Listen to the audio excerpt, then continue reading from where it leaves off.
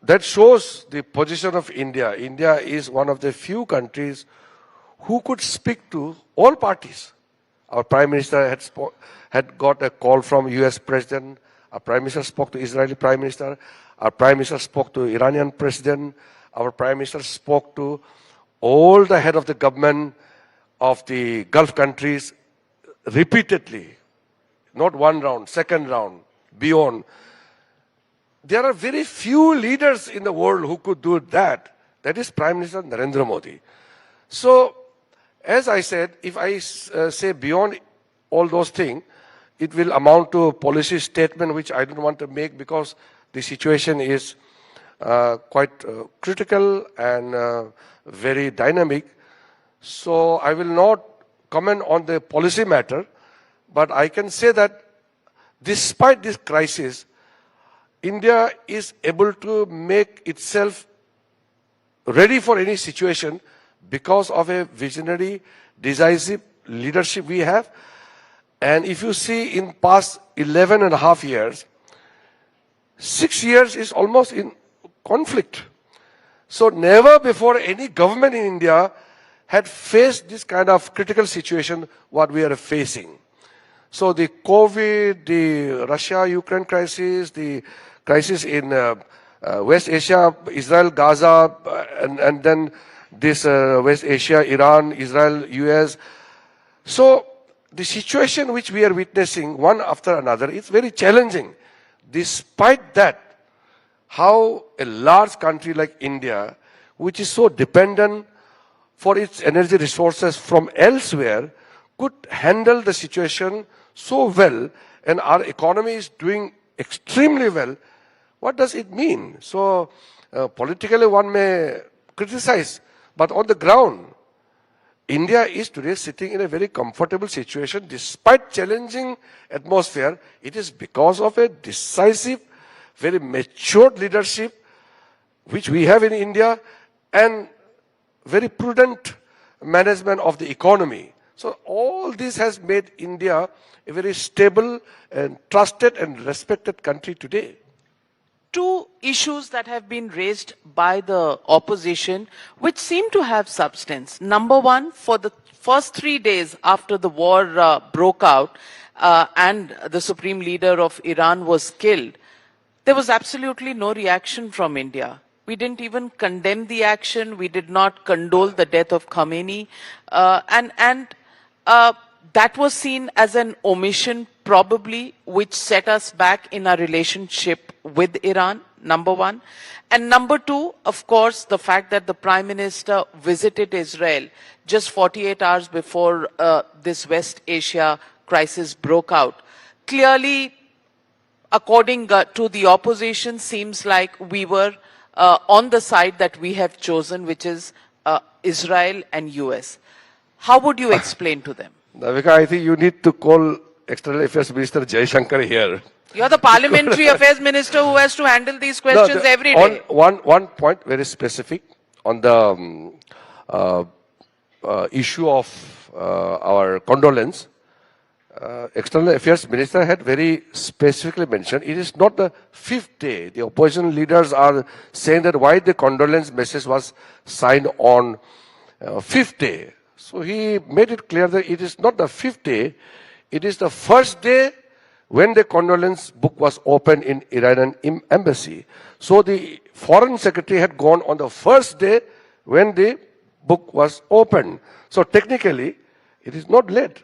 It is the timetable of the embassy, how they conduct their schedules, but Foreign Secretary went on the first day when the condolence book was opened for the condolence message. Okay, since you're not the External Affairs Minister, let me come back and ask you. You have been very critical of Rahul Gandhi and you have said his speeches are full of lies and allegations, even in Parliament? See, we would be very happy if the leader of opposition speaks with substance. And always the first mic normally goes to the leader of opposition when any issue is taken up for discussion.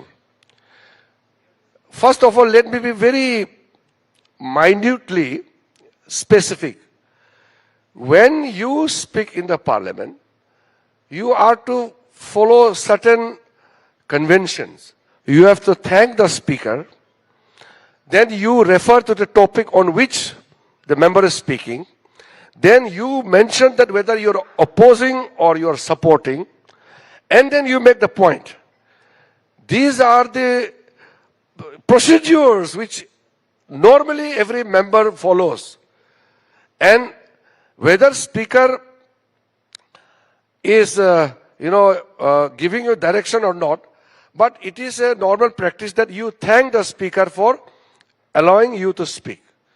But the leader of opposition stands up and without thanking the chair, without mentioning the subject, he starts with all accusation and abuse. I stood up many times in one of the occasions. I told him, don't use these words like, stupid, shameful. This doesn't augur well for the House to be using such words by the leader of opposition. Then he says that he doesn't need permission from the chair to speak. He was very emphatically saying that it is my right to speak. Of course, every member has the right to speak, but speak when you are permitted to speak. So this sense of entitlement has engulfed in his mind, and then he mistakenly uses all this expression during his speech. Somebody should tell him that, he needs some good class for how to conduct himself. We want to listen to him. It is painful, I'm telling you, we have seen so many leaders of oppositions from Congress side also, from BJP also. I've never seen a leader of opposition who just doesn't perform. He comes with one-liner. He thinks that headlines run the country. Gabbar Singh tax, surrender. What is this? You are expected to contribute and enrich the parliamentary debates. The problem is partly the headlines. I'm not blaming you. He feels that if you make a very qualitative debate, it doesn't create ripples in the news.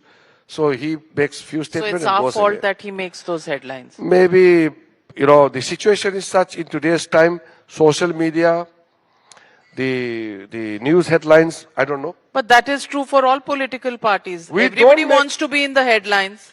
You pick up the headlines wherever you want to, but the person has to make substantial contribution while speaking. You have also stated that it's easier to reason with other political parties like the Samajwadi Party, TMC, DMK. Why do you say that? Because when we exchange our words, you have a banters most of the time in the Parliament House. When the leader of opposition doesn't make a speech, the speech is full of accusations and use of foul languages, then it becomes unparliamentary. So in that context, I said that I find more comfortable to deal with people who make substantive contribution while delivering the interventions in the House. Personally, I have no problem with Rahul Gandhi. We meet, we exchange words outside, in the room. That's okay, I have no problem. My problem is when you are formally speaking on the floor of the House, then you must follow the convention, the rules and etiquettes. These are very important part of parliamentary democracy. Have you ever had a heart-to-heart chat with Rahul Gandhi where you've discussed your fitness regime, his fitness regime, and maybe slip in a few things about parliament? No, I don't want to be too intrusive in his personal life. When we meet, normally, okay, we meet in various occasions to meet because he is the LOP. But have you ever invited him over for a cup of coffee? No, I don't go to that extent. Why? You should be myself. building bridges. He may be a nice guy. You haven't discovered it yet. I am not into his personal capacity as a person. I am bound to deal with him because he is leader of opposition. And I have not made him leader of opposition. Congress party made it. But I thought you were a political leader with an open mind. आप सबसे दोस्ती कर लेते हो. I told them I'm a simple man. I speak whatever comes to my mind with my heart. तो राहुल गांधी भी तो ऐसे ही करता है. ऐसे आपको दिखता होगा वो. वो भी दिल से बोलता है, जो मन में आता है बोलता है. उसमें फर्क है. मैं जो बोलता हूं वो सही बात को बोलता है. वो जो बोलता है उसको जो बोलने दिया जाता है वही बोलता है. उसको कौन बोलता है? His advisors. तो his advisors. I saw some of the news clips, some internal meeting, some people were briefing him. आप ये बोलो, ये बोलो, ये बोलो. अच्छा. And he is speaking exactly that. So you think he doesn't have a mind of his own? No, his mind is hijacked by his activist advisors. You're being unfair to him. I am absolutely fair. He's a normal Navika, guy don't go in his into the 50s. personal thing. I am just referring to him as a leader of opposition because I have to deal with him. I have no business to talk about his family lifestyle, his internal conduct. I have no interest in whatsoever in that. But I have full interest in whatever he does as a leader of opposition. No, I agree with that. You're not there to make friends and influence people. But I'm just saying it would make your job very easy as a parliamentary affairs minister if there was camaraderie. And you refer to camaraderie. It's in that sense that I asked this question. Oh, I meet him, but day-to-day camaraderie is when he sits, if he sits throughout in the parliament. So most of my day-to-day dealing is with his other colleagues. The deputy leader, the LOP in Rajya Sabha, their chief whip. That too we deal minute to minute. It's not even hourly because every time we have to consult, discuss, inform. I have to inform them also about the government business and also it's a daily basis we interact. But LOP is quite irregular and sometimes he's not even in the country when the session is on. Let me ask you, in the end, there was one phase where there was a no confidence motion against the speaker. You made a statement that what transpired in the speaker's room is not something that you would want to talk about. What was that incident? And was it unfortunate that women MPs were also blamed? There was a lot of charges that were traded by both sides. Do you think that was unfortunate? See, you have seen Parliament for a long time. When we were in opposition, we had certain standards which we had enforced. Advani ji, when he was leader of opposition, we were told that whatever protest we have to make, don't cross a line. So we used to protest, we used to speak, but we never had gone across the other side towards the treasury bench. And then in one occasion when leader of opposition Advani ji was not allowed to speak, we protested. Still we were not allowed. Then we walked out and we boycotted the whole session. And when we boycott the session means we even didn't sign the register. That means we even didn't draw our TA, DA and other benefits. We surrendered all the benefits. We walked out. That was our style of protest. Now, the Congress style of protest is they would cross over and stand right in front of the Prime Minister and other senior ministers' line, and they will raise the placard and block the camera, and then they finally climb to the table of the speaker, table of the table officer, Secretary General, and when they threw the papers on the chair and when they climbed up to the table of the Secretary General, then I had to move a resolution to suspend 8 MPs. When these 8 MPs were suspended, after that in the afternoon, these Congress MPs, they came towards our side with all the banners and all. And that was the time I thought it's too much. So an incident happened. I saw these Congress MPs, more than 25 MPs, they rushed inside the speaker's chamber. So I went because it was not nice to go to the speaker's chamber. It doesn't happen.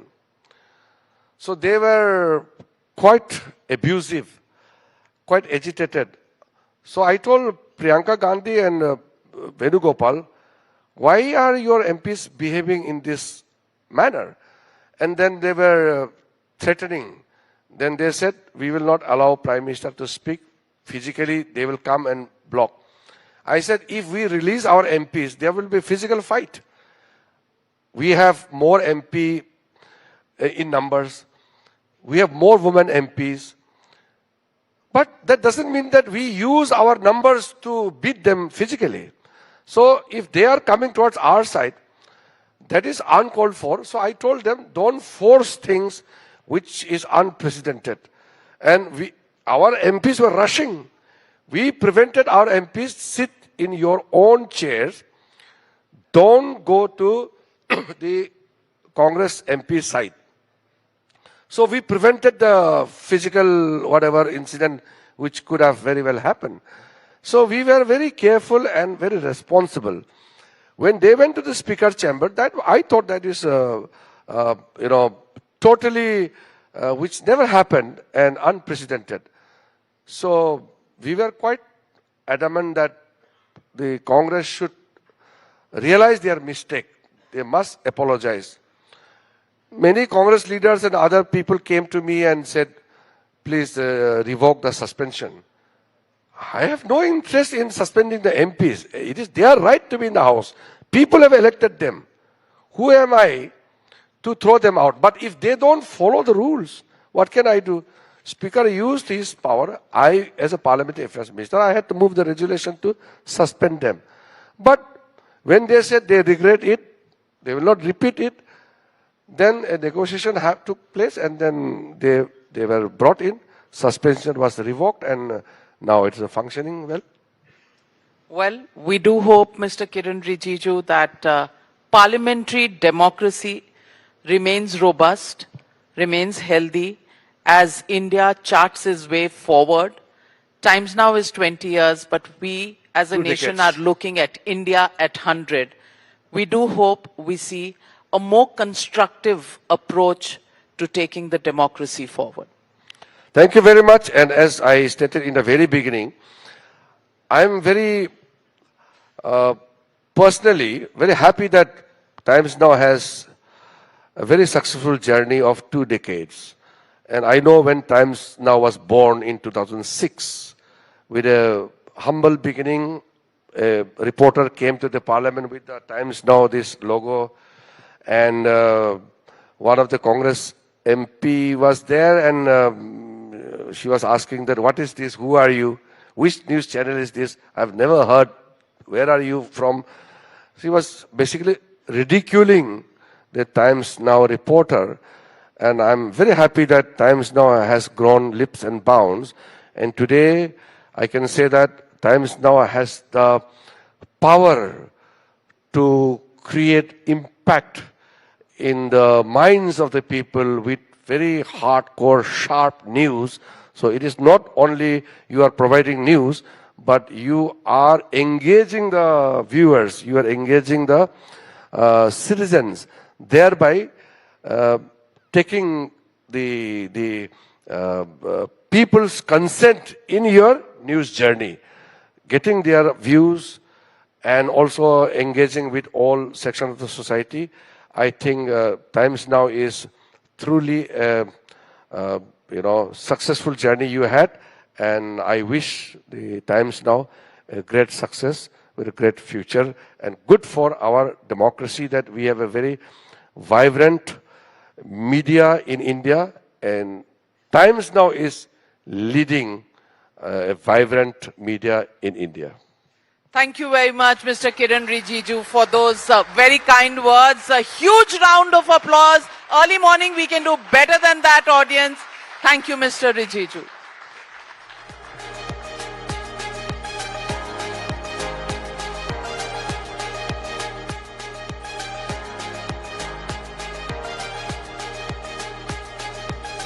A big round of applause, ladies and gentlemen.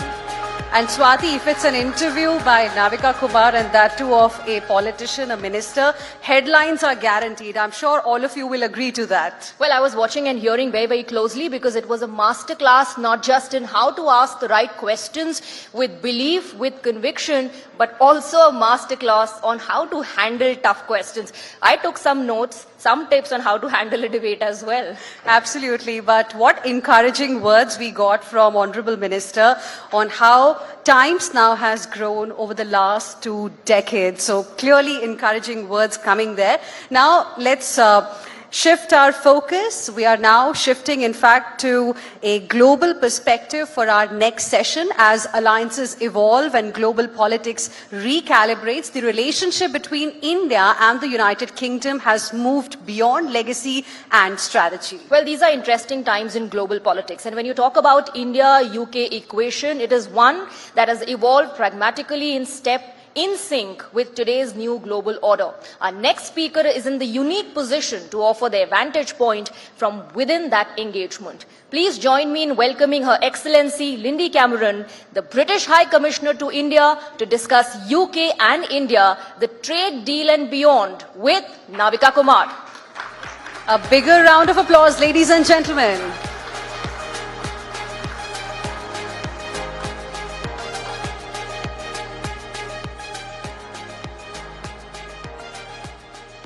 Thank you very much, Hina and Swati. And indeed, it's my pleasure to welcome the UK High Commissioner to India, Lindy Cameron. Good morning to you. Good morning. We live in challenging times, but let me first begin with the relationship between UK and India. Before West Asia overtook us, all we were talking about were trade deals. And the trade deal with UK was among the first to be signed, and several others after that. How do you look at your relationship, your country's relationship with India, and how do you see India on the global stage? Thank you.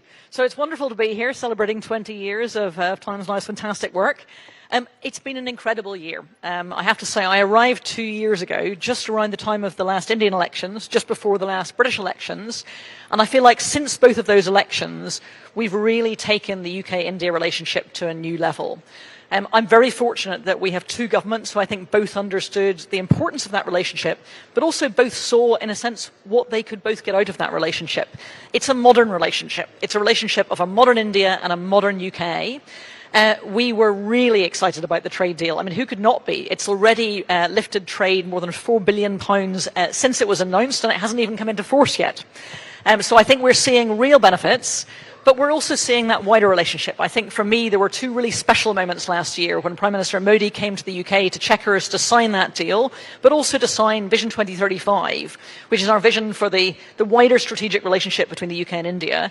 And then when Prime Minister Starmer came back to India with a huge business delegation to Mumbai to remind a huge part of our business community what massive opportunities India offers. And I think we see that relationship across a huge range of elements, and I think we see only opportunity in that partnership, particularly in the world we live in right now. Let me ask you, you mentioned that you've been here for 2 years, and these have been eventful 2 years, whether it is from the prism of the United Kingdom or from the prism of India.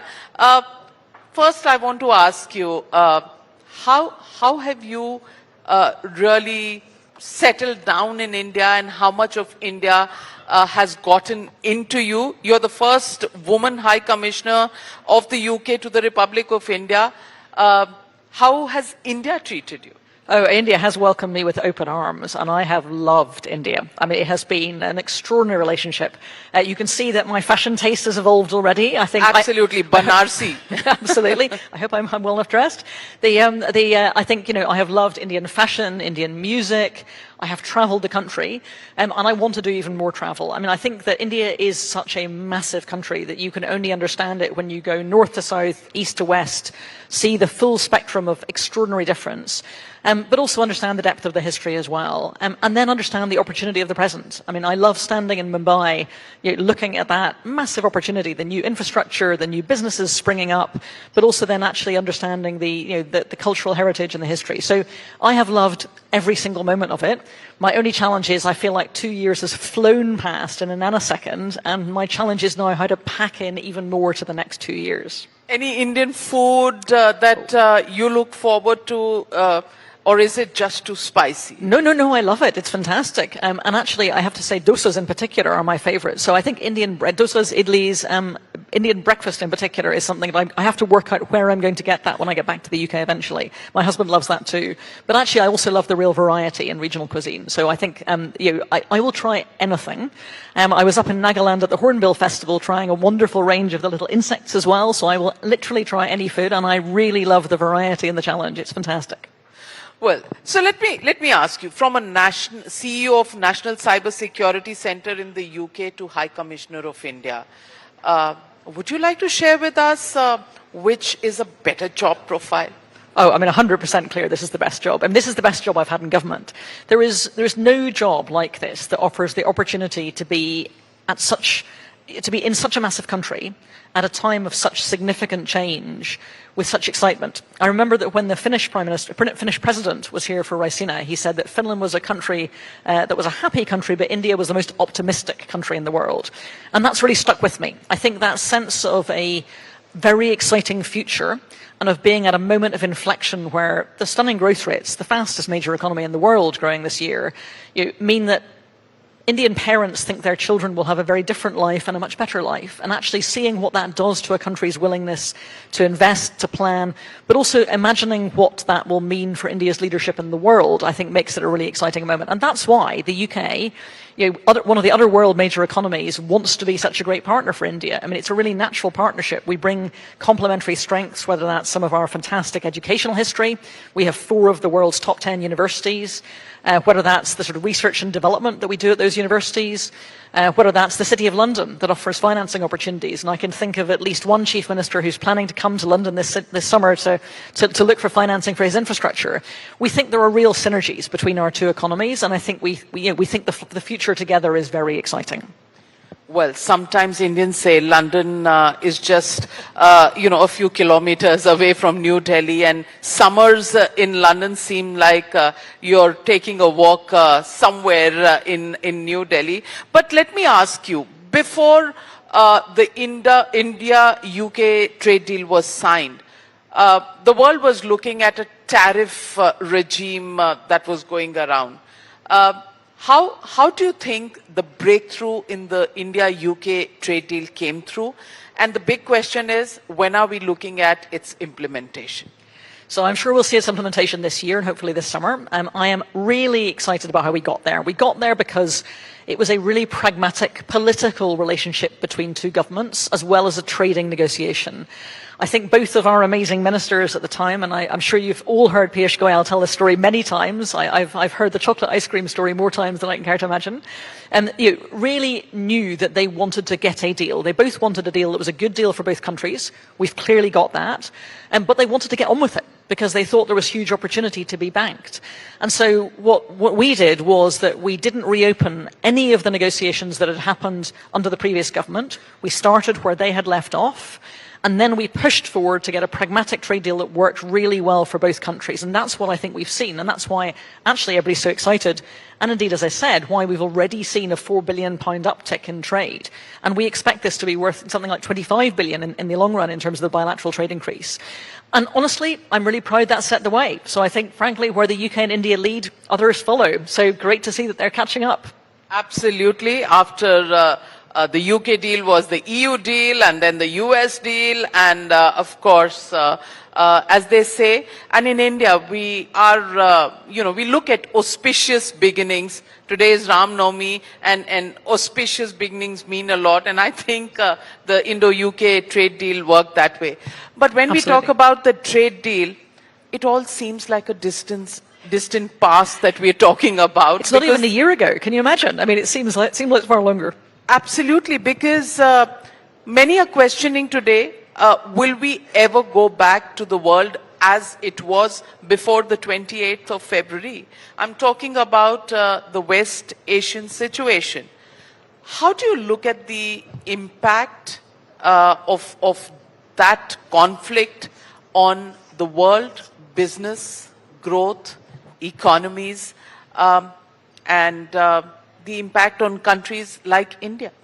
So, I mean, my first thoughts are with all of the innocent people caught up in this awful war. I think that I'm lucky because I think in many ways the UK and India share the attitude of calm, responsible powers that care about de-escalation, that worry about the impact on the world economy, and therefore that I think are interested in defending our people, our interests, our allies, acting in accordance with international law and not getting caught up in the wider conflict. I think we take a long-term and responsible perspective. I'm immensely glad to have the Prime Minister I have who thinks in this long-term way, and I think he and Prime Minister Modi in many ways share that long-term perspective of thinking about the impact this will have more widely.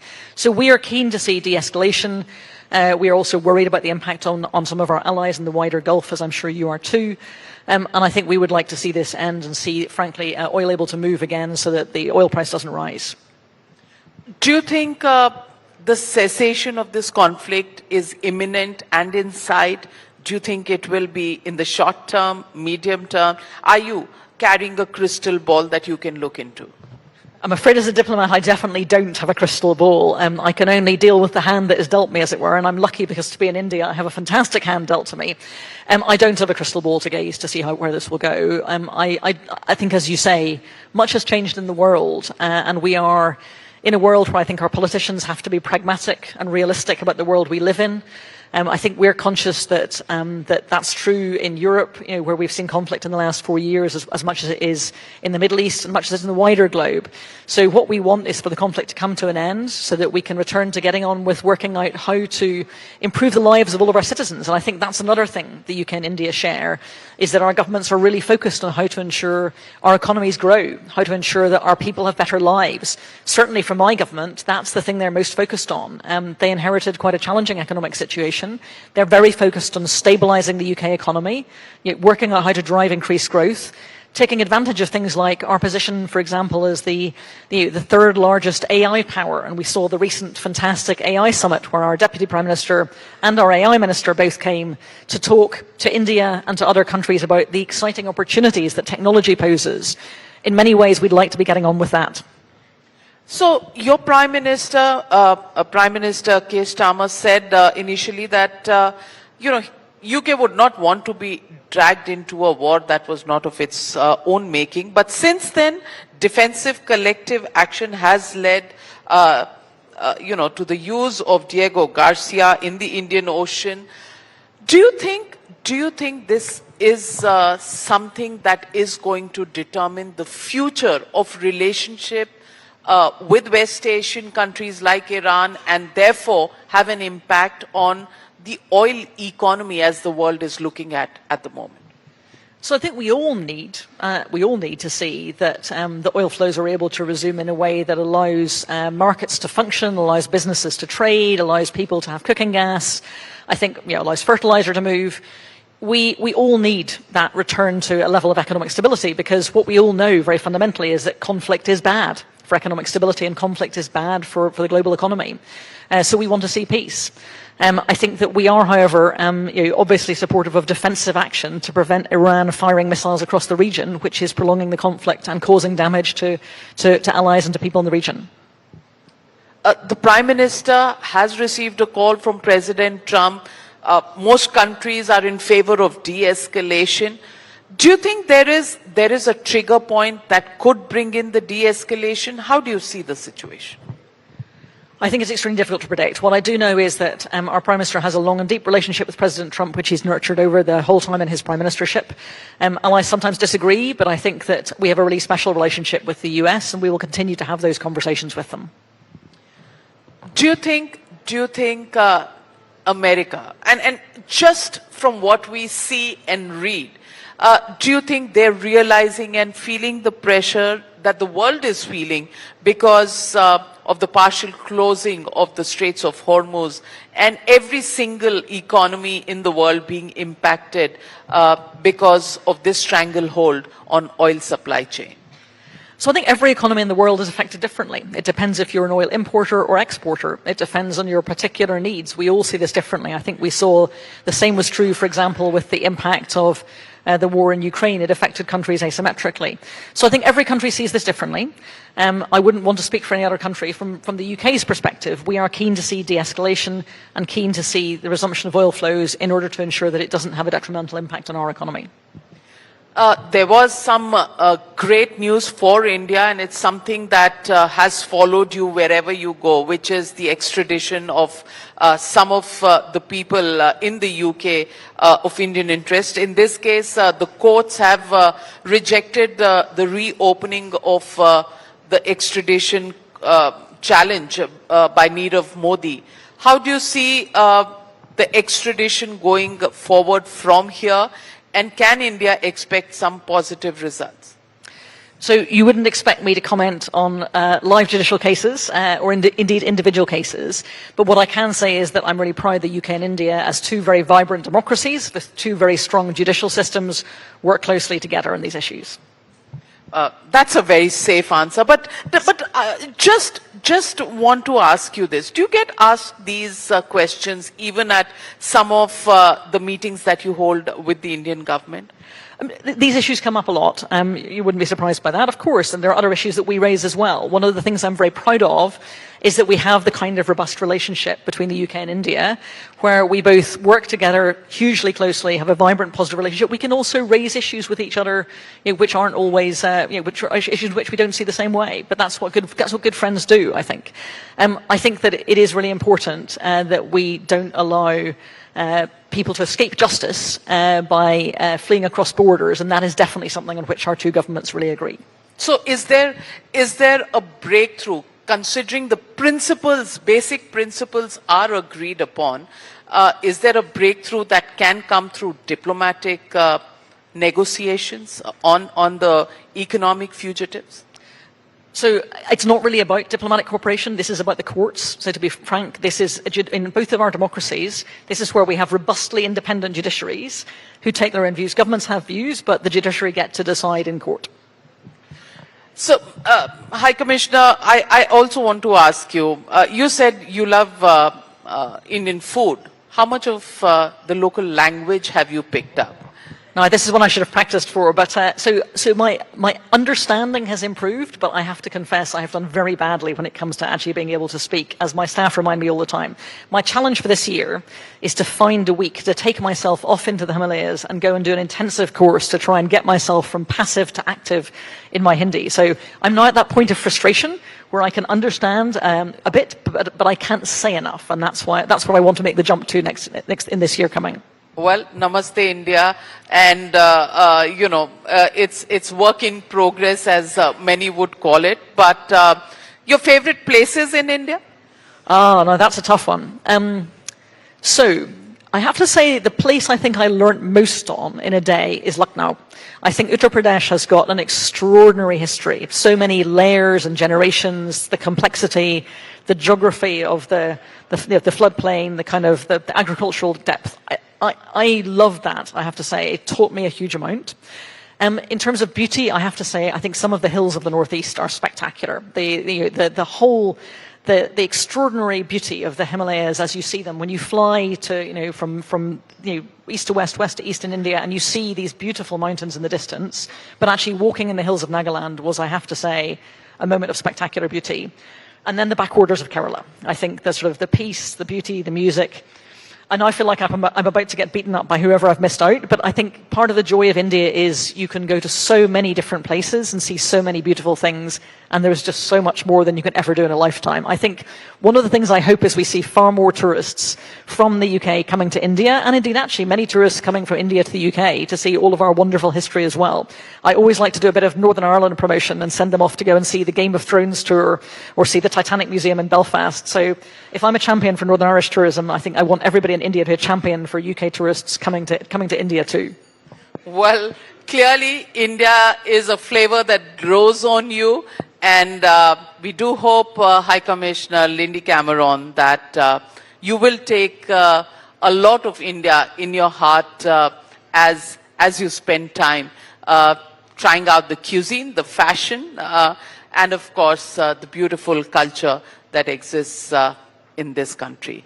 Thank you very much. It's been an honor and a pleasure to have you with us celebrating Times Now at 20. Thank you and congratulations to Times Now. Thank you, Navika. I appreciate it. Thank you very much. Huge round of applause, ladies and gentlemen. Thank you very much, High Commissioner. And Navika ma'am, may I please request you to present the High Commissioner with a little token of our appreciation.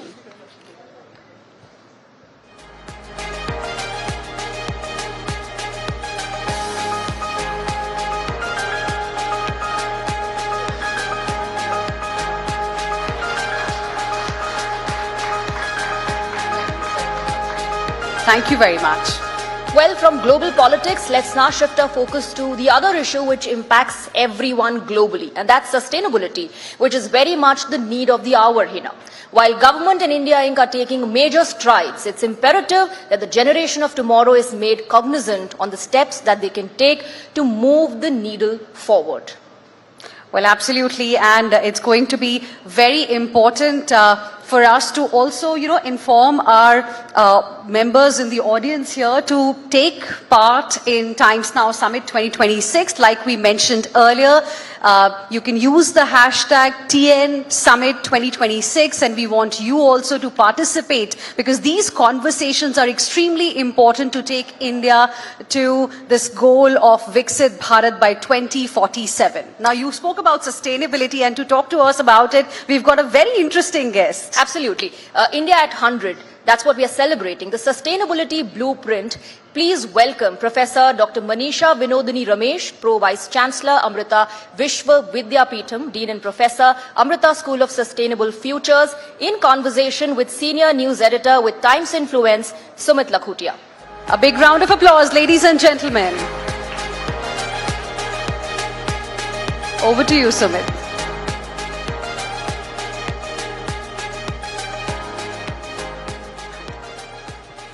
Thank you, Hina, and thank you, Swati.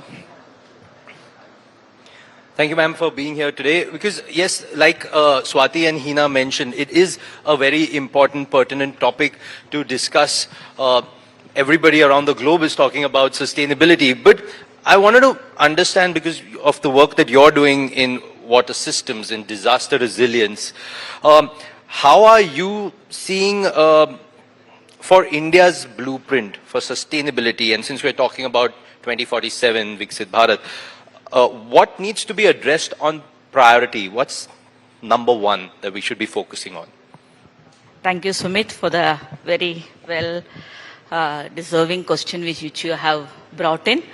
I think one of the greatest opportunity what I have received at Amrita Vishwa Vidyapeetham is majorly to work in communities. So the university has provided us an ecosystem where the faculty and the students can live in the communities, understand the challenges, then co-develop the solutions for the villagers. So you work with them. So during this process, when we work with them, what we have learned is like, it is imperative that we have to start looking at the challenges in the community, not as isolated systems, as integrated and interlinked systems. And based on that, you understand what is the challenge there, and then build integrated solutions which are adaptive to the climate change which is coming in and responsive enough to predict also and take forward. So a larger extent of involvement, inclusiveness of multi-stakeholders are needed today.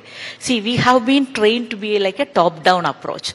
How can we change from top-down approach to bottom-up approach? So it's like a hybrid model you have to bring in, where that inclusiveness can be brought in, where the primary data will drive us what we have to do. And stop seeing us isolated islands. Like, I am a water scientist, I'll do only water, or I am a disaster manager, I'll do only disaster, is not the way to move forward. Because all of these are interlinked. So when we were working also in communities, just to give you an example, like one of the tribal villages in Kerala, in Motakara, when we were working, what we have seen is like, when we went to the village with the students, we have seen that they're all below poverty lines. We didn't understand what it is, why it has happened. So initially what we have found it is they don't have, electricity, they don't have food, all this. So we said first we will solve electricity so that we can bring every other thing there. But while we were working with them, we understood that the only job they knew was lemongrass distillation. And what happened was when the forest rule changed, they cannot cut the firewood to distill the wood. So which made them a bigger problem. They all went into poverty, below poverty, because the whole skill set is gone. And then the students actually build a solar thermal based lemongrass distillation system, and that bring out a livelihood system. So that's quite an interesting point that you brought on, ma'am. I also want to understand, yes, of course, it's important to, have a good ecosystem, and it's not just about the growth of one person, one individual, even one community. It's all across that it has to be. I know you have been through these live-in labs. You've generated real-time community-level data across hundreds of locations. Can you tell us that how is this? Everybody says data is the new oil, data is the most important thing, but it's all about how do you interpret that data? How do you use that data? How are you using this data to, again, you're taking data off the community, but helping back the community? Can you tell us on that? So before I come into that, the basic thing is when we started the live-in labs, the origin of it is because our Chancellor Sri Mata Amritanandamayi Devi Amma wanted to actually ensure that compassion is brought into the current generation.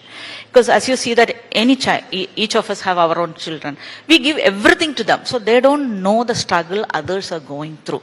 So because of that, there is a lack in compassion. Amma wants to make sure younger generation builds that compassion, arises that compassion in them so that they feel like helping and serving. That's how the Live in Labs program itself came in. So one of the major thing which Amma has advised us is make sure that you don't make community dependent on you. They have to be independent. They have to be empowered. That is where it's not enough to give them a solution. You have to really make them understand why this problem is coming. What action of mine is causing it, or somebody else, how they are interlinked, etc. So that made us to actually bring in the data platforms where citizen-centric approach has been brought in. Like if I give you an example for water, we have something called Mera Gav Hamara Jal. It's a digital platform, GIS-based digital platform, integrated with a mobile application also.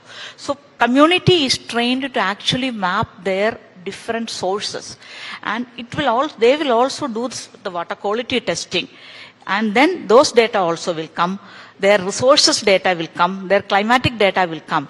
All of these are analyzed in an indicator level, and then index is built, and based on that it is looked into with the national target what the government want to achieve. So you will come to know on a household level where we stand. So in your policy decision, this data will drive, the real data will drive how my policy has to be changed, how my interventions. And we gave an AI backend, which will basically help them to actually give the suggestions of intervention. So we are not telling go and do this. We say these are the best suggestions. Now the Pani committee or the village committee can decide which one to take forward.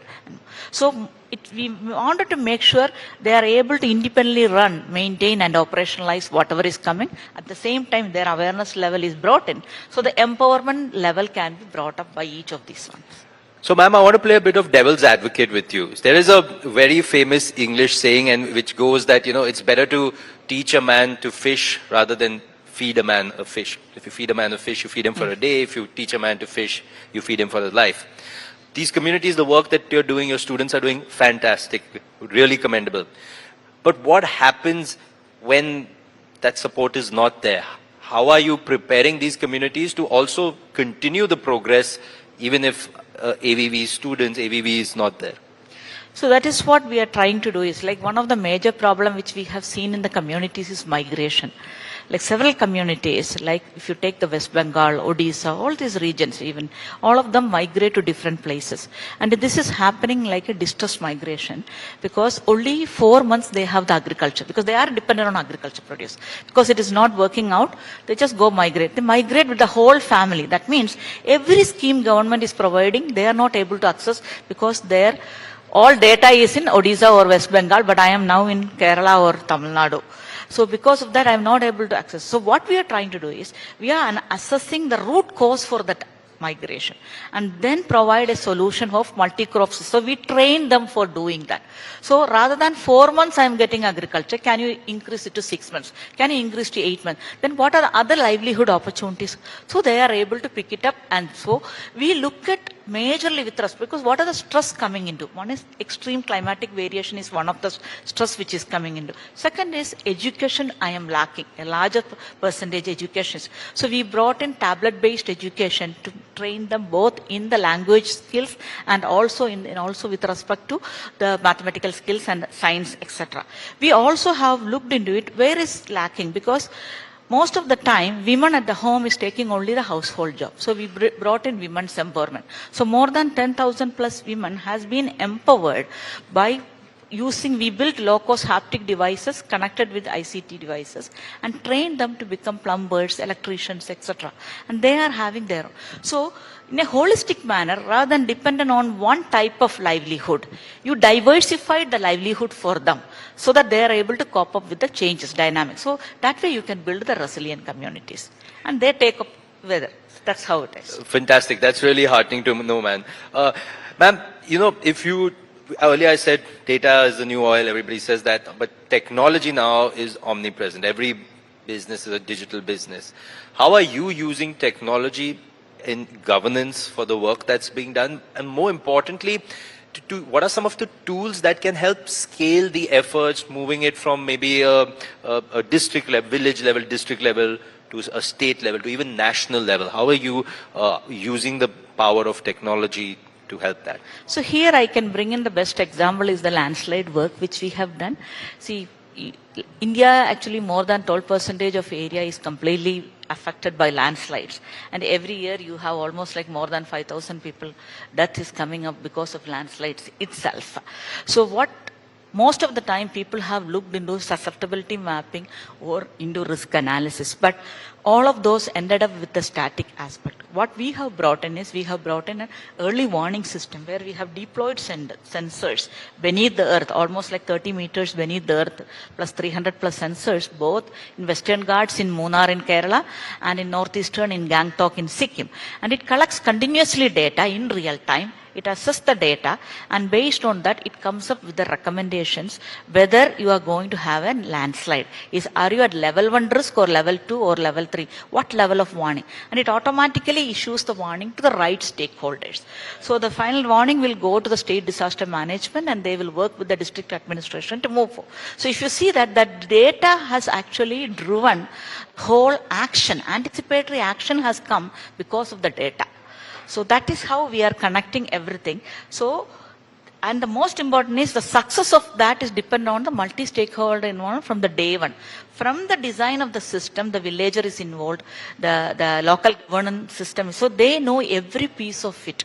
And capacity building is worked on top of it along with them so that they can maintain it, they take forward things, etc. Right.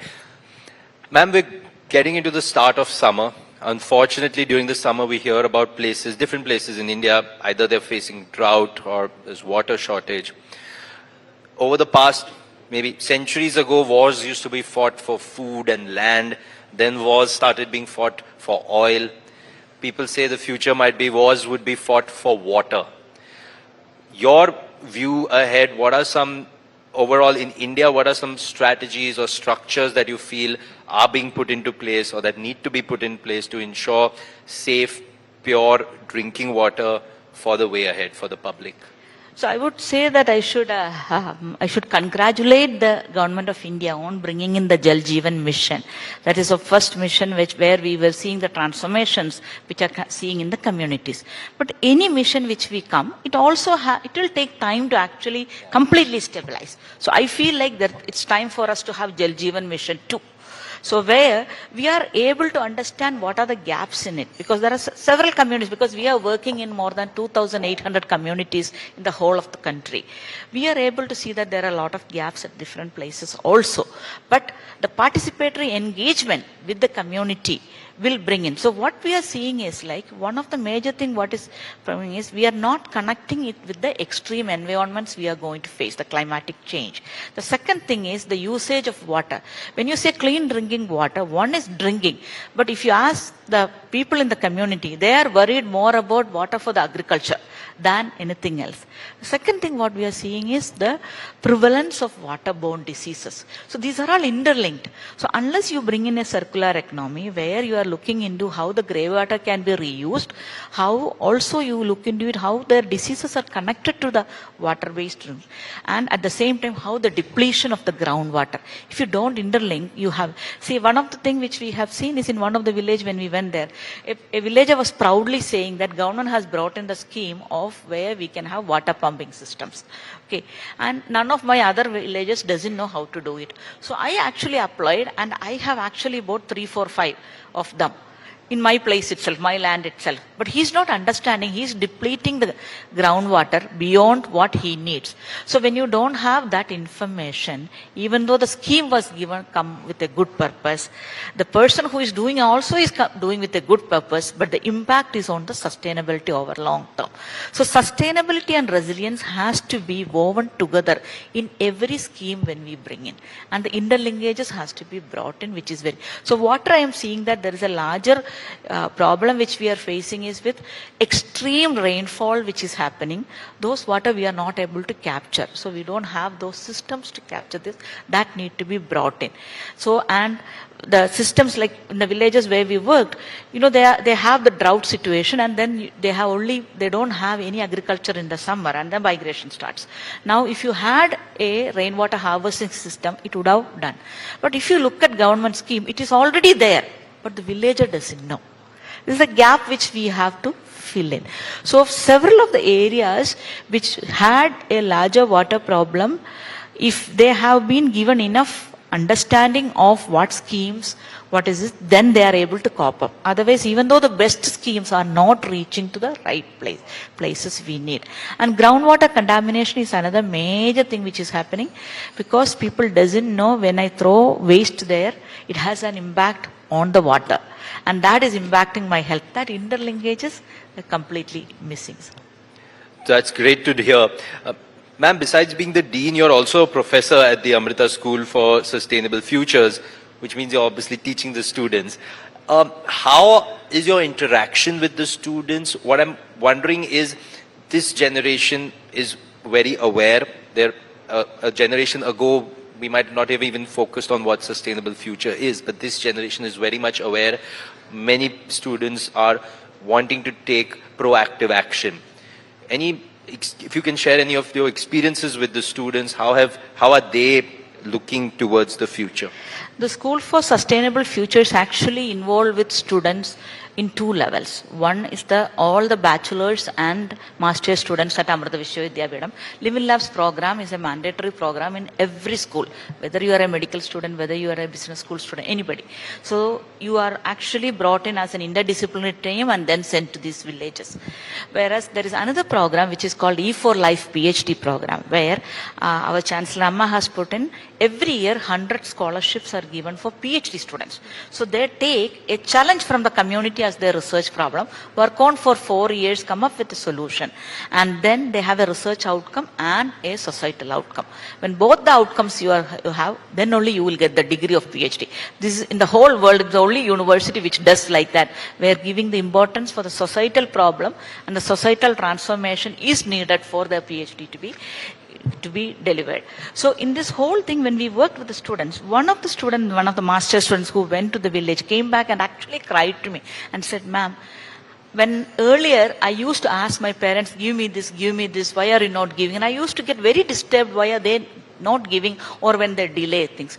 Now after going to the village, I understood my parents has brought me as a prince or a princess, and by seeing the thing, and now I have full gratitude for my parents, how to do it, and I really want to help back.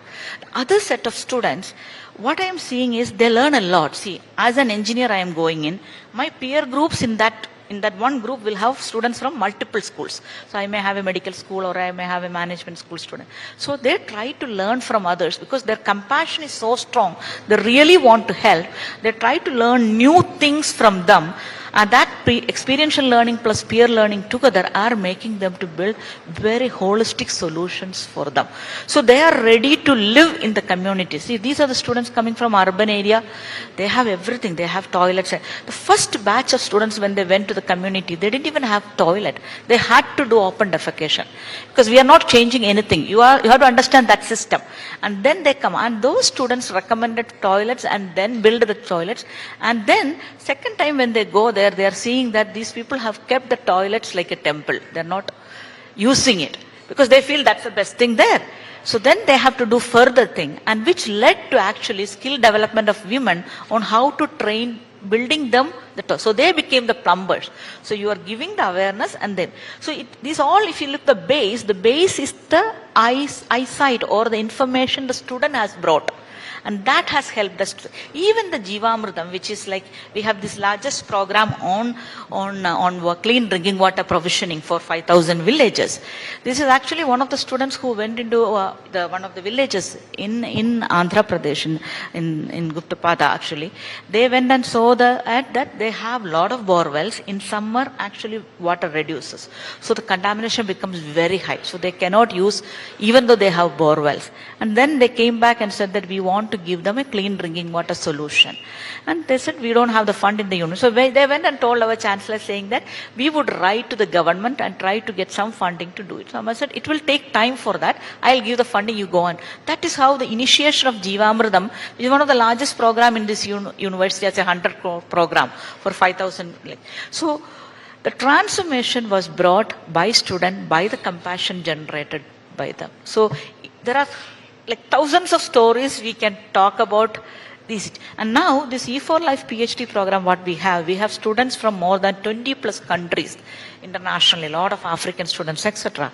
We even have government officials from Africa. They are giving them leave for 4 years to do this PhD so that they can go back and transform their communities, because they feel like we have similar conditions, several things we can live. So we even had Chief Environmental Officer of Zimbabwe to come and study at Amrita and then take back the learnings to there.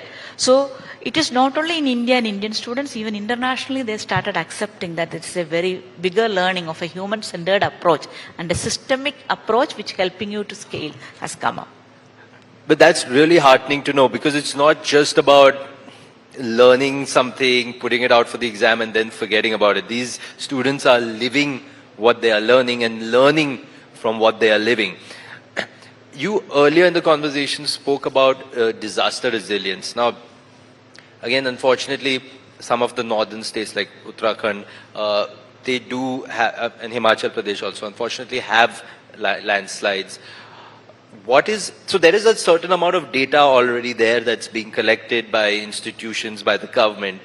How are you seeing this data, this being taken to the next step, or where do you think more efforts are required to help prevent this, to make the country, the people, the areas more disaster resilient? So, as you have brought in the right term, disaster resilience. See, earlier, country was focusing on disaster management. Mostly it is disaster response. After the disaster happens, you do everything what you want to do. But it's high time we change into as disaster resilient. So how do you build the community as a resilient community? It needs there is a lot of gaps to make it there, because systemic gaps are there with respect to, because I as an individual, as a community member, need to understand what is going to happen. Today, what is my vulnerability? If something triggers, what will be my vulnerability or risk? If you don't know that, they will not act accordingly. And the major problem India now facing is multi-hazards. Today it is not single hazard. It's not like landslide or flood. Like if you look the Tista River problem which happened, it has actually, Glof has melted, the river breach has happened, flood came in, then landslide came in, then the dam has broken. It killed so many people, it affected a lot of places. And the number of these multi-hazards are highly increasing because of the extreme weather conditions. Cloudburst in Uttarakhand also very recently had, isn't it? It's a very localized phenomena. But when it comes, nobody doesn't know when it will come and how it will impact. So impact-based forecast and warning is one of the major things which is needed. So it has to be sensor-based systems which is looking into early warning systems. It also needs AI-driven solutions and how this can be connected as a resilient system. What are the gaps in building in a resilient system has to be brought in. Because yes, totally, it has to, I really like how you started this answer where you said it has to go away, it has to move from just disaster response to disaster resilience. Are you seeing ways with technology being used where the community is coming in and maybe connecting so that community can work together to come up with either solutions or provide support in times of needs? How are you seeing technology play a role in that space? So what we are seeing is, like, as I said, that we have this landslide early warning system in the Munnar in Western Ghats actually. In those areas before our system came in, majorly what we have seen is like every monsoon season, the people self-evacuate to their relatives' houses a little farther away, which affects their job, which affects the children's education. Now, after this system has been put in, they wait for our warning. They are very clever to ask when the rain starts. They'll ask, is it the first level warning or the second level warning? What are the actions we have to take? And they are and even if the government says, they are very clear what is a regional warning, what is it.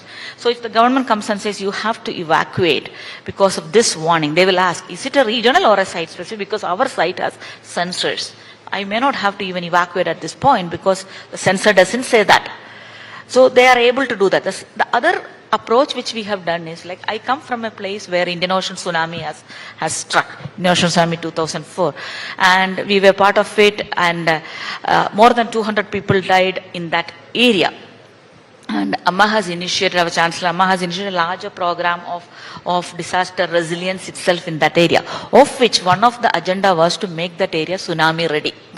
So we actually worked with the whole community in the Alapad region to, they geospatially map what is their vulnerability, what is their risk, and when you have a different Richter scale of earthquake happening at different locations, how much it will fall on me.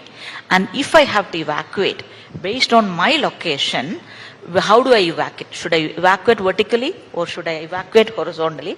And where are the places I have to give the warning messages and alert message? Because tourists comes in that place, so they need to know also. So they decided where to put the maps, where to put the warnings, alerts, etc. for a person who knew leak. So the complete disaster resilience and making that area tsunami ready, the whole local governance system, the university, the NGO and the people together worked out for making it. So there is a larger change which we can bring in if you work together with them. Well, that's great to know, because it's just about if everybody works together, then we get better results and we move forward, because at the end of the day, this is something that's going to impact everyone.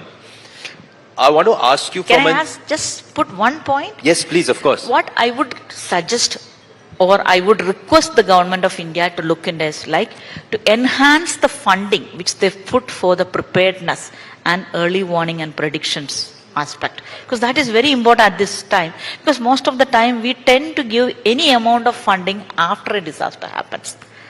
We have to move, we have to shift our focus from that to put the funding way early to make them resilient, and have early warning systems in place and predictable systems in place so that we can make them resilient. Yeah, absolutely, because the early warning systems are, of course, most important in situations when there is a crisis. I wanted to ask you, from an educational institution point of view, what are some of your learnings from what you are teaching to students, from how you're seeing them develop, from what they are doing out there based on what they're learning at AVV?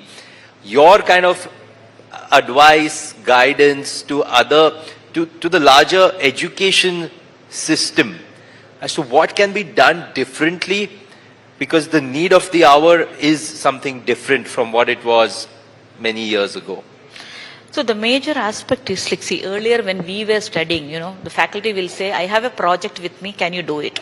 You take up the project and you do it. And you don't know real requirements, what it is. What it needs, I feel, is like providing them the experience of the challenge what is faced by.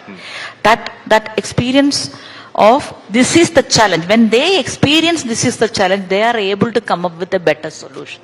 And also in your teaching, it is very important to bring in the design skills. How do you design? So that means the major thing is you have to evolve their thinking process than writing and getting marks and everything. You have to evolve their thinking process, and how do you help them in applying in real scenarios? So your testing of them has to, your evaluation of a student, that pattern itself need to change to adapt this. Today, if you give anything, any question to them, they will put into ChatGPT, Gemini and give you an answer. They really don't need a teacher. So why do they need a teacher? The teachers has to ask that question. So what is that knowledge extra you are going to bring in? What is that experience you are going to give them, which will give them go beyond these systems itself and learn something and build it? So the whole ecosystem has to change in the way they are going to get into this peer-based learnings, experience-based learnings. And one of the major thing is from day one, see, India, what are we lacking? We, for a time, we were contributing in science. Now government is pushing into innovations. Okay. Transition from building science to innovation itself is a tough thing for the education people to think of. Because when you have to bring in innovation, business skills has also to come in there. Market knowledge is very important. So if you don't give the student those skills from the day one also, you are making a student who is not apt for the next generation, to whatever to be provided.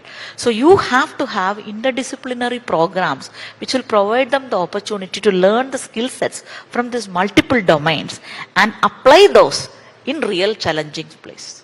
So you have to really change your curriculum and your course planning in that manner. Fantastic. It's been an absolute pleasure, ma'am, talking to you and getting these very important insights and this great view on India at 100, the sustainability blueprint. Thank you so much, ma'am, for your time and for talking to us here at the Times Thank you. Summit. Thank you for time, sir.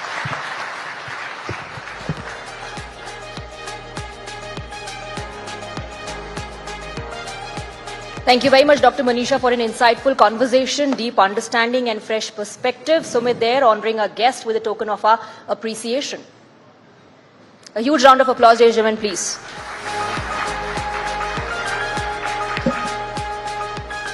All right, let's move on. Let's talk about India's journey to 2047, which would be incomplete without addressing the power of human capital.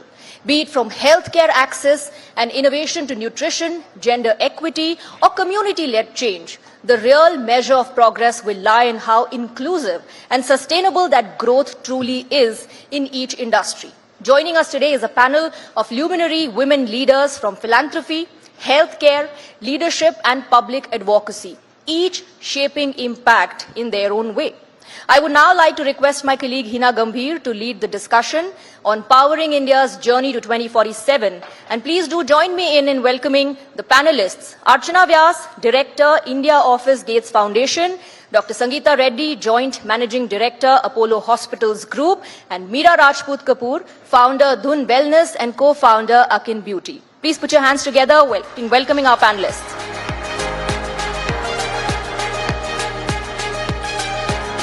Over to you, Hina.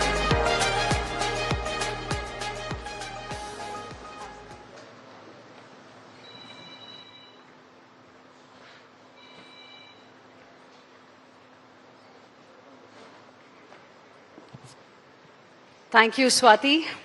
And a big round of applause, ladies and gentlemen. We have a very interesting panel. In fact, joining us today, Dr. Sangeeta Reddy, Ms. Archana Vyas, and Meera Rajput Kapoor. Welcome. Hi. Thank you. So, ladies and gentlemen, we've got three exceptional women here. who have shattered the proverbial glass ceiling in their respective fields. They have actually redefined success, and today they are an inspiration for a lot of women in India and across the world. So before I get to the business, because we're here to talk about how can we become Viksit by 2047, and the focus is going to be healthcare. Before I get to that, let's talk a little bit about their wonderful stories. Let's start with you, Dr. Sangeeta Reddy, youngest daughter of Dr. Pratap Reddy, who literally revolutionized the entire healthcare system in India. And you have carved your own distinguished path in a family of doctors. Tell us a little bit about the challenges you faced and, where you are right now. How is it like?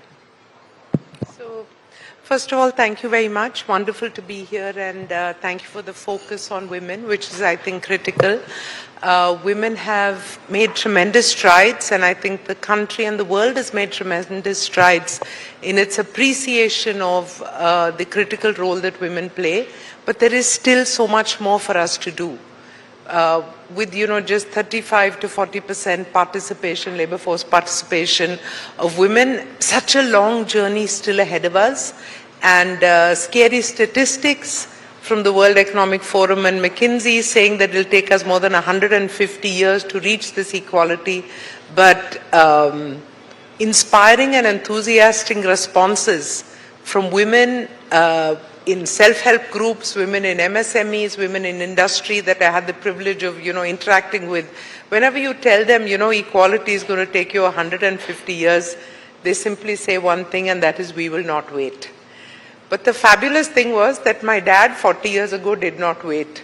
He brought his 4 daughters into healthcare and into the business, and I think we grew up hearing so sad, Dr. Reddy, he only has 4 daughters. And we worked at changing this paradigm, and today I'm very happy to say that many people say, lucky Dr. Reddy, he has 4 daughters. And so we're lucky to have you here in front of us. It's a pleasure to be here. So I won't say it's been, it's not a tough journey. It's, for me, very blessedly, I think it's been an inspired journey. Just working along with him, with someone with a vision and a passion to make a change, and seeing the gratifying response that many people like all of you and public have given us has always inspired Apollo to do more, and I believe it's my privilege to have served. Wonderful. Ms. Archana, you're the first woman to lead the Gates Foundation's India office in nearly 2 decades. What does this milestone really mean for you, and how was the journey really? Thank you once again, and thanks for having me here. Sangeeta, always a privilege to hear from you, and truly inspired, and thanks to Dr. Reddy as well, bringing all 4 daughters forward and taking the healthcare journey forward. As far as Gates Foundation is concerned, I'm privileged to be leading the office now, and I think I build on a strong legacy of my predecessors, all men, but they've done exceptional work.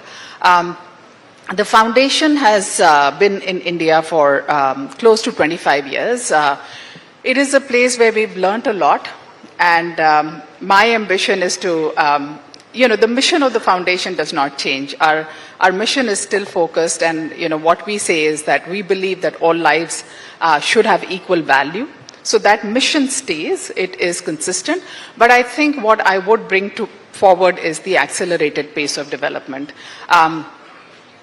The fact that we've been in the country for more than 25 years, I think India's trajectory and India's own ambition has changed. We have a Viksit Bharat vision of 2047.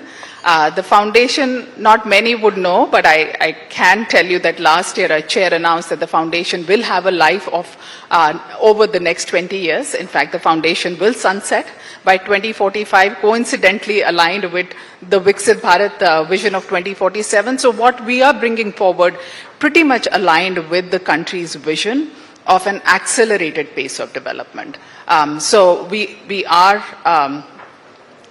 we're urgent to see that people should have a healthy life, people should have a productive life. We work with poor and vulnerable people who are disadvantaged, and therefore our pace will be faster to see them get better health, to see them get better financial services, even in agriculture, that farmers and small landholding farmers should have better productivity, they should have better profitability. So the areas that we work in, we will work alongside India and aligned with national priorities to see the progress. Thanks. Fantastic. We'll of course be delving deeper into the initiatives that you plan to take in just a bit. But before that, Ms. Meera Rajput Kapoor, a Delhi girl who I believe loves Mumbai more than Delhi, married into a family of some of Indian cinema's biggest icons, also carved out her own vibrant entity. How did that happen? Where did that idea really come from? Good afternoon, everyone. It's a pleasure to be here. And I must say, Dr. Reddy, I'm a part of a family of girls. And your family has always been that poster family of a family of girls taking the legacy forward. So I'm really privileged and honored to be here with you and you today. I should add, even I'm a family of girls, by the way. That's lovely. Coincidence. I think that itself is testament to the fact that women can do anything. My journey from Delhi to Bombay, I think women play various roles in their lives, and I feel that we have to be proud of the roles that we play. It's almost like a feather in our cap rather than something that's stopping us from chasing our dreams, following our ambitions, dreaming big, dreaming unrealistically sometimes. For me, I think identity is a very strong part of who I am, my own identity. But I feel I'm very proud to have an identity that values all the relationships that I have as well. And I think that's what's made me who I am today. I think that as a woman in my 30s today, I'm at that unique cusp, as many other women in their 30s, where we're chasing our own ambitions, but we're also raising a generation of children where women empowerment isn't a dream, it's a reality, where equality is the reality. So they don't think that they need to find equality or empower each other or find empowerment. And I think that for me is a personal goal aside from my ambitions. But I think, seeing a generation of children where they are the same. They have the same dreams, the same drive, the same mistakes. And sometimes if, you're telling your child, don't hit your sister, but, don't hit a girl, but you should tell her not to hit a boy. And it really did make me think that they don't come from a space where there is any difference between the two of them. And I think our generation has that responsibility to raise a generation of children and leaders of the future where equality is a baseline. Interesting. And before, of course, I get back to the issue of Viksit Bharat, one quick question. Did it ever really tempt you to also perhaps try working in films? Because you've got like the entire family, you're surrounded by amazing film stars. I agree. And you look the part as well. I am part of a very talented family. And I think I admire them and their drive so much. And seeing it in such close quarters has made me understand that there is a lot of skill, a lot of hard work, a sense of relentlessness that is required to hone that craft and that art. And to take it very lightly would be a disservice to the art form in itself. And I think I was cut out for something different. So I'm very happy to be the audience in the family. Okay, but you never wanted to even try? I don't think it ever crossed my mind. Okay, super. Now, talking about, what we have all gathered here to discuss today, which is how can we become Viksit by 2047? It's a goal that the leader of our country has talked about many a times, and all our policies are now focused on ensuring we achieve this goal on time by 2047. So this question is for each one of you, one by one. I want to ask you, what is that one thing really that India must achieve for it to truly become Viksit by 2047 in your area of interest or your area of expertise? Let's start with you, Dr. Reddy. So I think I have to give you the expected answer. We cannot become a Viksit Bharat before we become a Swasth Bharat. So we need to get our Health Act right first. And I'm not just saying this because I'm in healthcare. Data has proven time and again that every rupee or dollar that you put into healthcare gives you a 5x return in terms of productivity gains or in terms of saving of taking care of people who are unwell or the DALY or the disability adjusted life years.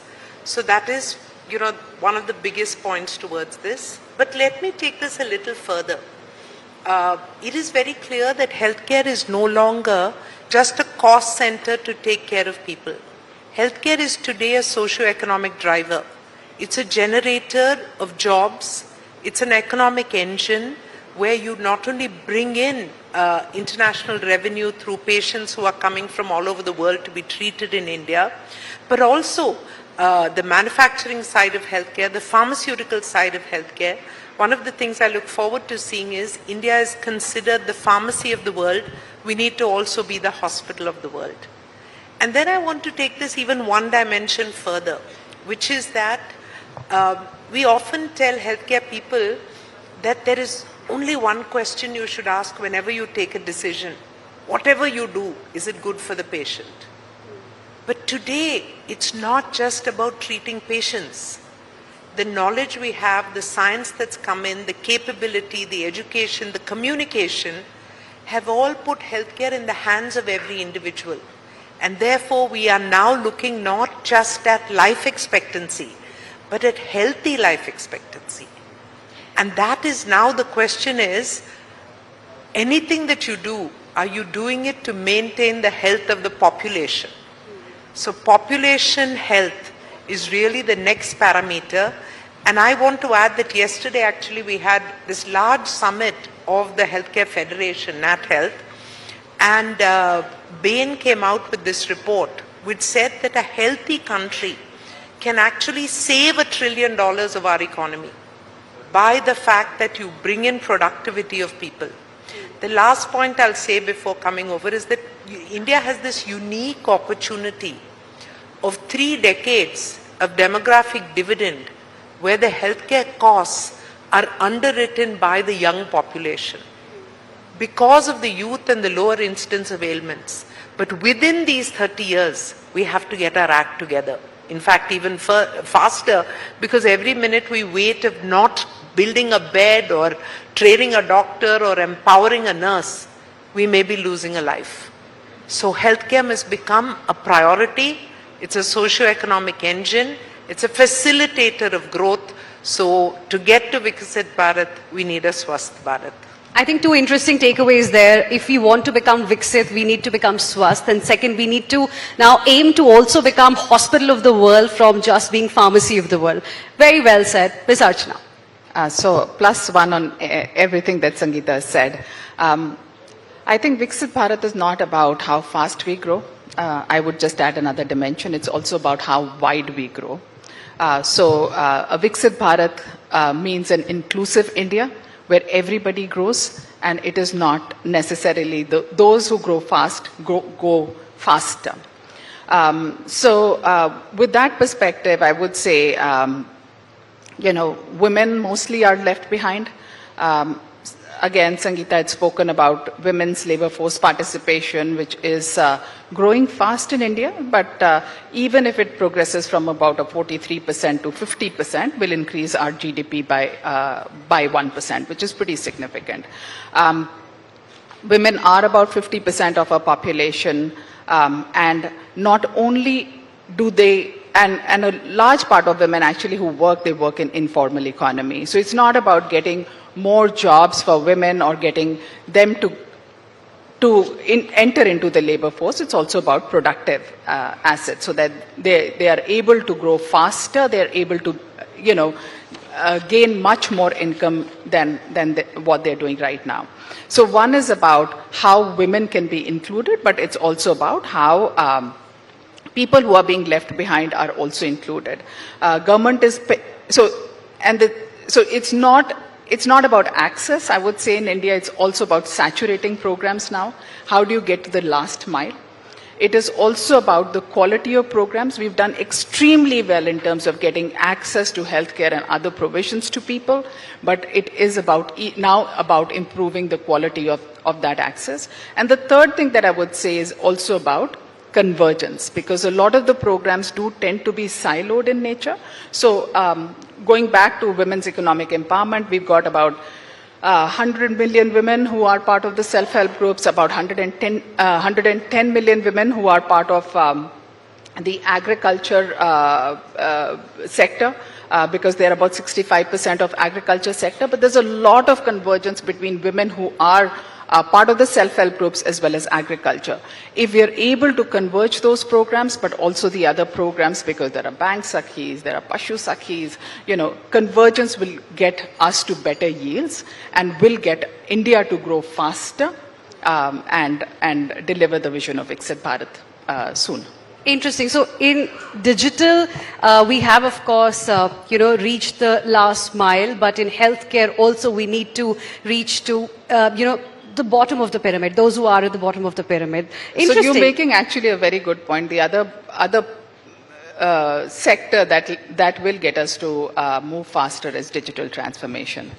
India is an exemplar when it comes to digital public infrastructure, financial inclusion. Again, India is a country where the gap of bank accounts access by women versus men, that gap no longer exists. It's more than 70%, right? We've moved quite fast on that parameter. Ms. Meera, what is that one thing in your opinion India needs to achieve, for it to truly become Viksit by 2047?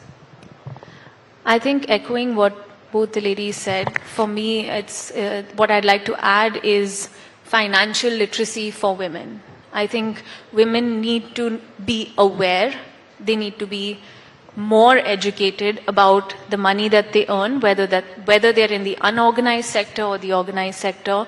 Things like loans, insurance, microcredit, whether it's the Sukanya scheme if they have a child, or it is having access to government-sponsored loans or insurance. I think being financially literate gives you a sense of independence that can really propel us to that true sense of Viksit Bharat. Right now, when you look at a household, we need to have the power dynamic absolutely equal from that ecosystem in itself. So if a woman is going to earn, she needs to know how to invest that money, how to spend, how to save, and then how to run her household, her family, educate her children, start a business. So whether she is a householder or she is a leader of a business or she is part of an organization or a team, she needs to be in control of that money. And I think we have certain aspects of that, in our culture, whether it is Sridhan or how we like to save. But I think a far more organized method, which will begin from education to the bottom of the pyramid, is going to empower in a way that nothing else can.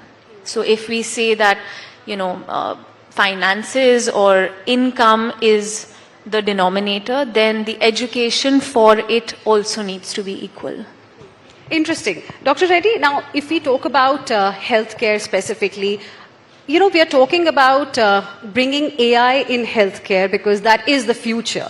On one hand, we are talking about innovation. We want to become the hospital of the world. But then there is also this concern around affordability and accessibility, the last mile issue that we spoke about. So where are we right now? What are some of the gaps that perhaps need to be bridged on a priority basis? So let me begin by saying, and I just want to do one line to close the earlier conversation. You said one thing, so I chose healthcare, but I think digital inclusion is one, but policy framework which enables the appreciation of women's capabilities across the spectrum. So whether it's the appreciation of the value that the whole care economy, if you were valuing the care economy, you would not only add to the GDP of the country, but you would begin to appreciate that women's labor force participation is actually 120%. It's not at 35%. So that is one point which I think policymakers need to find a methodology to appreciate, account for, acknowledge and reward in some manner the care economy. The second, kind of aspect in terms of the overarching framework for women's inclusion, like Archana rightly said, is really the digital and of course the financial aspect. But in the digital, I see it as a methodology to level the playing field. And therefore the adoption of digital across the ecosystem, and I'm happy Archana's here with me on the panel because both of us worked on something during India's G20 year and gave this as India's gift to women of the world, which is a tech equity platform. Tech equity trains in over 70 courses in 120 languages and has now been used by close to 450,000 women across the world. It's completely free and it aims to really enable women to have the knowledge of technology so that they can, for example, we trained a large number of women vegetable vendors to use Google Pay. Why is it important? So that when they go home in the evening after selling vegetables, the local gunda is not going to say, give me your money. While it's so easy for all of us, for them, it is life-changing. It's life-changing that every day this was the threat they had to face. They would take different routes to go home to avoid those people.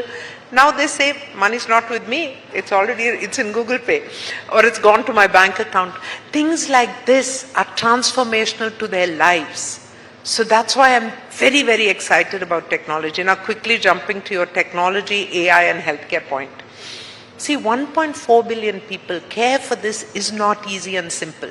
We've achieved multiple parameters and milestones. We're doing bypass surgery, heart transplants, major, bone marrow, cancer treatment. We have the, proton. We're doing this at 1/10 of global prices. So it's fantastic. But then there is so much more to be done in terms of the underreached. And here, Prime Minister's vision of Ayushman Bharat, the lower socioeconomic strata has access to fantastic level of care. Your last budget, people over 70 now have access to care.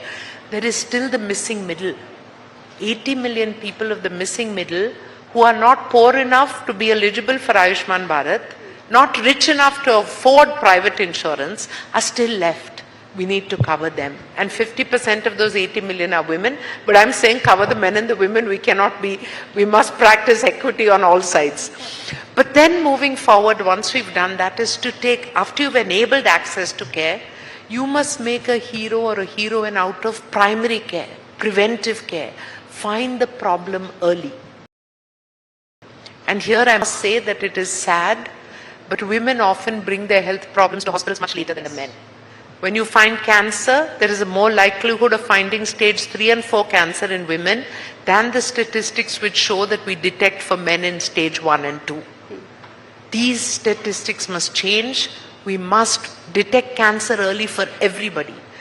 When an individual is having a bypass surgery and clearing up 5 vessels in their heart, the question in the mind is, where was this person when his first vessel got blocked? What could we do to empower them to not have this problem? How do I avert a heart attack? So this, I think, is the realm of, and AI enables this. Our cardiovascular risk scoring, built on the data of 11 million customers, longitudinal data, is picking out vulnerable populations. I began with saying 1.4 million is tough. If you can first apply risk scoring across the population, you will then isolate vulnerable populations and focus on those so that your money is well spent and your return on that in terms of good health gets a non-linear growth in terms of outcomes. Absolutely. So there are many, many such things I can go on. This is not a health thing. I just want to end with one last line, is that the Prime Minister gave us another very important thing, which is women-led development. Yes. So it's not just equalizing women. It's putting women in the steering wheel of the transformation and the growth path at an equal level as men and enabling the policy making to have the women's touch. Absolutely, from So that we grow, women-centric, we have moved to women-led development. And that's where it is. Yes, Ms. Archana, now, as Dr. Reddy spoke about the missing middle, how do we really bridge the gap? What is missing in our approach? A lot has been said by Sangeeta. I think as far as we are concerned, a lot of our work actually tends to be focused on health, and she spoke about primary healthcare. So when it comes to rural settings, the primary healthcare tends to be the first port of call. I think that needs to be strengthened. Government has put in a lot of effort. Even if you look at states where we work in, which is Bihar, Uttar Pradesh, there is immense improvement in maternal mortality and child mortality. So I think we need to be continuing to build that path of strengthening primary health care.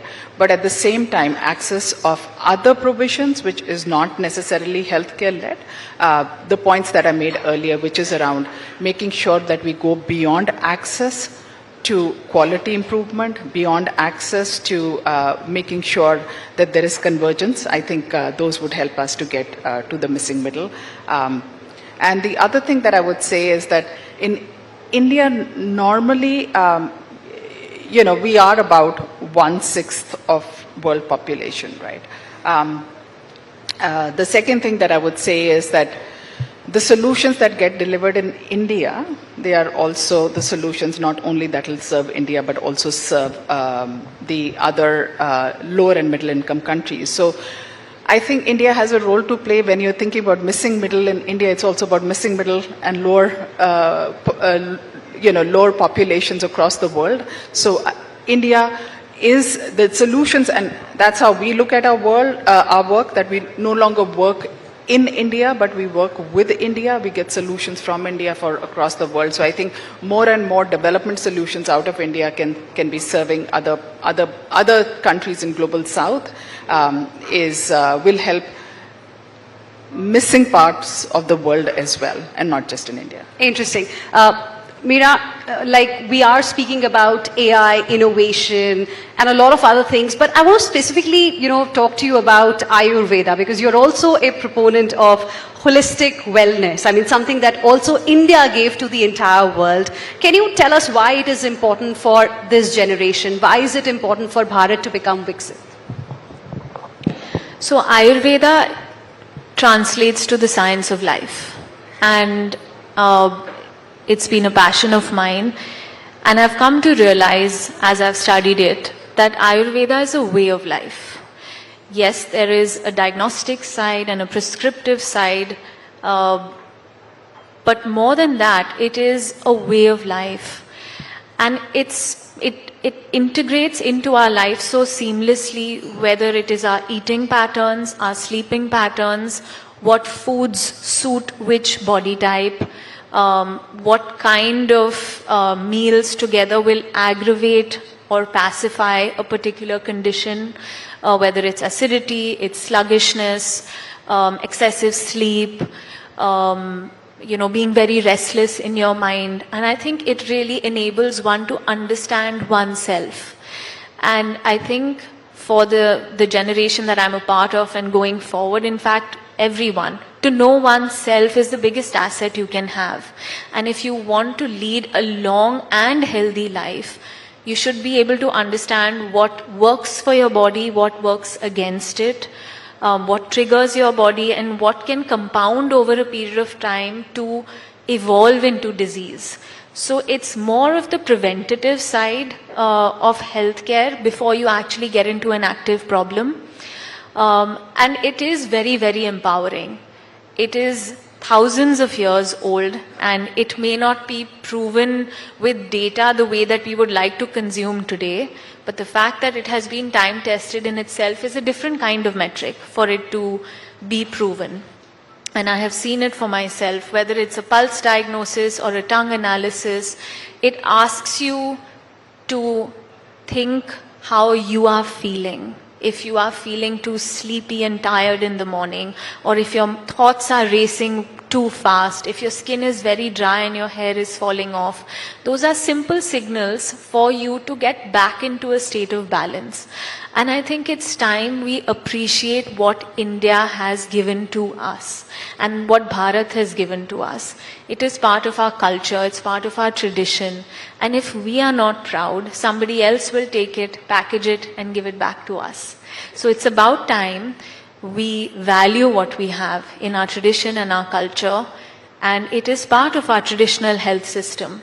So why shouldn't we take what we have, integrate it with the processes of AI and the processes of, conventional healthcare, and use that to create a new, unique system of healthcare that works both at a cellular level, at a mental level, while honing a method of healthcare that has been made for this body type, in this geography, keeping in mind the temperature and the weather systems and the soil and the kind of, heat or humidity that we are used to. It's 3,000 or 5,000 years old.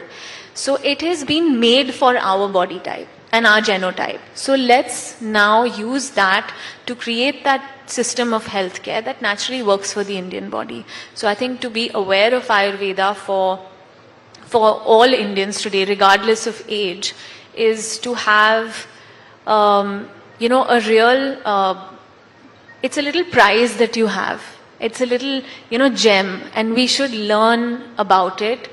If it's not the method you'd like to diagnose or, prescribe, Right. just think of it as simple tips to integrate into your daily life. Absolutely. Very well said. And I'm completely out of time. But thank you very much, all of you, for joining us here today on this interesting discussion on what's really needed for India to become Viksit by 2047, especially in the healthcare sector. Thank you very much, all of you, for joining us.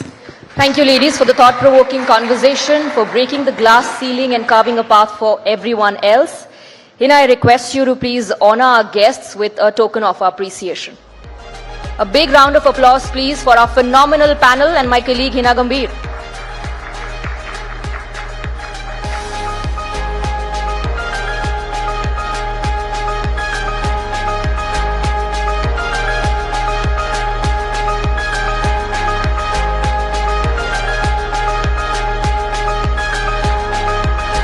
A big round of applause, please, ladies and gentlemen, for this panel, for the thought-provoking conversation, and for the wellness tips that we all got through it.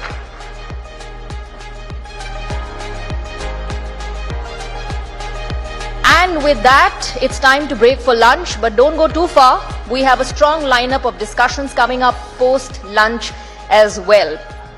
After the lunch break, we'll have some exciting sessions. The upcoming sessions are conversations featuring the Ambassador of Israel, Honorable Minister Shri Jyotiraditya Scindia, Shri Ashwini Vaishnav, singer Shilpa Rao, among others. And in the meantime, do share your key moments and takeaways using hashtag TN Summit 2026. We would like to thank our sponsors for making this possible. State partners, Government of Madhya Pradesh, Government of Uttarakhand, Government of Uttar Pradesh, Government of Haryana, Government of Andhra Pradesh. Our tourism partners, Delhi Tourism and International Film Festival Delhi. Associate partner CNES, growth partner Zing HR, co-powered by Accord Group, knowledge partner Amrita Vishwa Vidyapeetham, defense partner Samtel Avionics, and outdoor partners Timda and Times OOH.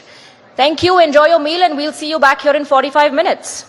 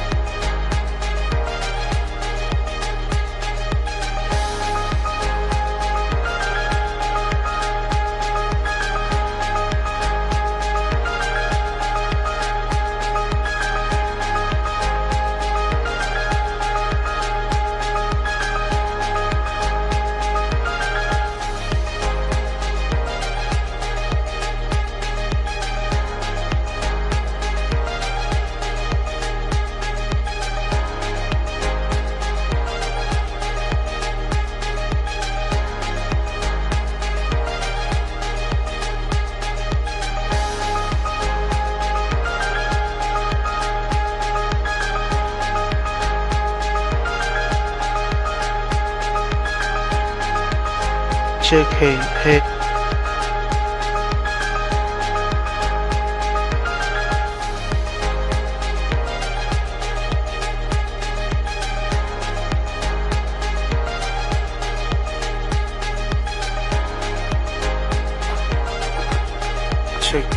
Check, hey, hey, what tea?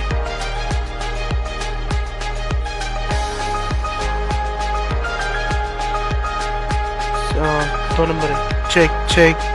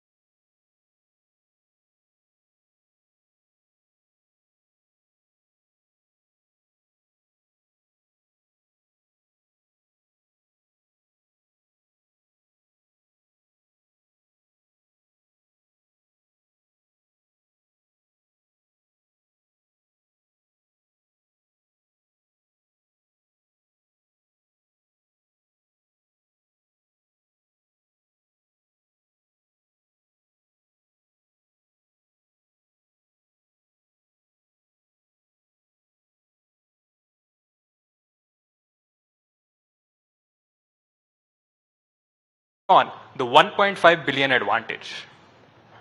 65% of the Indian population is aged below 35 years, of which the average age is 29.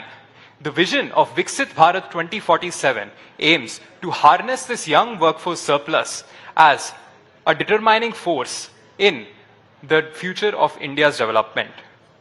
Recent key initiatives have built up India's foundational infrastructure for digital transformation, innovation-driven development, and inclusive growth. They must, however, evolve further to not just scale, grow, and provide infrastructure to our economy, but make us a global leader. The implementation of the ABC ID allowed for easy credit transfer, a landmark initiative that propelled Indian institutions to the global level, attracting international talent.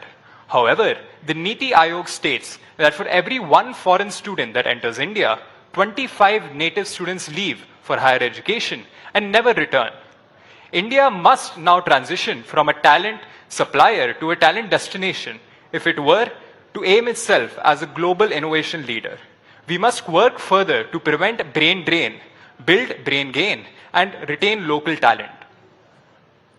India, through initiatives like NPTEL Swayam Portal and the UGC's Jeevan Kaushal 2.0, has made employability improved and provided access to skillable courses across India. Amrita Vishwa Vidyapeetham's own Corporate Industry Relations Department has introduced rigorous life skills program to improve the employability and professional experience of graduates. However, an employability paradox still exists, where despite large number of graduates coming out of universities and a strong demand, many of them remain unplaced. This signals that we need to move beyond degree-based validation towards a most skill-based building system, where our scale of graduates is also matched by building industry-relevant skills at the same scale.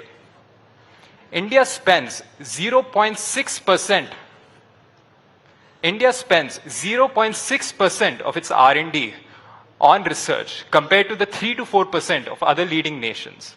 We also have only 260 researchers per million people, quite low compared to other middle income group countries.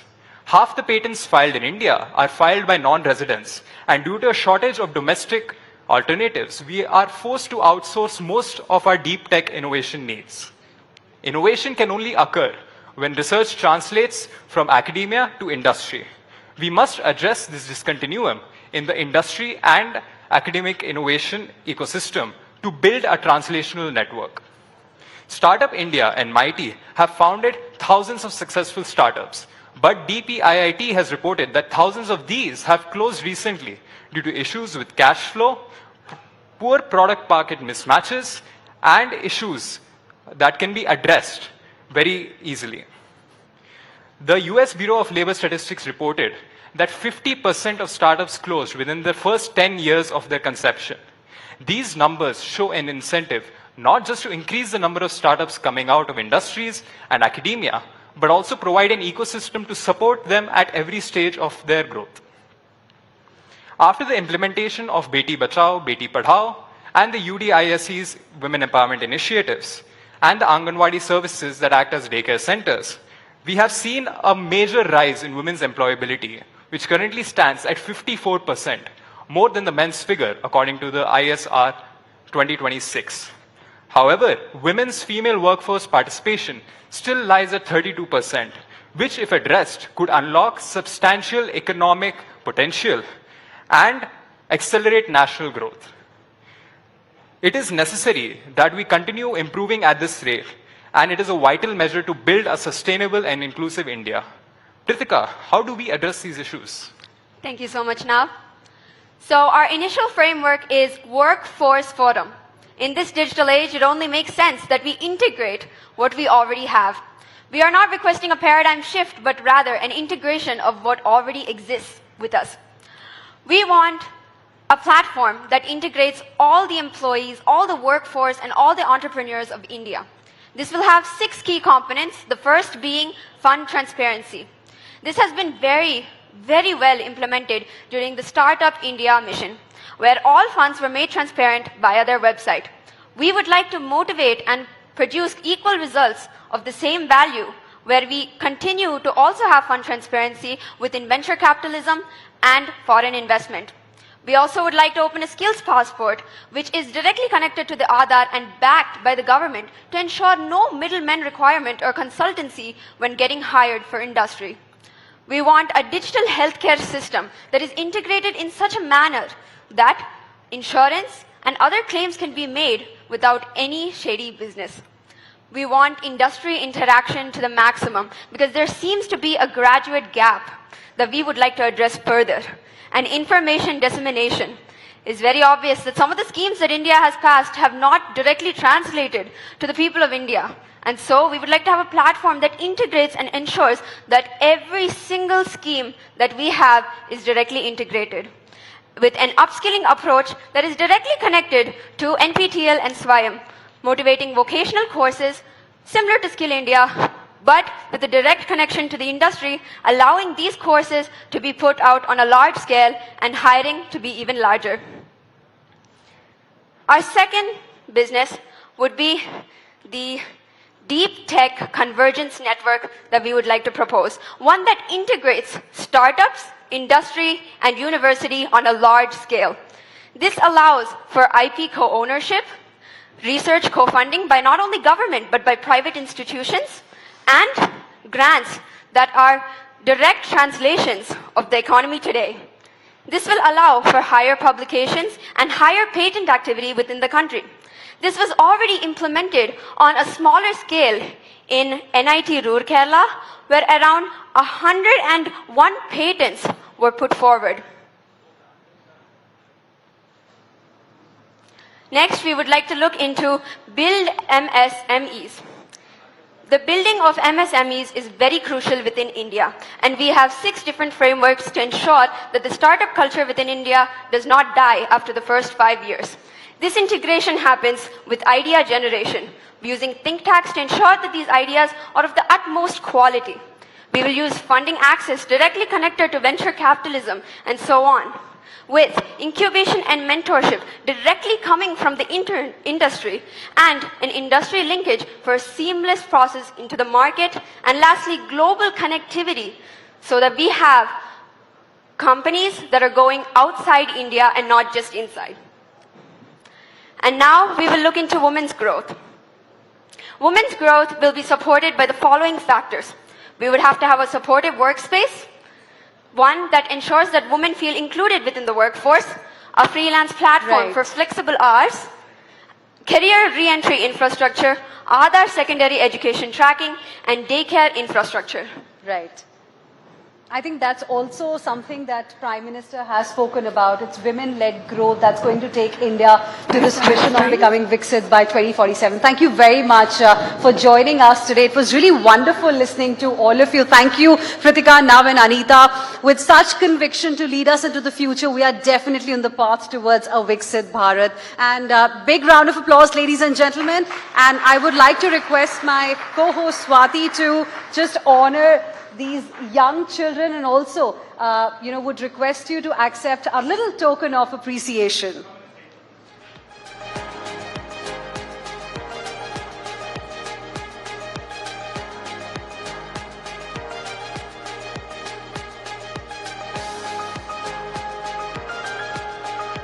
Thank you very much for joining us today. Thank you. A big round of applause, ladies and gentlemen. Now, we are all meeting at a time when the globe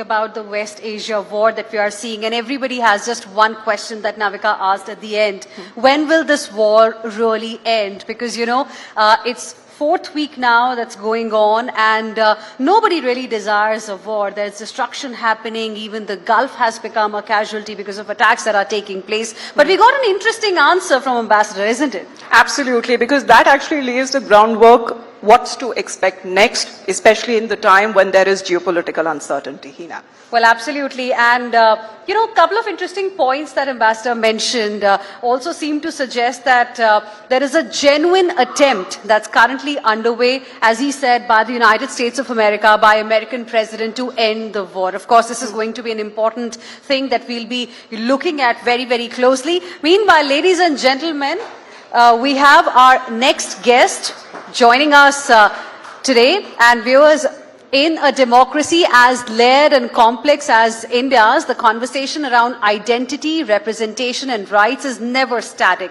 It evolves with every election, with every policy and with every public debate. What lies beyond the binaries of majority and minority that can ensure both equity and cohesion in India? Absolutely. So reading the room, as you heard, the applauses have gone up. Let's quickly invite on stage Honorable Member of Parliament and also the President of the AIMIM, Mr. Asaduddin Owaisi, joining us this afternoon on stage for a conversation on Beyond Majority and Minority with Navika Kumar.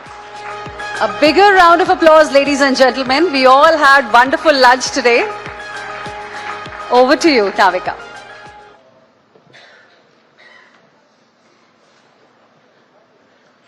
Thank you, Hina and Amita. Thank you very much.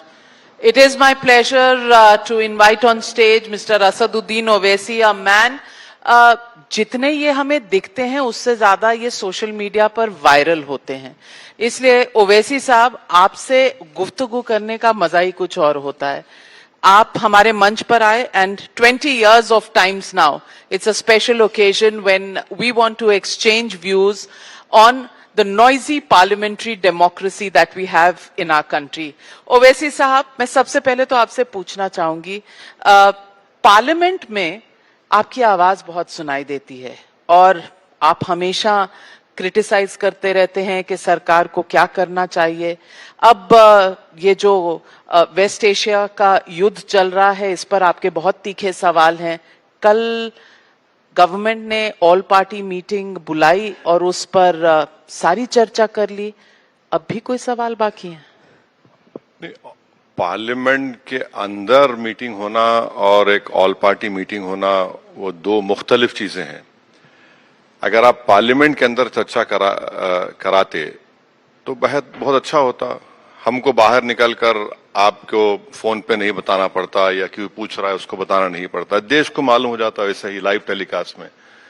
ये समझ में नहीं आया कि ये सरकार all party meeting कर सकती है वेस्ट एशिया पर, मगर डिस्कशन अलाउ नहीं करती पार्लियामेंट में. तो इससे ये मालूम होता है कि ये पार्लियामेंट के ताल्लुक से सीरियस नहीं है.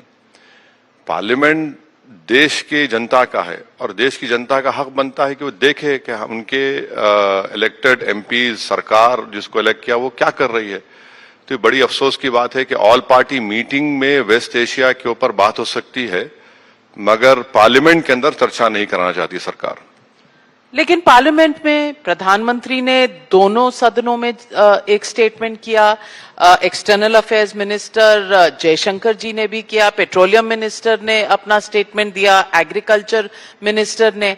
आपको लगता है कि जब युद्ध जारी हो तो कोई भी देश इंटरनेशनल पोजीशन इस तरह से ले सकता है या उसे लेना चाहिए, या इस वक्त सिर्फ नेशनल इंटरेस्ट पर सोचना चाहिए? जब चाइना से जंग चल रही थी 1960s में, पार्लियामेंट चल रही थी, क्वेश्चन आवर हो रहा था और पार्लियामेंट में चाइना की जंग के ऊपर डिबेट भी हुई. अब हम क्यों नहीं करा सकते?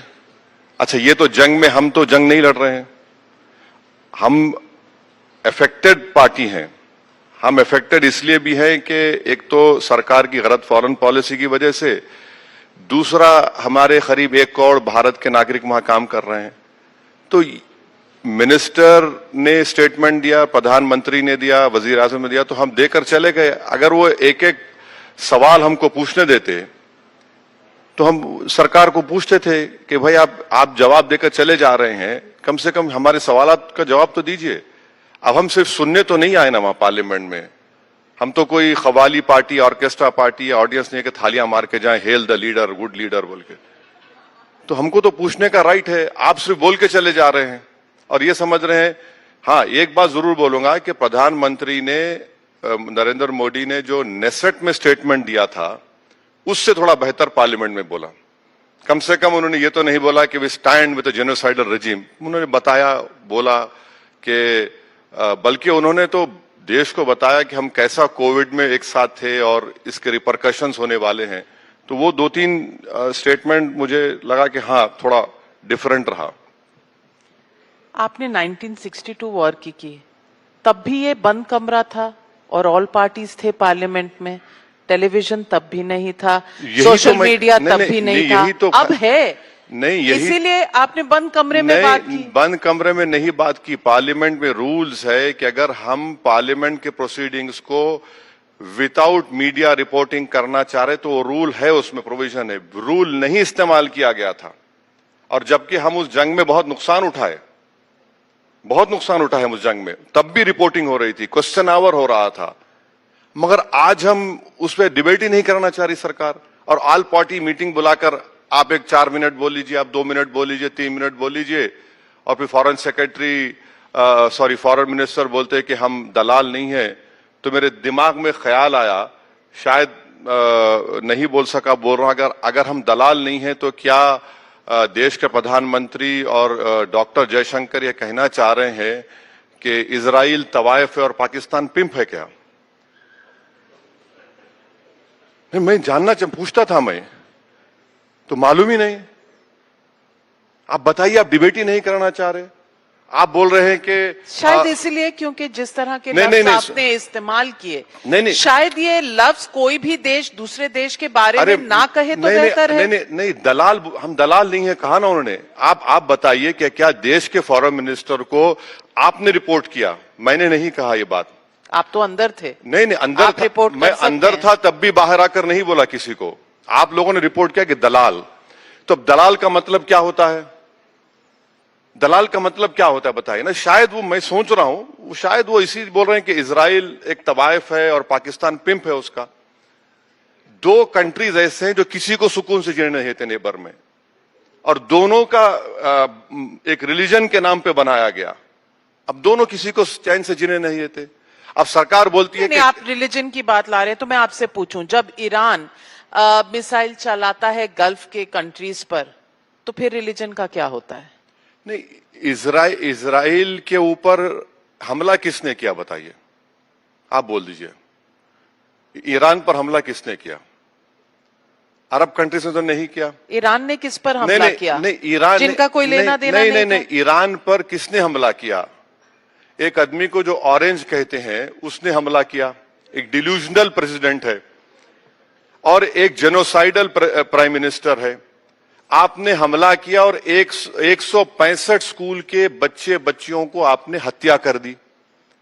आप किसी से बात कर रहे हैं, अगर नविका कुमारी मुझे बोलते हैं कि आओ बैठ के बात करेंगे, तो मेरे चैनल पे क्यों नहीं आ रहे? मैं आपसे आके मिलता हूं, मैं आपसे बात कर रहा हूं, आप वहां पर मेरी एबीसीडी चला रहे हैं, तो क्या बोलेगा मैं? आप बताइए। मैं ऐसा करती नहीं हूं। आप तो नहीं करते। मैं थैंकफुली अभी तक नहीं किया आपने। नहीं, आप नहीं करते। मैं बहुत इज्जत से पेश आती हूं। नहीं, माशाल्लाह, आप जिससे इज्जत से पेश आना, इज्जत से पेश आते, जिसको आप हवा उतारना है, गैस उतारना, वो भी करते हैं। वो भी इज्जत से करती हूँ। नहीं, तारीफ में वो भी इज्जत से करती हूँ। नहीं, एज अ कॉम्प्लीमेंट कह रहा हूँ आप। हाँ, क्योंकि सवाल पूछना मेरा हक है। बिल्कुल। नहीं, सवाल पूछती हूँ मैं। एक एग्जाम्पल बता रहा हूँ कि आप उनसे डायलॉग कर रहे हैं और ऐसे 2 अहमक को भिजाया ऑरेंज ने, जिसको न्यूक्लियर टेक्नोलॉजी के बारे में उसका नहीं मालूम। एक दामाद है, उसकी काबिलियत है, और एक साहब है जो चमचे हैं उनको ये तक नहीं मालूम कि 60% स्टॉक पाइल क्या होता है। उनको ये भी नहीं मालूम कि तेहरान में जो न्यूक्लियर रिएक्टर है वो अमेरिका ने बनाया था। अब आप देखिए, उन्होंने हमला किया और हो क्या रहा है? नुकसान तो भारत को सबसे ज्यादा हो रहा है।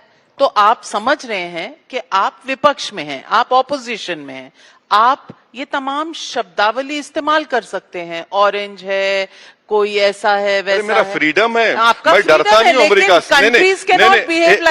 एक बात सुनिए मैडम, 2019 में ऑरेंज ने कहा तेल नहीं खरीदना ईरान से, हमने छोड़ दिया। फिर कहा वेनेजुएला से मत लो, हम छोड़ दिए। फिर 2025 में मिस्टर ऑरेंज ने कहा रशिया से मत लो, हम छोड़ दिए। अब उन्होंने कहा कि ईरान को कह रहा है 140 मिलियन तुम बेचकर मुझसे लड़ो। भारत से कह रहा है कि 30 दिन में उठा लो। फिर कह रहा है रशिया से खरीद लो।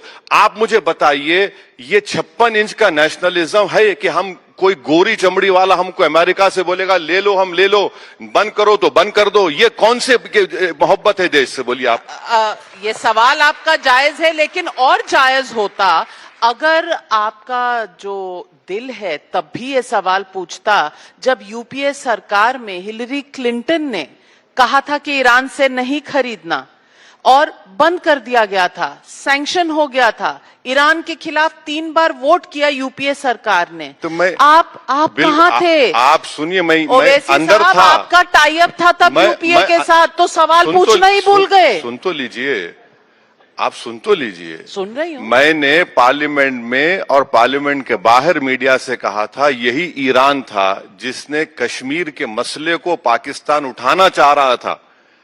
United nation human rights commission में ईरान हमारी मदद किया। ईरान कश्मीर को इंटीग्रल पार्ट मानता है।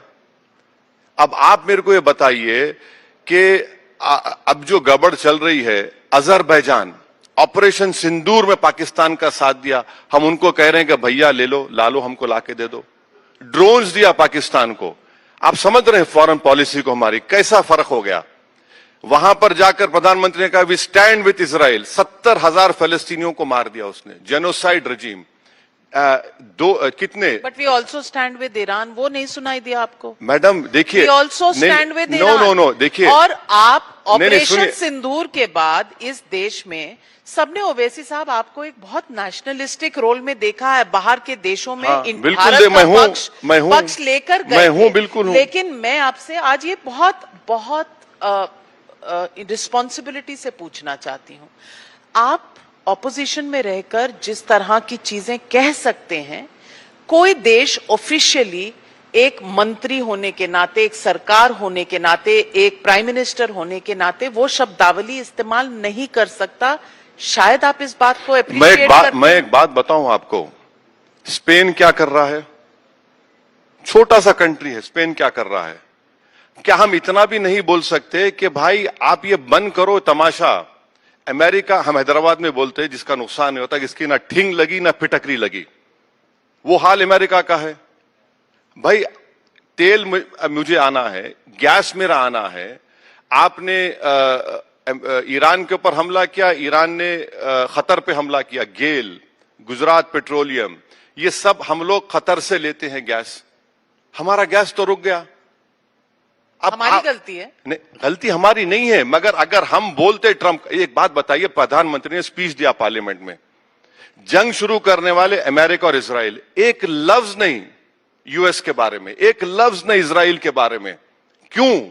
आखिर क्या वजह है कि हम बोलने से, सच्चाई बोलने से डरते हैं? नहीं जानते क्या वजह है? क्या वजह है? नहीं मालूम? ये एप्स्टीन फाइल है क्या? नहीं, 9 लाख भारतीय रहते हैं वहां पर, भारतीय रहते हैं गल्फ कंट्रीज में। मैडम, हमने उनको भी महफूज रखना है। मैडम, नहीं सुनिए मैडम, फॉरेन पॉलिसी का हिस्सा क्या होता है कि देश का पहला इंटरेस्ट प्रोटेक्ट किया जाए, फिर हमारे एनआरआईज आते हैं, यकीनन आते हैं। अगर हम एक करोड़ को देख के फॉरेन पॉलिसी डिसाइड करेंगे, ये कभी नहीं हुआ ऐसा। यकीनन हमारा सॉफ्ट पावर है, मगर इनकी गलती की वजह से भारत के लोग ही तो मर रहे हैं। डेब्रिस गिर रहा है, आज मर गए। समंदर पे, कश्तियों पे लोग हैं। मुझे कॉल किए निजामाबाद का लड़का कि हम भूखे हैं। आप ये बताइए कि हम बोल क्यों नहीं सकते कि भाई बंद करो ये तमाशा, ये तुम क्या कर रहे हो? नहीं, बिल्कुल। अरे आप पार्लियामेंट में, राज्यसभा, लोकसभा में लफ्ज यूएस बोलने को तैयार नहीं है, लफ्ज इजराइल का कंडेमनेशन करने को तैयार नहीं है। फिर कैसा होगा बताइए आप ये? और फिर अच्छा, मल्टीलैटरलिज्म हमारा कहां गया? हम तो सबके दोस्त हैं ना। We called for de-escalation. That is not enough. No, we are talking to both sides. I'll give you an example of what I am saying. You know what happened? We invited a frigate from Iran. That frigate came to Visakhapatnam, participated in the show. They left Indian shores. They were in Sri Lanka waters or international waters. An US submarine launched a torpedo. And have you seen a statement of condolence? Forget about condemnation. Statement. Listen to me. Statement of condolence, not condemnation from Indian Navy? No. Why? Who's this US to create this kind of fear amongst us? Our forefathers didn't fight the Britishers for 200 years. That just because a 4-year term president can create this sort of psychological fear in us. Who the hell is he? He'll become a lame duck come December. He'll become a lame duck president. Owaisi साहब, आपकी जो खासियत है ना, आप half truths बताते हैं. अरे मैडम, आपने बोला कम से कम आधी सच्चाई तो बता रहा हूं, कोई वो भी नहीं कर रहा है ना. मैं दूसरे तो पूरी झूठ बोल रहे हैं. व्हाइट लाइज, परपेचुअल लायर्स हैं पूरे. इजाजत से थोड़ा मैं भी बता दूं आधा फैक्ट जो आपने नहीं बताया. बोलिए मैडम. एक फ्रिगेट जो टॉर्पीडो हुई थी उसकी जगह एक शिप यहां पर डॉक थी. उनके जो शिप खराब थे उनके सेलर्स को हमने यहां रखा हुआ था. सब कुछ कर रहे थे. किसके? ईरान के. वो नहीं दिखा, उसकी चर्चा तक नहीं हुई. आपने बोला नहीं जब आपने कहा कि हम एक तरफ की कर रहे हैं, ईरान की कहानी आप गोल कर गए. मैडम से बताइए. एक बात सुनिए, एक बात सुनिए. अगर मैं आपकी दावत में यहां पर आया हूं, मैं गिर जाता हूं खुदा ना खास्ता, कुछ हाथ को मार लग गया, अरे असद साहब आपको क्या हुआ, डॉक्टर को बुलाओ, पानी पिलाओ. आप तो चलिए मैं बाहर चला गया, रास्ते में टक्कर होगी, आप फोन तो करेंगे. अरे आप मेरे प्रोग्राम को आए थे, क्या हुआ आपको? आपको पता है फोन नहीं गया था. कुछ नहीं. आपको पता Indian navy has not even offered condolences. क्यों? अच्छा, आपको मालूम मैडम, 5 दिन के बाद हमने कंडोलेंसेस दिया खामेनेई के बारे में. एक प्रेस नोट था जो वापस लिया गया. आपको मालूम ये बात कि कहा गया कि मत दो कंडोलेंसेस. बाद में ख्याल आया सुप्रीम लीडर को, नहीं जाके लिख दो. लिख दी हमने. अच्छा, उसके 7 दिन के बाद ख्याल आ रही 165 बच्चे मारे गए, उनका भी कंडोलेंस कर दो. कर दिया हमने. फिर हम 5 दिन इंतजार क्यों करें कि ये रेजिम गिर जाएगी? जब नहीं गिरी तो हमारे प्राइम मिनिस्टर 2 मरतबा उनके प्रेसिडेंट से बात कर लिए. अच्छा, अब क्या हो रहा मालूम? एक मिनट. अब जो हम जो शिप्स ला रहे हैं ना गैस के, माफ करना बुरा मत मानिए, आ गए 2 शिप आ गए, 3 शिप आ गए. अरे वो 2-3 शिप से तो हमारा 1.5 दिन का गैस का कंजम्पशन है. अब हो क्या रहा है? Israel has done what Egypt has done to Suez canal. जो शिप निकल रही 18 करोड़ रुपए दो, टोल टैक्स दो. 18 इंडियन शिप्स हमारे फंसे हुए हैं. एग्जैक्टली ये वर्ड कल हमारे फॉरेन मिनिस्टर ने कहा. अब हम टोल टैक्स दे रहे हैं उनको. जापान के निकल रहे हैं, चाइना. अच्छा, ये गड़बड़ होने से पहले चाइना ने पूरे शिप्स को खरीद लिया जहां पर ऑयल था. हमने उनका भी डाइवर्ट कर लिया, लेकिन आपको पता नहीं चला. नहीं, बिल्कुल नहीं किया. हमने सुनिए मैडम, हमारे स्ट्रेटेजिक रिजर्व कितने बताइए? ये तो आपने कल 74 डेज के स्ट्रेटेजिक रिजर्व्स हैं. अगर ओएमसी को मिलाते हैं 74 डेज के हैं, और आईईए बोलता है 90 डेज. अच्छा, आप बोलते नहीं कोई कमी नहीं है प्यारे. एसेंशियल कमोडिटीज एक्ट क्यों लगाया आपने फिर अगर कमी नहीं है तो? आप ही के टाइम्स ऑफ इंडिया के अखबार की हेडलाइन बता रहा हूं. Peoples rushing towards the petrol pumps, police in action. आपके अखबार में है ये, आप देख लीजिए. 2 न्यूज है. अब मैं इसको क्या बोलेंगे? आप तो झूठ नहीं बोल सकते. नहीं तो मैं इसका बताती हूं. आप ही ने खुद कहा अपने स्टेटमेंट के 24 शिप थे जब वॉर शुरू हुई, अब 18 हैं. मतलब 6 निकली ना, 6 निकली ना वहां से. एक मिनट ओवैसी साहब, थोड़ा मुझे भी बोलने दीजिए. 6 निकल गई वहां से, लेकिन ओवैसी साहब नोट नहीं करेंगे, बताएंगे भी नहीं. एक टॉर्पीडो हो गई, दूसरी डॉक थी, लेकिन ओवैसी साहब टॉर्पीडो वाली की कहानी सुनाएंगे, दूसरी नहीं सुनाएंगे. आप कहेंगे कि हमारे पास 74 डेज के रिजर्व हैं और सरकार कोशिश करके बाकी ला रही है. ओवैसी साहब कहेंगे नहीं सबको चाहिए, सब लाइन लगा रहे हैं. ये नहीं बताएंगे कि भाई बाहर से सप्लीमेंट भी हो रहा है. ये जो एक्शन एस्मा लगाया, नहीं लगाते तो बोलते सरकार को पता नहीं था क्या कि शॉर्टेज हो सकती है, इन्होंने ये क्यों नहीं किया क्लॉज, अब कर दिया तो बोलेंगे कि अरे एस्मा लगा दिया आपने, एसेंशियल सर्विसेज एक्ट प्रोमलगेट कर दिया, चित भी मेरी पट भी मेरी आपकी। ओवैसी साहब, ऑपोजिशन में रहना मुझे लगता है कन्वीनियंट बहुत होता है। चित आपकी पट मेरी, चलिए सुनिए आप। मार्च 19 जॉइंट सेक्रेटरी का स्टेटमेंट है, we import 90% of our LPG and 47% of LNG from Qatar. अब रास फलान has been bombed by Iran, that has alone paralyzed 20% of India's total natural gas imports. Petronet, GAIL, Gujarat की सब long term contracts है, force major हो रहा है। अब आप ये बताइए 10 साल में हमने डाइवर्सिफिकेशन क्यों नहीं किया? आज हम बोल रहे हैं अल्जीरिया से ले लेंगे, ऑस्ट्रेलिया से ले लेंगे, सस्ता है क्या? नहीं खरीदा। अच्छा मुझे कंप्लीट कर दीजिए। प्रधानमंत्री ने क्या कहा? हमारे पास 53 लाख मेट्रिक टन है। प्रधानमंत्री को शायद किसी ने बताना भूलना हो गया या नहीं बताया कि हमारा एवरी डे का कंजम्पशन है 38 to 39 million.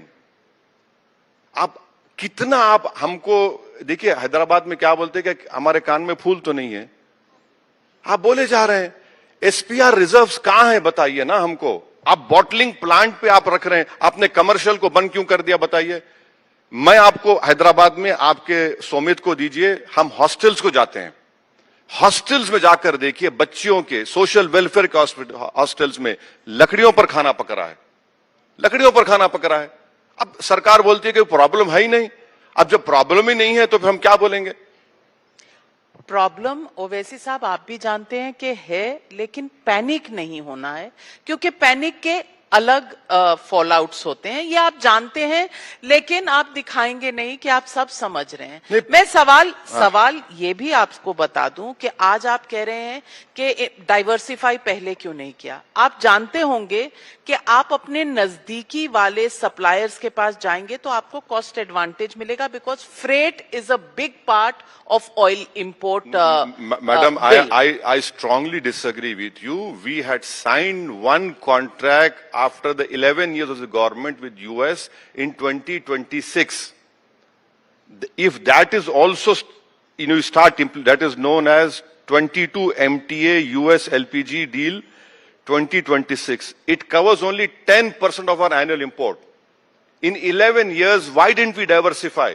What we have done, C3, C4 से बंद करके आपने नीचे कर दिया पूरा। दूसरा आपने क्या किया कि कमर्शियल बंद कर दो तो हम 50% हमारा प्रोडक्शन देश का हो गया। अभी 50% बाहर से लाना है। कहां से आ रहे हैं? कहां से आ रहा है बताइए?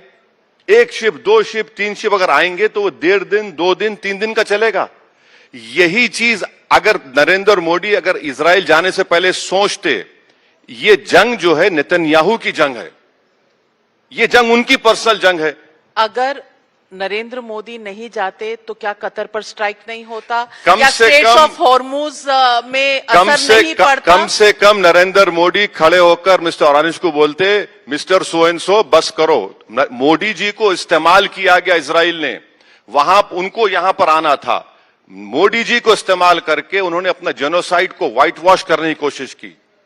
हुआ तो नहीं। नहीं हो सकता ना, जब 70,000 बच्चों की लाशें दिख रही हैं, लोगों की घर दिख रहे हैं।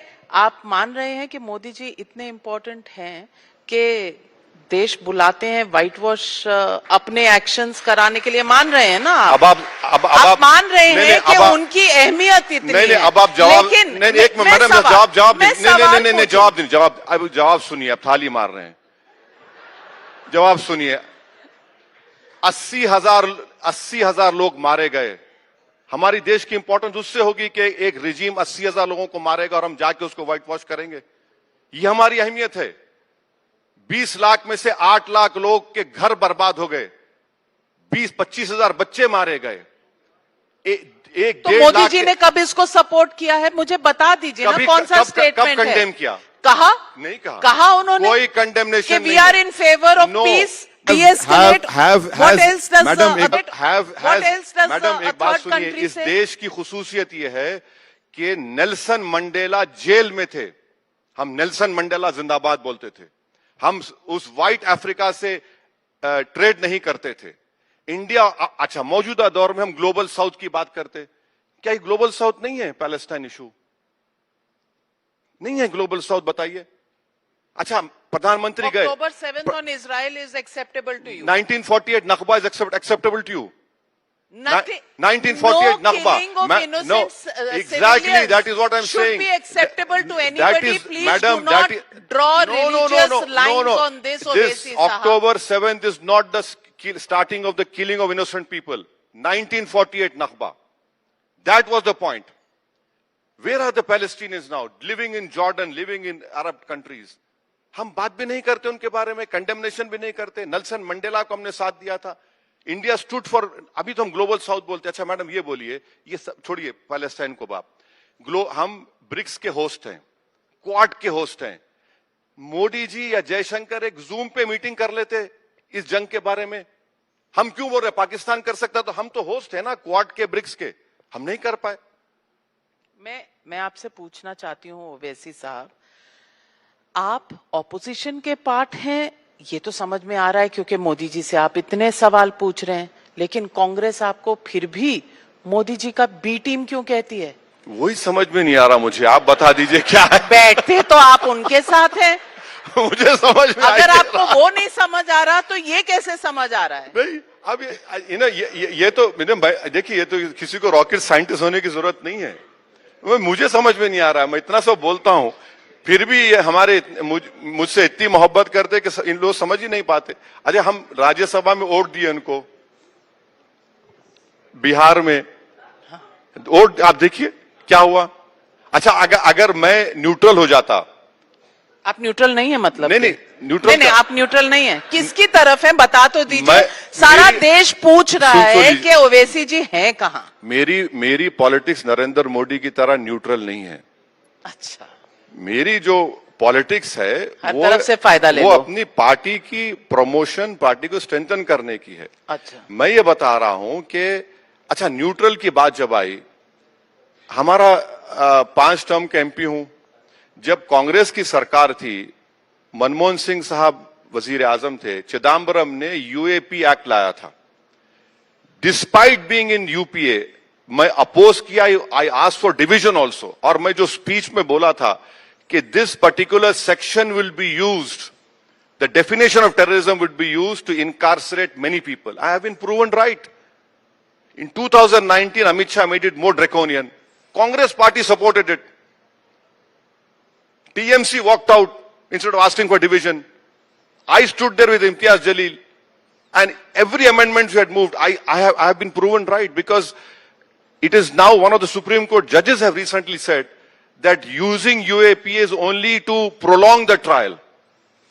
पर आपने तब का तकमा तो लगा लिया कि आपने अपोज किया था, फिर सपोर्ट मांगने चले गए थे कि भाई मुझे भी इंडिया गठबंधन का पार्ट बना लो बिहार में। बिहार में नहीं गए थे? सुनते लिए चिट्ठियां लिखी थी, कसीदे इतने लंबे लंबे कि मुझे ले लो, मैं बहुत अच्छा हूं। ऐसा नहीं था, कोई दूर से बोल रहा था हम तुमसे मोहब्बत करते, तो आपने कहा पास आके बोलो। नहीं, हमने कहा चलो हम आ जाते, मोहब्बत करो, लपटा लो हमको। अच्छा, तो भाग गए, घर का दरवाजा बंद कर लिया। आपकी मोहब्बत के नहीं, देखिए अगर कोई मुझसे मोहब्बत का इजहार कर रहा है तो हम बोले चलो प्यारे आ जाते तुम्हारे पास, हम ले लो हमको, बगलगीर हो जाओ। हम घर को गए तो घर को लॉक डाल दिया आपने। अब मैं क्या करूं भाई? आई लव यू बोले तो हम बोले ठीक है चलो दिखाओ, हम आ जाते हैं। तो अख्तरुल ईमान गए, वो गायब हो गए। अब क्या करेंगे हम? तो ये आपकी मोहब्बत कैसी है? नहीं, कभी हाँ कभी ना वाली मोहब्बत, इसे मोहब्बत कहते हैं? मेरा मानना यह है कि वो मोहब्बत ही नहीं जिसमें नाकामी ना हो। अच्छा अच्छा, ये जितने थाली मार रहे हैं इनकी जवानी में कुछ हुआ था इन लोगों को सबको। तो अब ये जो नाकाम मोहब्बत है आपकी, ये बंगाल तक चली गई है। अब आप बंगाल में, वहां भी इश्क हो रहा है हमारा। हाँ, वहां हुमायूं कबीर के साथ हो रहा है, बाबरी मस्जिद नहीं बनाने की बात हो रही है, तो ये वाली बाबरी मस्जिद की मोहब्बत है जो वहां ले गई है। सीरियसली मेरा जवाब ये है कि सिर्फ इशू बाबरी मस्जिद नहीं है, issue exploitation of the minorities by the TMC government है। अच्छा, और उसमें क्या हुआ कि लास्ट ईयर 24 मई में हाई कोर्ट ने 5 लाख ओबीसी सर्टिफिकेट्स को कैंसिल कर दिया। उसमें से 4 लाख तो मुसलमानों के हैं। और फिर सोने पे सुहागा यह है कि नेशनल बैकवर्ड क्लास कमीशन के चेयरमैन हमारे एमपी साहब अहीर साहब थे, उन्होंने जितने मुस्लिम कास्ट थे सेंट्रल लिस्ट में उसको निकाल दिया। हमारा हाल क्या है? आई एम कॉट बिटवीन, क्या बोलते हैं वो, fire and the frying pan, not between rock. अब ये निकाल रहे हैं, वो निकाल रहे हैं। अच्छा, आप ह्यूमन डेवलपमेंट इंडिकेटर्स देख लीजिए टीएमसी के रूल में मुस्लिम माइनॉरिटी के। तो मेरा मानना यह है कि जब तक माइनॉरिटीज की अपनी एक सेम्बलेंस ऑफ पॉलिटिकल लीडरशिप नहीं बनेगी, हम जस्टिस को, इंसाफ को, हिस्सेदारी को हासिल नहीं कर सकेंगे। ये हमारी सोच है, हमारा उस पर अमल कर रहे हैं। लेकिन मुझे फायर एंड फ्राइंग पैन का तो पता नहीं, पर बंगाल में आप मोदी जी और ममता जी के बीच में हैं और बच के निकल जाऊंगा मैं, फिक्र मत करिए। बचेंगे क्योंकि आप इतना लड़ते ही नहीं, इतनी सीटें लड़ते ही नहीं कि आपका कुछ बन जाए। देखिए, ममता जी आप पर आरोप लगा रही हैं कि आप इतनी सीट बस लड़ते हैं जिससे उनका खेल खराब हो जाएगा और बीजेपी को फायदा हो जाएगा। मैडम, आप इतने सीजन जर्नलिस्ट हैं, आप तो कम से कम मत बोलिए। इतनी सीट लड़ रहा हूं तो क्यों पेट में दर्द हो रहा ममता को? आराम से सो जाओ ना, क्योंकि वोट आप उनके काटेंगे। नहीं, देखिए इतनी सीटें लड़ रहा हूं ना तो क्यों परेशान हो रहे हैं? क्यों रातों की नींद हराम हो रही है? हम इतनी लड़ते, इतने में ही हम जीत कर आएंगे, बताएंगे उनको। कितनी लड़ेंगे? नहीं, जितने अभी आजकल ये मेरे ख्याल से 10 या 12 सीटें कुछ होंगी, हम लड़ेंगे बस। हाँ, बस इतना ही फायदा कराना है आपको बीजेपी को। नहीं, डील बड़ी नहीं कराई ना आपने बीजेपी से मेरी। अब मैं क्या बोलूं इस पे? आपकी हो ही नहीं सकती। आप यहाँ बैठकर मोदी जी का स्क्रिप्ट लिखना चाहते हैं, ममता जी आपको लिखने नहीं दे रही। मैडम, आप सेक्युलर बन रहे हैं, सेक्युलर वाले आपको सेक्युलर नहीं मानते। ये चल क्या रहा है? जितना मुझे लोग गाली देते, मैं उसको बैज ऑफ ऑनर समझता हूँ। मुझे कोई रोक नहीं सकता। मैं भारत की सियासत की लैला हूँ, मुझे फख्र है इस बात का। अब आप क्या बोलूं? कौन है? हाँ, पूरे ये सब मजनू है, ये सब मेरे दीवाने हैं, मजनू है। एक तरफ पलट के देख लिया मुझे मैं देखता ही नहीं हूं तो बीजेपी भी मजनू है? नहीं, आई कोई चिट्ठी, कोई संदेश? एक हाइपर नेशनलिज्म है और एक फॉल्स सेक्युलरिज्म है। अच्छा, उस बीच में हम लड़ाई लड़ रहे हैं। सच्चा है एक ईमान जिसका है वो है असदुद्दीन नहीं, मैं बहुत बड़ा गुनाहगार हूं। अच्छा, मैं कोई शरीफ आदमी नहीं हूं। नहीं हो? बिल्कुल नहीं हूं। मैं खुल के कह रहा हूं। हाँ। मैं खुल के कह रहा हूं, मुझमें बहुत ऐब हैं, कमजोरियां हैं, सब हैं। हम कोशिश कर रहे हैं अच्छा बनने की और पार्टी को भी आगे बढ़ाना चाह रहे। आप कहते हैं कि इस देश का प्रधानमंत्री बनेगा ऐसा कोई जिसने बुर्का पहना हो, हिजाब पहना हो। हाँ, बुरी बात क्या है? नहीं, बुरी बात एक यमन फिलिस्तीन की रिप्रेजेंटेटिव जो यहाँ आई थी उन्होंने नहीं पहना था हिजाब। बहुत अच्छा है, यही तो खूबसूरती है। दोनों तरफ से खूबसूरती। कुरान में क्या लिखा हुआ है? ला इखरा फिद्दीन, यानी रिलीजन में फोर्स नहीं है। पहनते हैं, बहुत अच्छा है, पहनिए। नहीं पहनते, आपका राइट है। अगर पहनते हैं तो उनका रिलीजियोसिटी नजर आती। वो यमन की एक लेडी को नोबेल प्राइज मिला हिजाब पहनने वाली को, उसको क्या बोलेंगे आप? बैकवर्ड बोलेंगे? नहीं मैडम, हिजाब जो पहनते हैं ना। लेकिन जब आप कहते हैं कि इस देश की प्राइम मिनिस्टर सिर्फ हिजाब वाली, तो आप रिलीजन को नहीं, आप पर्दे को इंपॉर्टेंस दे रहे हैं। नहीं, देखिए, कोई भी बन सकता है। देखिए, अगर पूरे भारत में जामिया मिलिया यूनिवर्सिटी चले जाइए आप, एक से एक बेहतरीन स्कॉलर आपको नजर आएगा जो हिजाब पहनी हुई है। एक से एक बेहतरीन साइंटिस्ट या would be scientist, mathematician, MBBS, doctors. Sir के ऊपर कपड़ा है, दिमाग के ऊपर नहीं है। जो लोग इस तरह की बात करते हैं ना, उनके आंख पर भी पर्दा है, दिमाग पर भी पर्दा है। इसीलिए तो मैं आपसे कहती हूं कि आपका जोर महिला पे क्यों नहीं है, हिजाब पे क्यों? अरे मैडम, आप किसी महिला को बनाइए ना। अरे हिजाब हो या ना हो, हिंदू हो या मुसलमान हो। बिल्कुल है। मेरी पार्टी में कई ऐसे वुमेन मेंबर्स हैं जो हिजाब नहीं करते, तो मैं क्या उनको बोलूं? मैं नहीं बोलता हूं उनको, भाई उनका राइट है। तो फिर वो बन सकती है ना बिल्कुल बन सकती, क्यों नहीं बन सकती? तो फिर हिजाब पे इतना एम्फेसिस क्यों डालते हैं? जब नरेंद्र मोदी बन गए चाय बेचकर, तो हिजाब पहनने वाली नहीं बन सकती प्राइम मिनिस्टर? क्या बात कर रहे हैं आप? ये तो कम से कम ऐसा मत। यही तो प्रॉब्लम है कि हिजाब को आपने अपनी सेक्युलरिज्म और पॉलिटिक्स का चिन्ह क्यों बना दिया? देखिए मैडम, इस देश को आजाद कराने के लिए जौहर बरादरान की वालदा थी बी अम्मा, वो क्या करती थी? वो भी तो रिलीजियस थी। ये अगर आप बोलेंगे कि आप बहुत अच्छे हैं जब आप रिलीजन को छोड़ देंगे, नहीं, यही तो मैं बोल रहा हूं, यही तो मैं आपसे यही बोल रहा हूं। तो रिलीजन अगर कोई फॉलो कर रहा है रिलीजन प्रिंसिपल्स को, तो बुरी बात क्या है? कोई नहीं करता है तो ठीक है, उनका राइट है, उनका राइट है। मगर कोई करता है तो उससे परेशानी क्यों है? मैं आज ऑडियंस को बोलूंगी कि इसकी जजमेंट आप दीजिएगा, क्योंकि ओवैसी साहब दोनों चीजें कह रहे हैं। हिजाब वाली को बनाएंगे प्राइम मिनिस्टर, लेकिन हिजाब ना पहने तो भी उसकी रिलीजियोसिटी पे कोई सवाल नहीं है। तो भाई हिजाब को क्यों सिंबल बना रहे हैं? नहीं, उनका महिला को बना दीजिए ना। सुप्रीम कोर्ट, कितनी महिलाएं प्रेसिडेंट हैं आपकी पार्टी में या किसी बहुत है, बहुत। आप हैदराबाद को आती नहीं है, आप आते खाली इंटरव्यू करने। आप मेरे साथ चलिए, दिखाता हूं मैं आपको। सुप्रीम कोर्ट में choice has become the fundamental right. Choice is the fundamental right. अब कोई चॉइस को अपना रहा है। यू आर इम्पोजिंग द हिजाब, not giving choice. I am not, कभी नहीं। हम लोग फॉरेन डेलीगेशन में गए थे, अल्जीरिया गए, वहां के मिनिस्टर्स से मिले, कई लेडी मिनिस्टर्स थे, हम बराबर उनसे मिले। उनका राइट है, इसमें ऐसा नहीं है कुछ भी।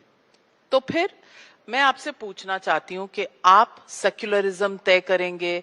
आप कह रहे हैं कि बंगाल में घुटन होती है। अब वैसे आप इंडिया अलायंस के साथ यहां बैठते हैं, बंगाल में आप नहीं बैठता इंडिया अलायंस का। वो तो मुझे बिठाते भी नहीं बाजू अपने, खाली जबानी तौर पर बोलते हम तुमसे मोहब्बत करते, और फिर हमको बर्बाद भी करते।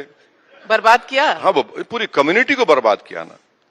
तो आपको लगता है ये जो थोड़ी सी 10-12 सीटें जीतकर आप मुस्लिम्स को, पूरे कौम को अपना हक दिला सकते हैं? मैडम, एक एमपी हूं, कितने आपके समिट में आपने बुलाया मुझे?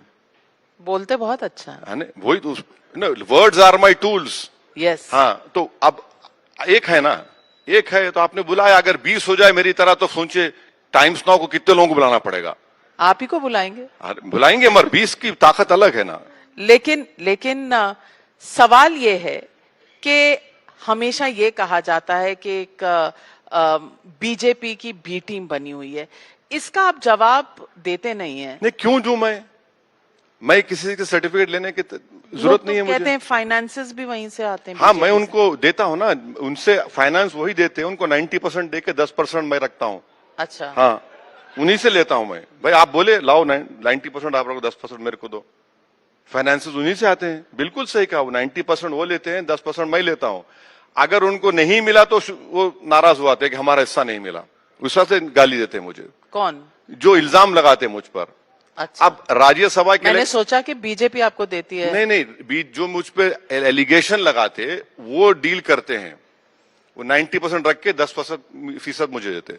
मैं आपसे ये भी पूछना चाहती हूँ कि हाल ही में आपने एक स्टेटमेंट किया, और उत्तर प्रदेश के कॉन्टेक्स्ट में आपने किया, आपके नेता ने किया ये कि एनकाउंटर हो रहे हैं और जो एनकाउंटर कर रहे हैं उनका भी एनकाउंटर होगा। आपको नहीं लगता कि इस तरह की भाषा से परहेज करना चाहिए? आप बिल्कुल सही कह रहे हैं। मैंने शौकत से बात की, उन्होंने कहा कि सर मेरा पूरा स्टेटमेंट नहीं डाल रहे हैं। अच्छा मैडम, यूपी की बात की, आप ये बताइए कि बाबा का विजन देखिए। आप बाबा का विजन देखिए कि उन्होंने क्या कि वी हैव, इंग्लिश में ट्वीट किया, एक्स पे डाला कि we have done an signed an MoU with an AI company to open a data centre worth 25,000 crore. तो हजरत ग्रॉक ने नीचे लिखा कि उसका 50 लाख का टर्नओवर नहीं है। बाबा ने कर दिया। एआई देखिए, उनका एआई देखिए। आप यूपी में भी इतने 10-12 सीटें लड़ने जाएंगे? नहीं, यूपी में हम लोग अलायंस करेंगे, अच्छा अलायंस करके। किसके साथ? वही जो मोहब्बत कहते हैं कि करते हैं पर करते नहीं है। नहीं, अलायंस होगा। किसके साथ? अब इतना जल्दी अब मैं अपनी राजनीति टाइम्स नाउ से कैसे करूंगा? तो बात फैसले हमको करने दीजिए। आप ही ने कहा कि हमारे मंच से बहुत काम हो सकते हैं। नहीं, हो रहे हैं ना, बिल्कुल हो रहे हैं। आप भी करते हैं काम किसी का, मैं भी करता हूं अपनी पार्टी का, सब अपना काम करते हैं। आजकल आपको एक शब्द से बहुत दिक्कत हो रही है। हाँ, धुरंधर। नहीं, वो शब्द ये है धुरंधर। हाँ, धुरंधर क्या पिक्चर है वो? आपने कहा बैन कर दो। नहीं, मैंने कहा वारिस पठान। नहीं, देखिए मैडम, मेरे पास टाइम नहीं है 3 घंटे किसी को देखने का। मैं चाहता हूं लोग मुझे 1 घंटे के लिए सुने। अच्छा, ये 3 घंटे बकवास क्या है, वो होता है क्या है, सिवाय गाली दो, आप वायलेंस को प्रमोट करो, और 3 घंटे के बाद आप निकल कर आप सोचते कि यार मैं इस मुसलमान को गाली दूं या ना दूं। अब वो क्या करेंगे उसका, वो देख के कौन देखेगा? मेरे पास ये गैर जरूरी, दुनिया देख रही है, लोग खुश हो रहे हैं। हम हैदराबाद में नहीं, हम हैदराबाद में बोलते कि प्यारे इन चीजों को दिल पे मत लो, गुर्दे पे लो, तो हम गुर्दे पे लेके छोड़ देते हैं उसको। तो इसको प्रॉब्लम है, ये बकवास है। ये 3 घंटे आप क्यों फिल्म नहीं देख सकते? राहुल गांधी को सुनना अच्छा लगता है? राहुल गांधी मैडम, अगर मैं 1 घंटा 2 घंटे दिन में मेरी बीवी को सुन लिया तो मौजा ही मौजा, बस वो उसकी फिक्र रहती मुझे। राहुल गांधी को नहीं, मुझे लीडर ऑफ ऑपोजिशन आप कैसे देखते? एलओपी है, हम उनकी रेस्पेक्ट करते हैं, मेरी जिंदगी के प्रायोरिटीज हैं। अच्छा, उस प्रायोरिटीज के तहत मुझे काम करना पड़ता है। तो उसमें राहुल गांधी प्रायोरिटी पे नहीं है? नहीं, क्यों होंगे? उनकी प्रायोरिटी उनकी पार्टी है, मेरी प्रायोरिटी मेरी पार्टी है। पर आप तो कह रहे हैं कि मोहब्बत वाले यही पार्टियां हैं। हाँ, हमको तेलंगाना में रेवंत रेड्डी से अच्छा चल रहा है अभी, अब तक अच्छा वो चल तो रहा कह रहे हैं Congress is Muslim, Muslim is Congress, तो आपका वहां क्या रोल है? कुछ भी नहीं, वो बोलते हैं, मगर हमारा उनसे अच्छा है। और उन्होंने तो आपका नाम तक चुरा लिया। वो कहते हैं कि आप क्या असदुद्दीन होंगे, वो है रेवंतुद्दीन। चलिए, उद्दीन तो हो गए, कंपटीशन कर दिया उन्होंने। नहीं, मगर उनको क्रेडिट देना पड़ेगा। मेरी कॉन्स्टिट्यूंसी में उन्होंने 2000 करोड़ का मेट्रो लाइन दिया। अच्छा। और उसका काम चल रहा है। एक 450 करोड़ का एक ब्रिज दिया उन्होंने। तो डेवलपमेंट के लिए हम बराबर उनसे मिलते, रिप्रेजेंट करते, और वो बड़े पॉजिटिव हैं, प्रोएक्टिव हैं, अच्छी चीज है। तो वहां पर आप वोट नहीं काटेंगे उनके? कहां पे? हम तो उनके खिलाफ भी लड़े रिसेंट म्युनिसिपल इलेक्शन में। ये कभी हाँ कभी ना वाली मोहब्बत कैसे चलती है? मंडे को मोहब्बत है, ट्यूसडे को नहीं है, वेडनेसडे को है, थर्सडे को नहीं है, ये कैसी मोहब्बत है? संडे के बाद अंडे आता है तो क्या करेंगे?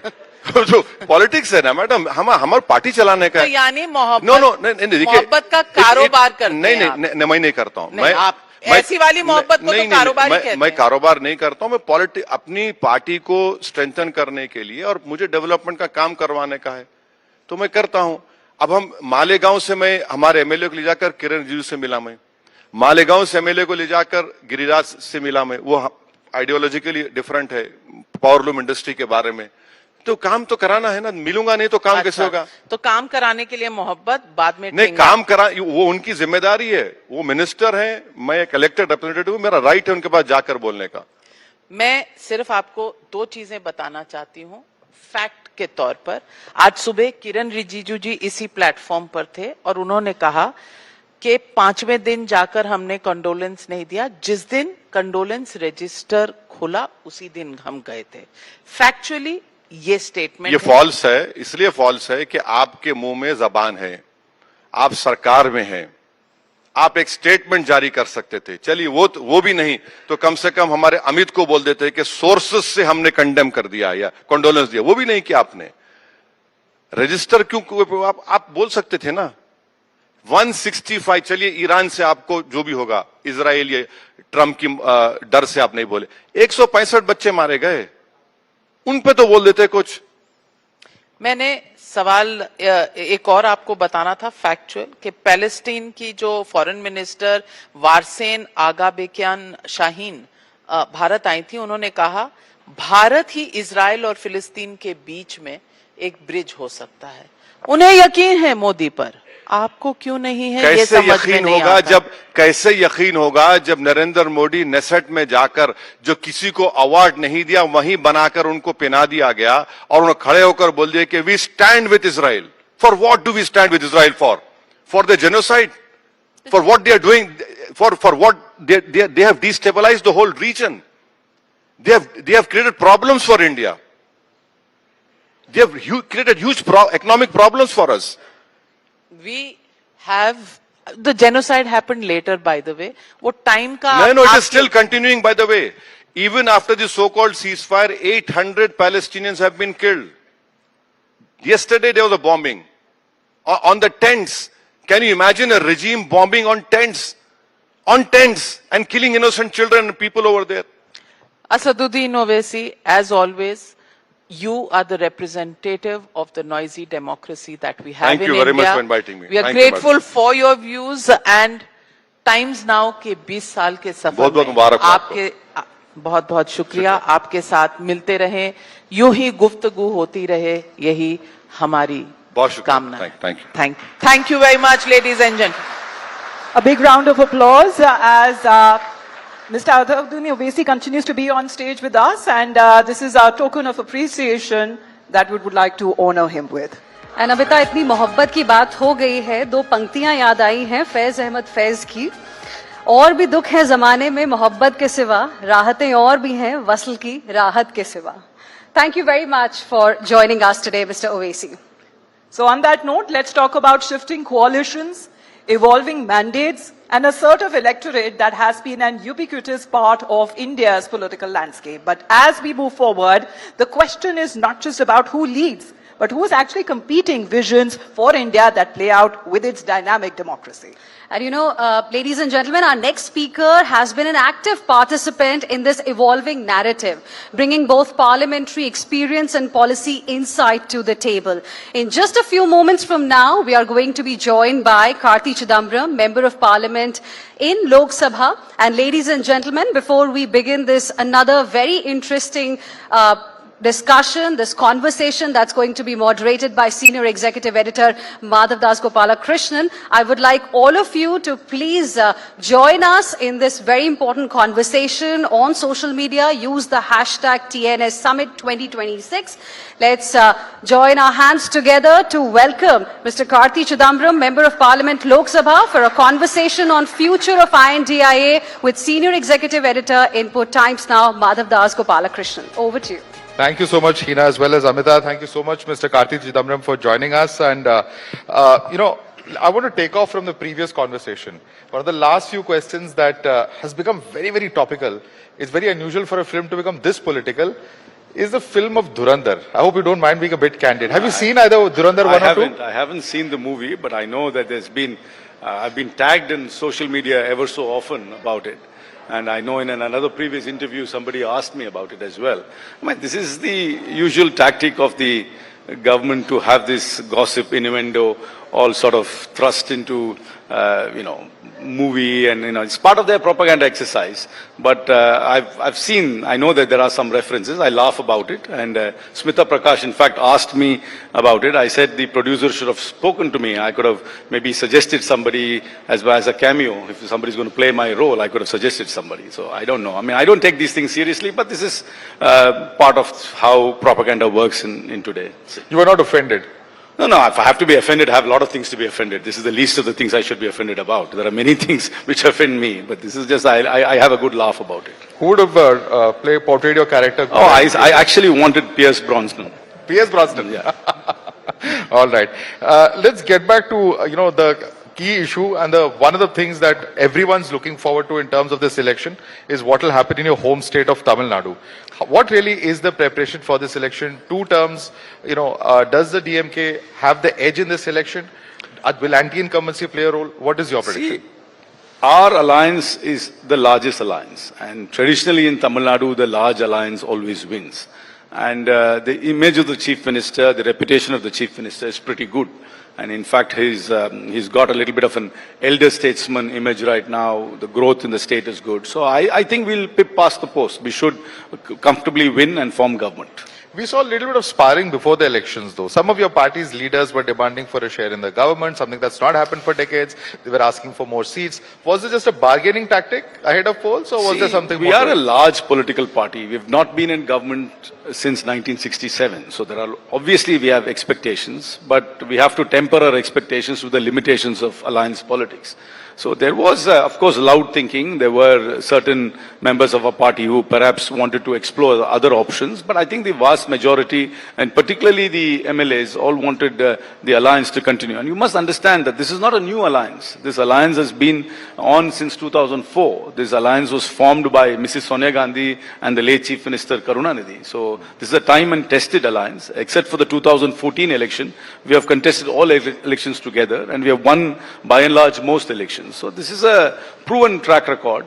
this alliance has a proven track record, and that there was not much of an appetite to look at other options, even though there were a few members who perhaps indulged in a little bit of loud thinking, which could have, led to some heartburn here and there. But it's all sorted out now. Our alliance is intact. Our, seats have been, and the number of seats have been agreed upon. And seat identification is going on now. We'll put up credible candidates, and we are very confident of winning the elections. Big X factor everybody talks about is Vijay. As a superstar, he's peaking, he's very popular. We've seen huge crowds. Will these crowds actually translate into votes? And who will he hurt more? Will he hurt the DMK or will he hurt the opposition? He's no doubt a popular movie star. He's got a large fan base.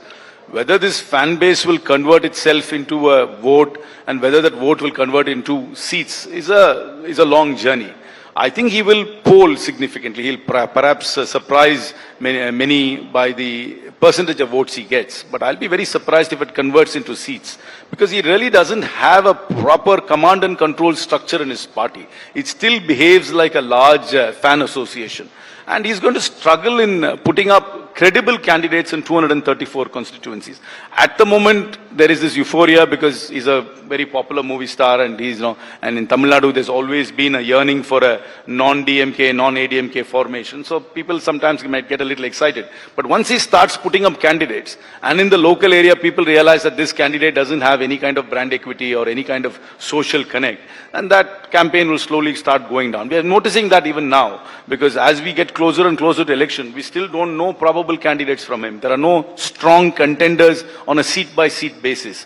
And whether they will have the resources, because to take on these two other large formations and sustain an election for 3 weeks is a tough question to answer. It would have made more sense for him to ally with one of the. I'm not here to advise him. I'm not here to advise him. Many movie stars have attempted to come into politics, and many have failed. And in fact, it's a myth in Tamil Nadu to believe that movie stars succeed in politics. Except for M.G. Ramachandran and Jayalalitha, every other movie star's foray into politics has been a misadventure. And even in our neighboring state, except for N.T. Ramarao, because that was in another era, everybody else has eventually embraced the coalition strategy for politics. So going alone, purely based on your box office popularity, has not necessarily been a formula for success. Do you see parties wooing him at least post-poll, if not pre-poll? No, it all depends on if you have seats, yes, you'll be in demand. If you have no seats, nobody will even pay attention to you. And I can't see seat conversion happening, because in a three-way contest, he needs to touch a certain threshold to convert seats. And I've not seen any data suggest that, and that's not the feedback I'm getting from my social listening or by interacting with my own party members. Right. So this whole thing about him cutting across various alliances becomes secularly. He will definitely secularly get votes, and he's also going to get a part of the anti-incumbency vote. There is an anti-incumbency factor. There's always an anti-incumbency factor against any government, and that, in my opinion, helps us. The fact that he will take away some of the anti-incumbency votes, which is naturally votes which don't come to our formation, which would have gone to an opposition. Since the opposition is divided, and as Pranoy Roy always says, there's something known as IOU in politics, Index of Opposition Unity. If the opposition is divided, the ruling party, the ruling formation has an advantage, and I think we'll take that advantage. Right. Coming back to your alliance, you wanted 45 seats, the DMK only gave you 28. Is there some heartburn? See, this kind of, as I said, expectations have to be tempered with limitations. Every political party wants to maximize their opportunity to contest elections, and a large political party will have probable candidates in pretty much in every seat. This is natural, this is normal. This kind of negotiations, this kind of throwing up numbers, this kind of tempering it down, it's all part of in any coalition negotiation. This is not unusual, this is not happening for the first time, but eventually everything settles down. Now we will identify seats, we'll put candidates, we'll run a robust campaign, and we'll get on with winning the elections. Right. You're also chairman of the campaign committee, as well the manifesto committee, I beg your pardon, of Tamil Nadu Congress. What is it that you're going to, promise as far as? To be honest, nobody reads manifestos, So and we are not going to be the governing party of Tamil Nadu. We are an alliance with potentially the the party which is going to form government. At best, this can be a roadmap for the issues which we will raise. I intend to bring out a manifesto in a postcard size, so that there are only a few points which people will be able to absorb and, and be able to sort of, the party will be able to intone it regularly. And this could be issues which we will raise consistently over the next 5 years. I mean, I don't think anybody is looking forward to the Congress manifesto as some sort of blueprint for governance, because we're not going to be in government. We're hardly contesting 28 seats. So this is going to be, what I've already told my party is, we are going to highlight issues which will affect the common person, and which are issues which we can raise consistently over the next 5 years, whoever is in government. Very interesting point you've made over the postcard.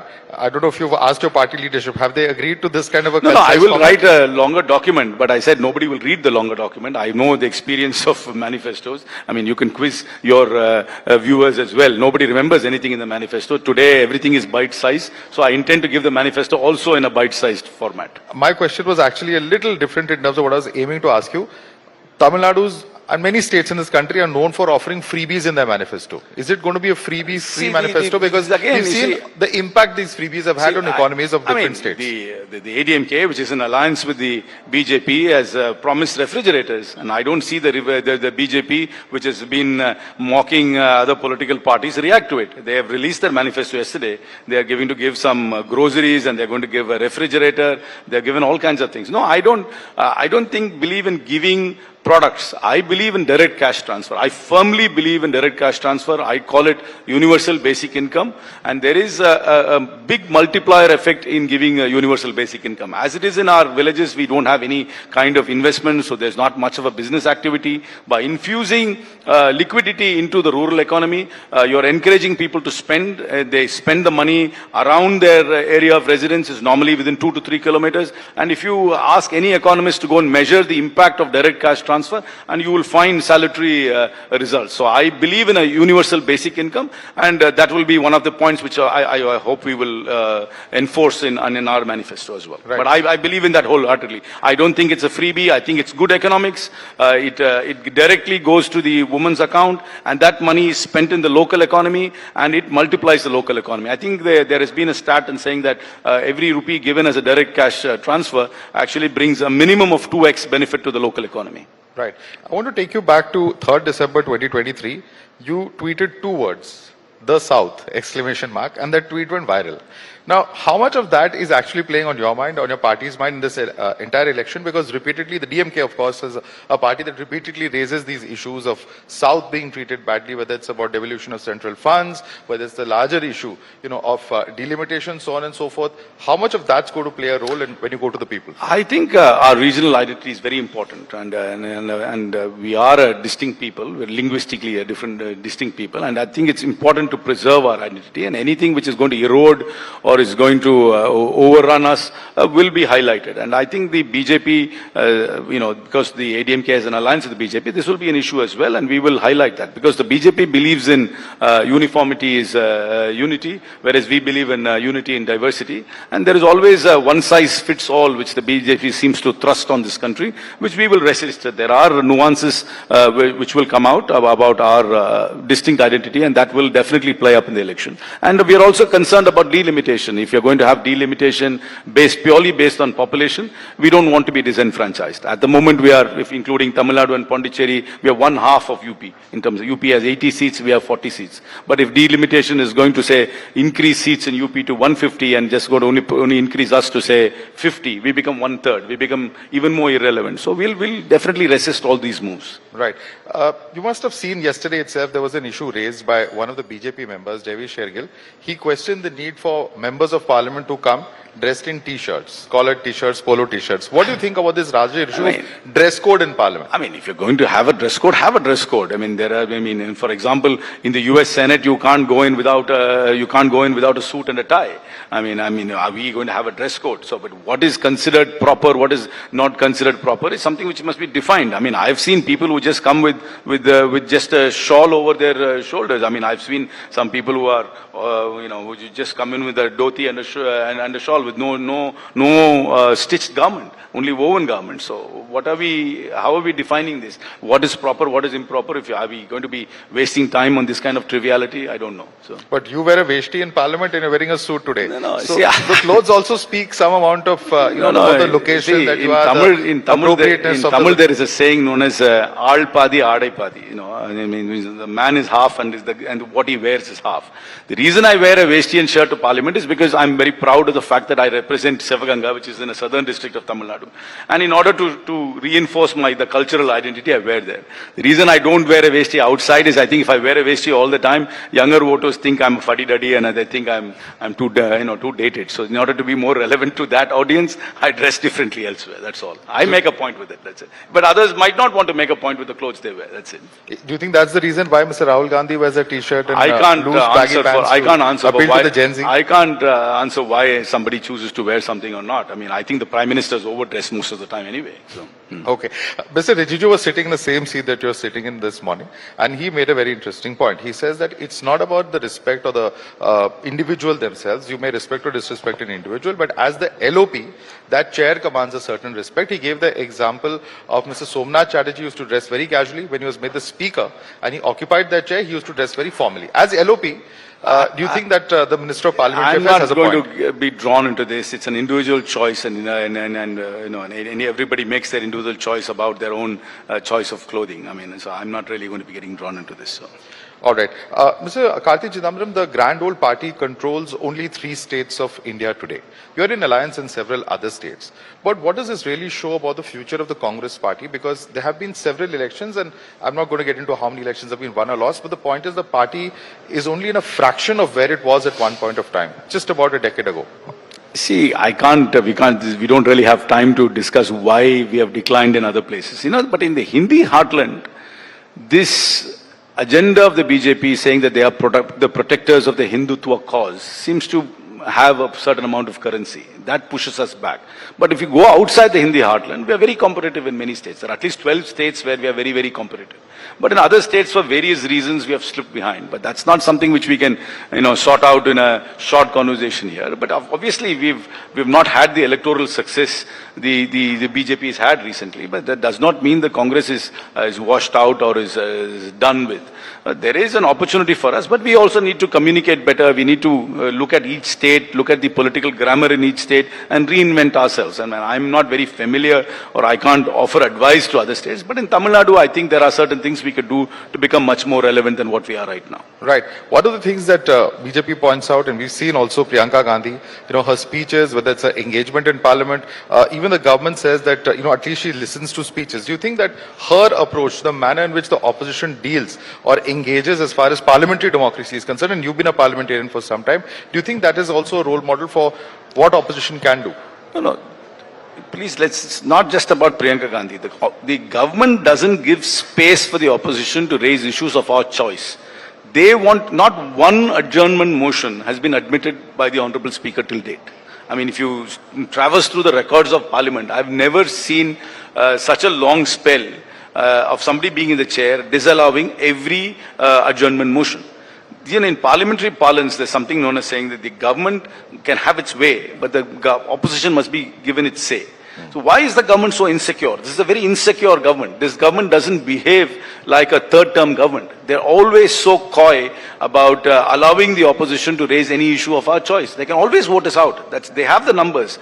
Because they have the numbers, that's why they are in government. But why do they always stifle us and not allow us to raise issues which we think are important of the day? It's a judgment call we are making. We will raise that issue.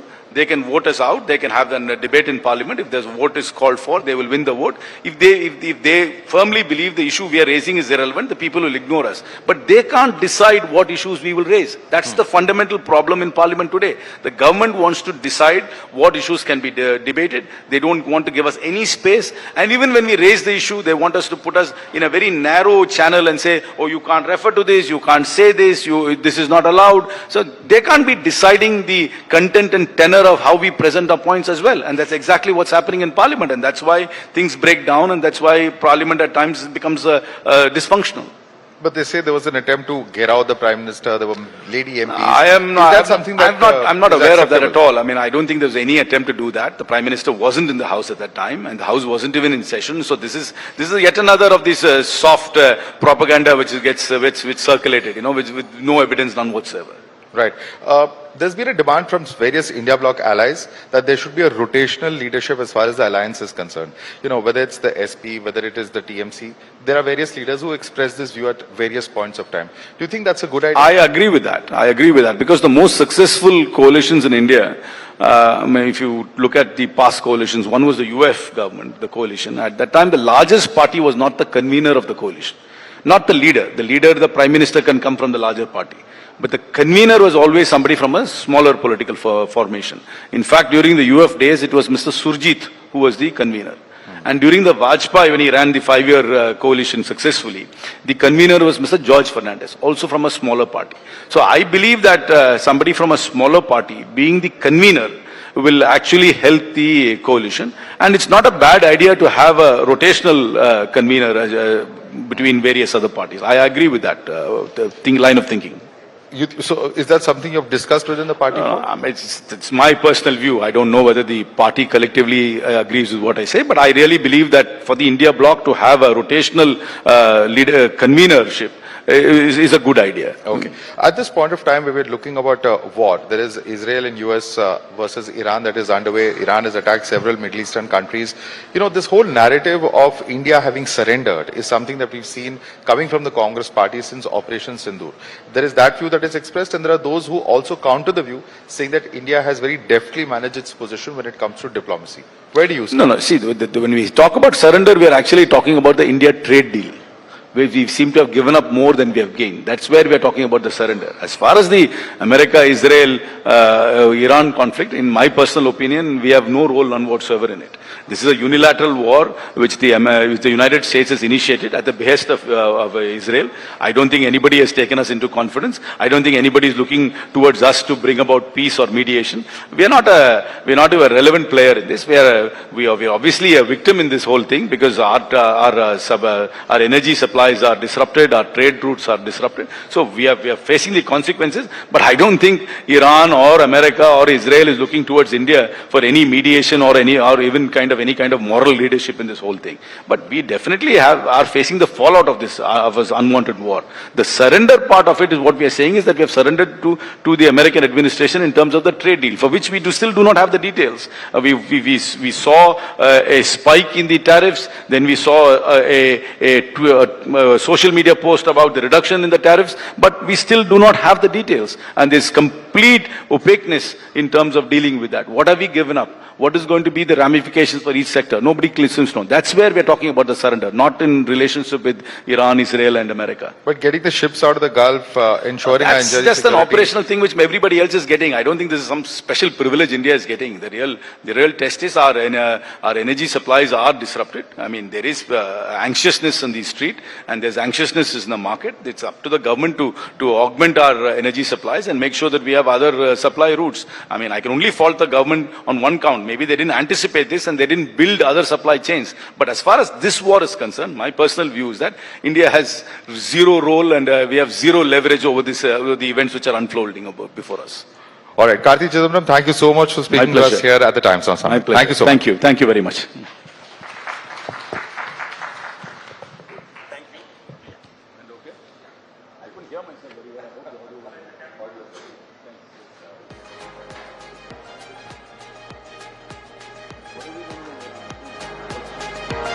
Thank you very much, Mr. Chidambaram. Madhav, request you to present, sir, with a token of our appreciation. Big round of applause, ladies and gentlemen. This has been a very insightful conversation that we have had with Mr. Karthi Chidambaram. Thank you very much, Mr. Chidambaram. All right, so as we talk about India's AI journey, well, Hina, that has been quite phenomenal. And the recent AI Impact Summit was also a great showcase of our country's tech prowess in this field. In fact, AI has now become part of our daily lives, right from clearing cases in courts to communications, and it is literally reshaping economies and governance. You love it or you hate it, you can't ignore it. That's the future, artificial intelligence. Now, Amita, our next guest is that dynamic leader driving India's digital transformation and integrating cutting-edge technologies in governance, especially in the northeastern part of the country. It is our honor to welcome Shri Jyotiraditya Scindia, Minister of Communications and Minister of Development of the northeastern region, for a conversation on navigating the AI revolution with Madhav Das Gopalakrishnan. Over to you. Thank you so much, Hina, as well as Abhita, and thank you so much, Mr. Scindia, for joining us. Let me begin with the one question that's on many people's minds. We're in the midst of a huge technological transformation. As the Minister for Telecom, we're shifting from 5G to 6G. What exactly is this going to entail? What would you like to tell the people in terms of the huge opportunity, the democratization? Because, you know, what's really this technological change is going to drive? So let me take a step back, Madhav. First of all, it's great being here at the Times Now Summit. It's become an annual fixture on my calendar. So congratulations to you, and thank you for having me. 6G is something that's on the anvil. The process is being rolled out today with regard to global standards on technology, interoperability being laid out. That is being done both at the ITU, the International Telecommunications Union, and 3GPP, both standard-setting bodies for the world, have been so for 2G, 3G, 4G, and 5G, and now on to 6G. We see those standards and the rollout happening only by 2030. So we are still in the ideation mode, if you will. But the big difference here is that India was nowhere on the table with regard to global standards setting for telecom on 3G or 4G. We made our first foray on 5G when on 5GI we submitted a proposal for ubiquitous connectivity across the world. And this time around, as far as 6G is concerned, we are partners on that round table. This is the first time in the history of independent India that India today is on the standard setting table for telecom technology that's being rolled out. We've set up, as you're probably aware, the Bharat 6G Alliance, which was put together, the vision that was put together by Prime Minister very, very early, when even 5G had not been fully rolled out in 2023, post-COVID. And the B6G Alliance was constituted in 2024 with 14 members to start with. It's now grown to 85 members. And who are these members? There are people from the entrepreneurial world, from the academia, IIT professors and such, from industry, telecom service providers, original equipment manufacturers, and across the board. And these 85 individual constituents have been divided into 7 working groups. So we've got issues that we are handling where we're going to contribute to standard setting from spectrum all the way till sustainability and green energy applications and uses of 6G. And as of date, our commitment is that we would like to contribute 10% of patents, global patents, for 6G. And as on date, over the last 4 years, we have contributed close to 4,000 patents already under our belt. It's the first time that India has ever been on that standard setting table. Now, what will 6G do? And I think that's extremely important to understand in layperson's terms. So what you have in terms of 5G is higher speeds, lower latency, and a thicker pipe through which more content can go through. What 6G does is that it exponentially improves the speed, brings down the latency to milliseconds, and also provides a much broader pipe. So take, for example, I had a health camp in Gwalior Chambal about a week ago, where we had doctors come in from across the country, and we did a robotic surgery. Now, the robotic surgery was done close to about about 20-25 feet away from the patient. And I had the honor of actually witnessing that robotic surgery.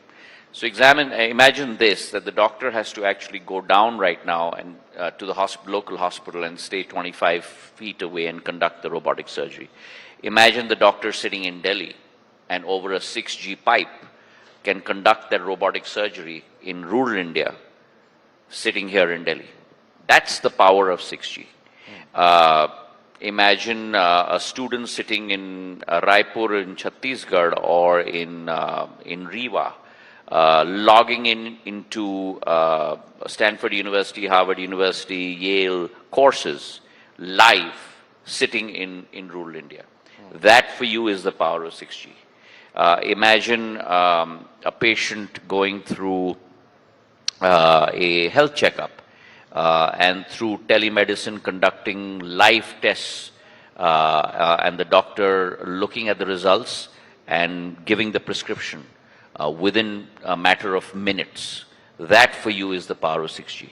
So there are tremendous applications that we can look at.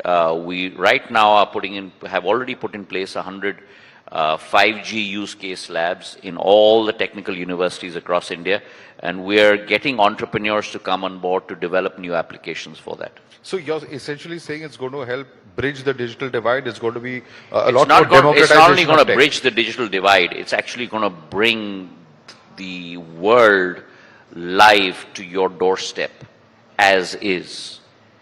So one thing is to be able to statically connect digitally to the world. The other is to have applications come to your doorstep as you have, as opposed to you having to go to avail of those services in far off places, actually happening at your doorstep. All of this is also happening the backdrop of AI being rapidly adopted. How much of this 6G application, will have an impact as far as AI and taking it forward? So let me explain that. What telecom infrastructure is it's the carriageway and it's the guardrails.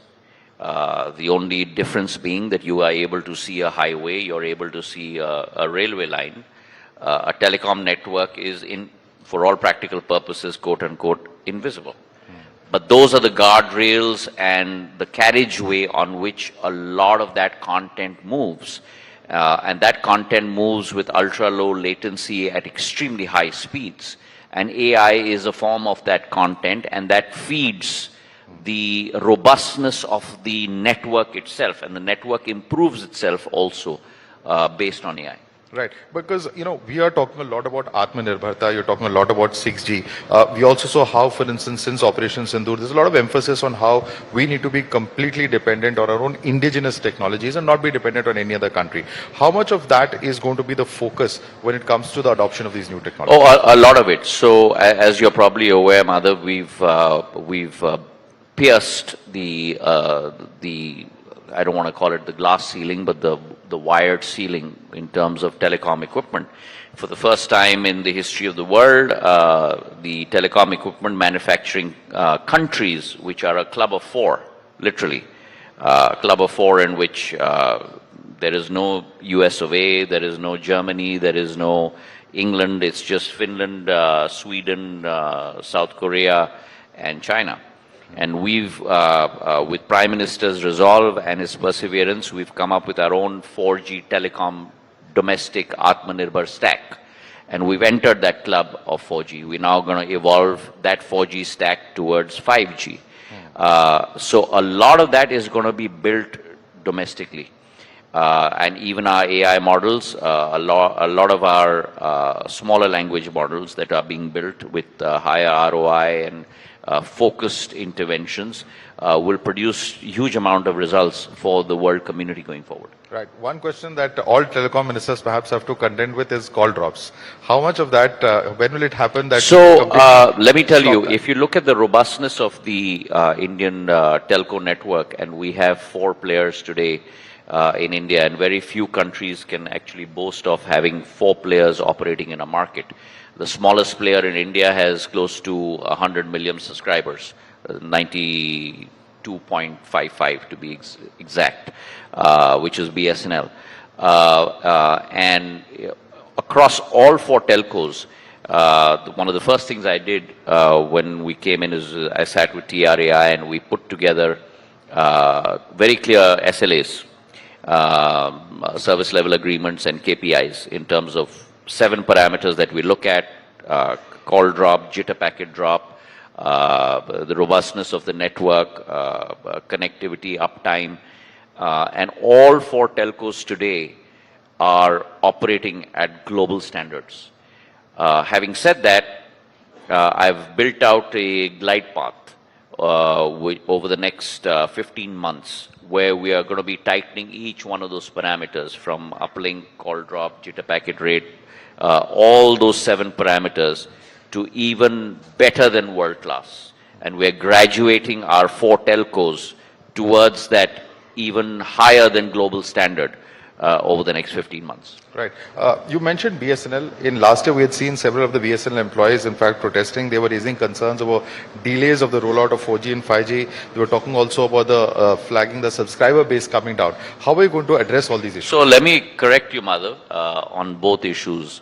First of all, we have the reason why the rollout of 4G has taken a lot of time is because we've come up with our own Atmanirbhar stack. Countries across the world haven't done it. India did it in 22 months because Prime Minister was very clear: if BSNL has to roll out 4G, we are not buying foreign equipment. We're doing it on the basis of our own equipment. And ladies and gentlemen, today 100,000 towers of BSNL are radiating and are on the ground, on air, radiating 4G signal on our own Atmanirbhar stack. Basis that, we are now looking at expanding that network. So 100,000, 98,000 towers to be exact are pretty much done. We're trying to expand that to another 50, 60,000 towers. Ensure the robustness of that network, and then very quickly switch to 5G. Switching to 5G is not going to be as difficult as coming up with our own Atmanirbhar 4G stack, because you need to put in additional BTS, you need to redefine the core software a little bit, and your system is up and rolling. The second point that you made was with regard to? One was the rollout of 4G technology. We were also talking about other issues. In fact, the subscriber base sort of... so the subscriber base, yeah. So I'd like to create that fallacy as well. In June 2024, we had 8.55 subscribers, 8.55 crore subscribers. Today, we have 9.27 crore subscribers. So the subscriber base has gone through a process of accretive growth as opposed to dilutory growth, which was the case earlier on. So we're winning back the confidence of our customers. Of course, CRM solutions have to be extremely robust. Customer SAT scores have to be monitored on a regular basis. And we've put in place systems to be able to do that. I'd also like to tell you that BSNL, after 18 years, the last time BSNL made a quarterly profit was in 2008. After 18 years, in 2007, in 2025, October to December, we made our first quarterly profit of 262 crores. Net, I'm talking about net profit, not on an EBITDA basis, not an operating basis. Net profit of 262 crores, and the following quarter, 280 crores. On an EBITDA basis in 23-24, on an operating margin basis, we made close to about 2,395 crores. So we are now spinning out cash. 24-25, that grew to 5,100 crores. And my hope is this year, which closes next week, on the 31st of December, Tuesday next week, we should increase that 5,000 crore operating profit by double-digit figures in fiscal 25-26. But that brings me to my next question, which is about to ask you, because you've ruled out privatization of BSNL. Now, many would have argued that this period in which you're talking about the profitability, that during that period there was also heavy losses that were incurred, and this is ultimately taxpayer money that would have gone into BSNL. No. So I need to, again, I need to explain the principles of financial accounting. Okay. So, telcos, today BSNL, as I mentioned to you, is throwing out cash of close to about 5,300 crores, which means what? I have a huge capex plan in place for the next 5 years. Why? Because I got to compete against the big boys. I need to increase my customer base. In order to be able to do that, I need to put in CapEx. I'm going to be funding a lot of that CapEx through internal accruals. And where are those internal accruals going to come from? They're going to come from my cash surpluses, which I'm generating through my operating profit. When you go from the EBITDA operating profit line to your bottom line, you're talking about interest costs, you're talking about depreciation. Now, last year, we put in place the highest CapEx in the history of BSNL, close to 20,000 crores worth of CapEx in one single year. What does that mean? If you take depreciation on an SLM, straight line method, and you take a very simple calculation of back of the envelope 5%, you're talking about close to about 1,500 crore hit, non-cash hit to your bottom line. So even though you make an operating profit, you may make a net loss, but that's a non-cash loss. So I think it's important to be able to understand that from an accounting perspective. No, because it's the government that talks about, maximum governance, minimum government, which basically means that government should I'm not be in telling the you, business of business. I made 5,395 crores of operating profit last year. I hope to increase that by double digits. Now do the math. Right. I'm just going to quote the TRA chairman, Mr. Lahoti, who said that AI is central to telecom powering, self-optimizing networks, predictive maintenance and cybersecurity. How is the government going to shape this framework, which includes, areas such as data privacy, ensuring that there are no network vulnerabilities, basically securing the networks of users? So we are already using AI. So if you think AI is something that is going to be put in place over the next couple of months, a couple of years, it's already in our system. It's embedded in our networks. We use AI to be able to source spam calls. We use AI to be able to source fraud calls. We use AI in Sanchar Sathi, which is our app, to be able to detect fraud. We use AI in our financial fraud risk indicator, which has been appreciated by RBI and it's been mandated by all banks across the country to be used. We used AI in Astra, which is our AI-based recognition technology, which identifies a single person with multiple SIMs. And let me give you an example. So we had Madhav Das, who went around getting SIMs on his name, and we had one individual, Madhav Das, who had close to about 95 SIMs on his name. And the only way we could get that catch Madhav Das is because we used AI to be able to source that. So AI is a very much already a part of our networks, Madhav. Right. But, this is how serious a problem is this? How often do you find these individuals, a lot of fraud, a lot of security? Recently, when there were Pakistani individuals, let me give you an example. So with Sanchar Sathi, we have detected and shut down close to about 2 crore WhatsApp connections. And again, Sanchar Sathi is one of the biggest successes in this country. Why? Because it's a citizens' movement. It's an application that's out there, but the only information we get is through Jan Bhagidari.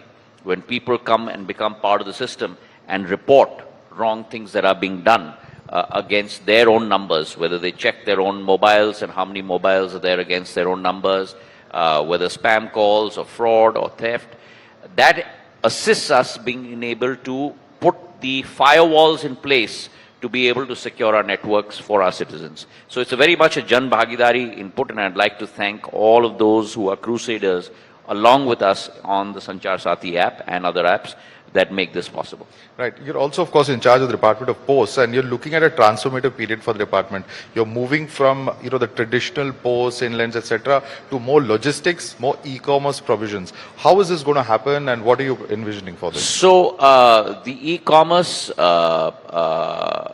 market in India is just going to exponentially grow. We are today at close to about 11 lakh crore market, which is going to grow to over about 30 lakh crores by 2030. E-commerce is going to be pretty much de rigueur of a part of our lives. And if you look at the capability of providing that service to every single citizen across our country, there is no other logistics network that's better than India Post. Why? Because we have 6.5 lakh villages in our country, and we have 1,65,000 points of presence of India Post. It is my Grameen Dak Sevak and his value of trust and being able to deliver, that is uppermost in citizens' mind. So we are using our network to be able to deliver goods across the length and breadth of India. On the 17th of March, we unveiled 3 new products of India Post. 24 Speed Post, which ensures that your Speed Post letter will reach in 24 hours. That's our commitment.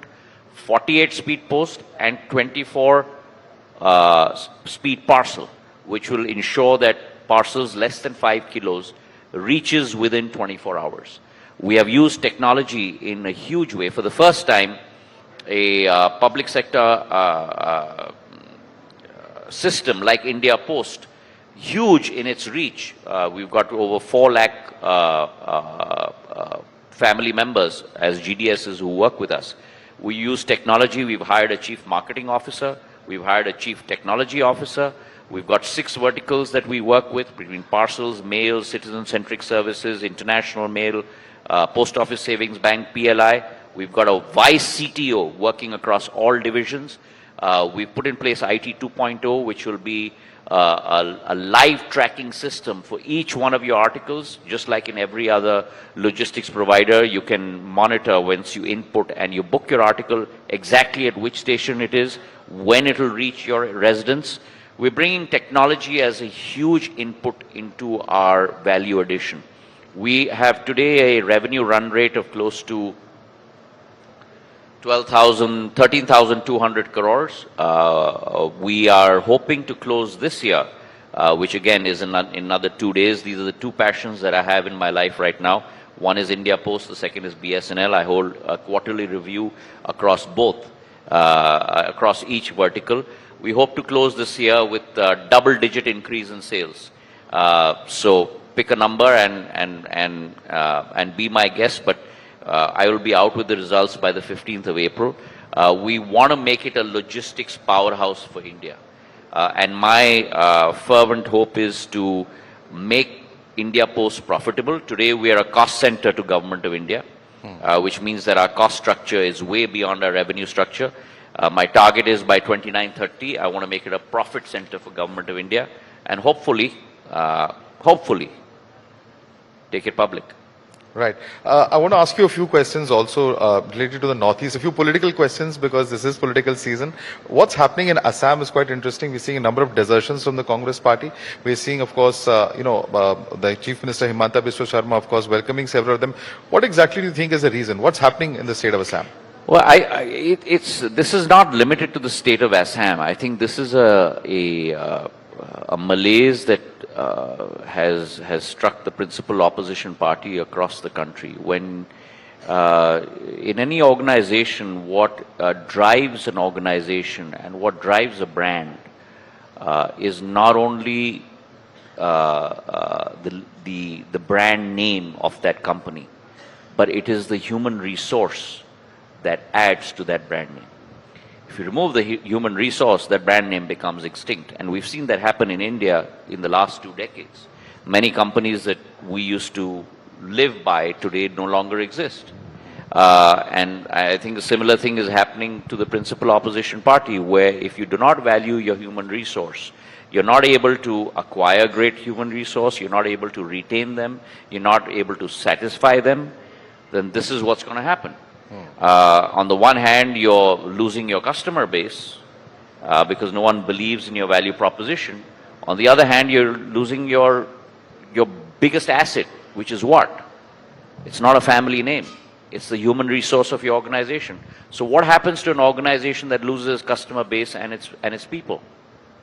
But, there's a counter view. The counter view is that, obviously you're going to be dropping a few names. People, there would be disappointment within the party for the tickets that are being given to those who come in from outside. No, this is not about, you're missing the wood for the trees. This is not about cutting tickets and dropping a few names. That's par for the course. That happens in every state election, in every general election, across every single political party.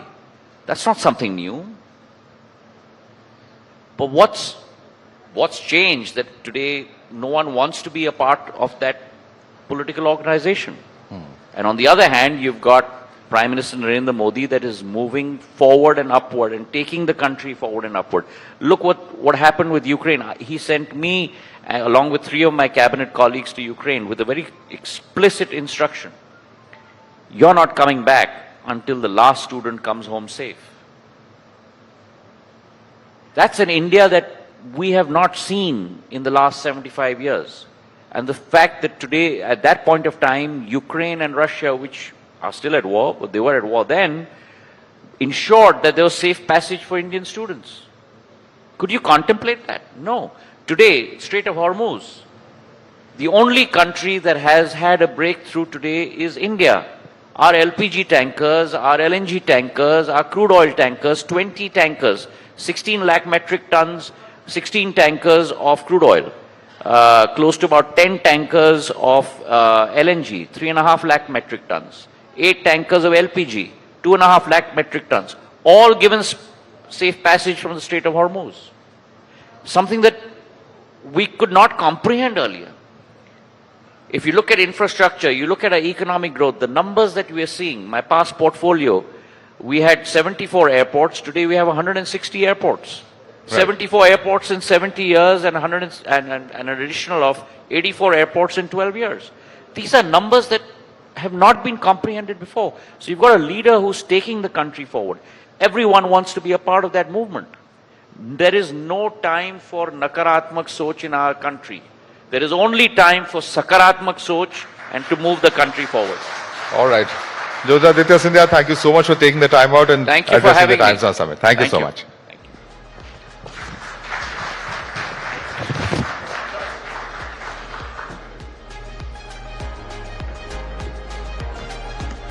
Thank you so much for joining us today, and we would like to invite on stage our CEO, Mr. Ashish Sehgal, and he will be presenting Honorable Minister with a small token of our appreciation. Ashish Sehgal, CEO, Times TV Network and Chief Growth Officer, Times Media and Entertainment. A big round of applause, ladies and gentlemen.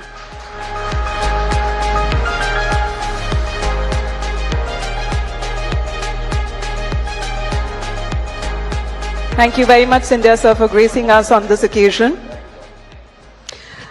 Ladies and gentlemen, furrowed in the midst of war, Iran is at the cusp of defining the future of West Asia. In this time of unrest and war that we are witnessing, ceasefire and resolution are not mere words. They are dependent on actionable outcomes. Absolutely, and talking about this very issue, because this is the burning issue that dominates the headlines today, and joining us here on stage would be the Deputy Representative of the Supreme Leader of Iran, Dr. Mohammad Hossein Ziania, who is going to be in conversation with Madhav Das Gopalakrishnan on the very topic of what's the way forward for Iran. Let's welcome him on stage. A big round of applause, ladies and gentlemen.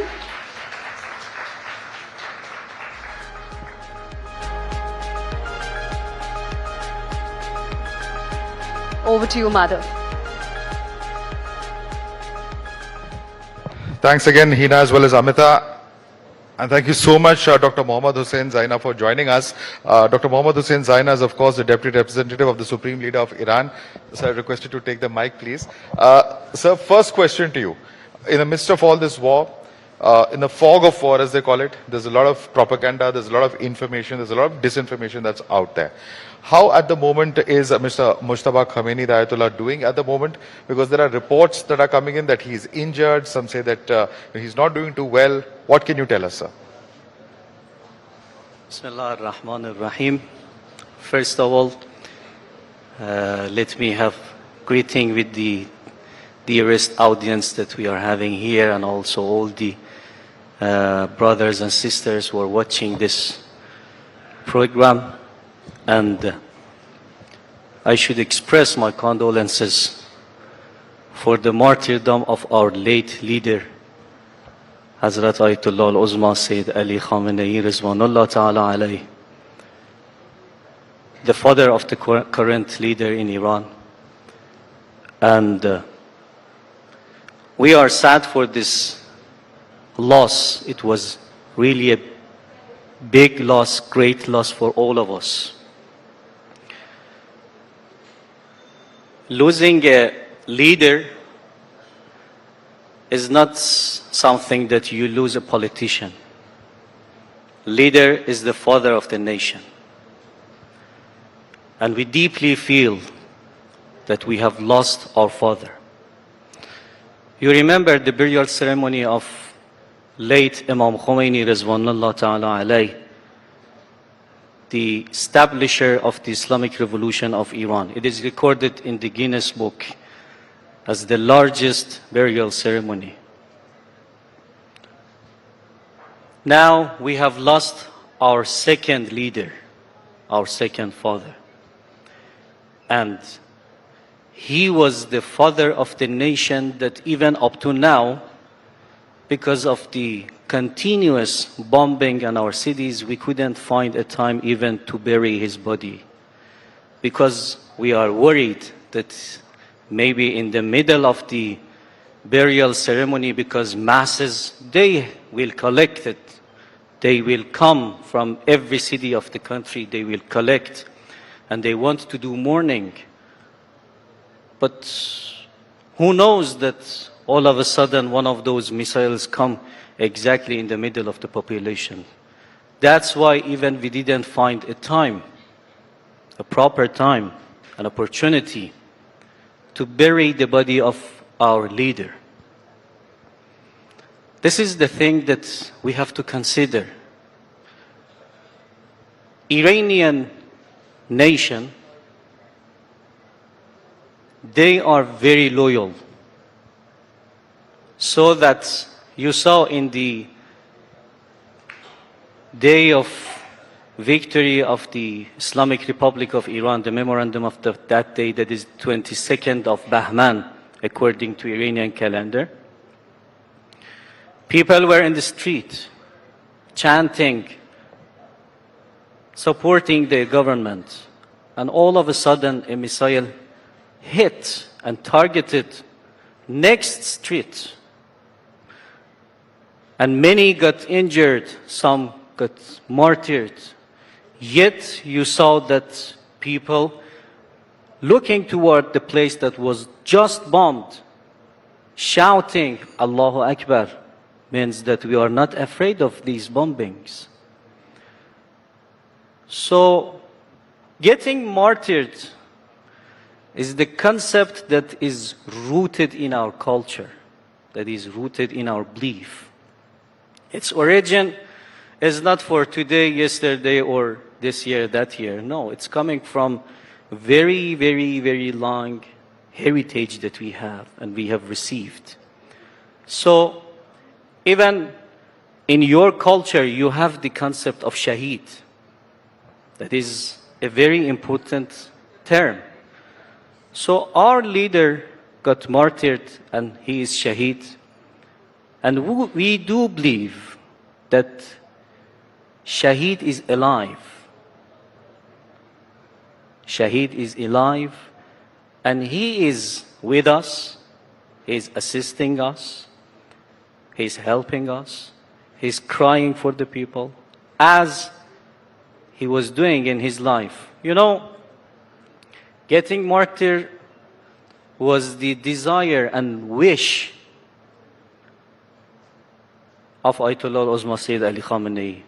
I think some of the audience here, they remember when the burial ceremony of our great General Qasim Soleimani, Rizwanullah Ta'ala alayh, was on process, and Ayatollah Uzma Sayyid Ali Khamenei was leading the prayer. He was asking Allah subhanahu wa ta'ala, his God, in that prayer, full of tears. His face was full of tears. And he was saying, وَارْزُقْنَا الشَّهَادَةَ فِي سَبِيلِكَ يَا مَوْلَاي. Oh my Lord, please give me this shahadat on your way. So his prayer was accepted by the Almighty Allah subhanahu wa ta'ala. And it shows that the Almighty Allah subhanahu wa ta'ala loved him, that accepted his prayer. So, you know, we are not afraid of martyrdom. we love martyrdom. This is the concept that we have to consider. No, the reason I asked you this question is that both US and Israel says that Mr. Mujtaba Khomeini has not been seen since those strikes took place. So someone over here in touch with him, has anyone spoken to him? How is he doing? Is a very important question that people would like to know. Everything is having its own process. When you want to find someone, maybe you can ask other people that's why he is not here, he is there. So Iran has, the system of the government of Iran is showing that the leader is doing its role very good. And he is guiding and giving the guidelines for the nation. That is the role of the leader in Iran. And it's, it's done and it's, going on also. So we have no concern about this.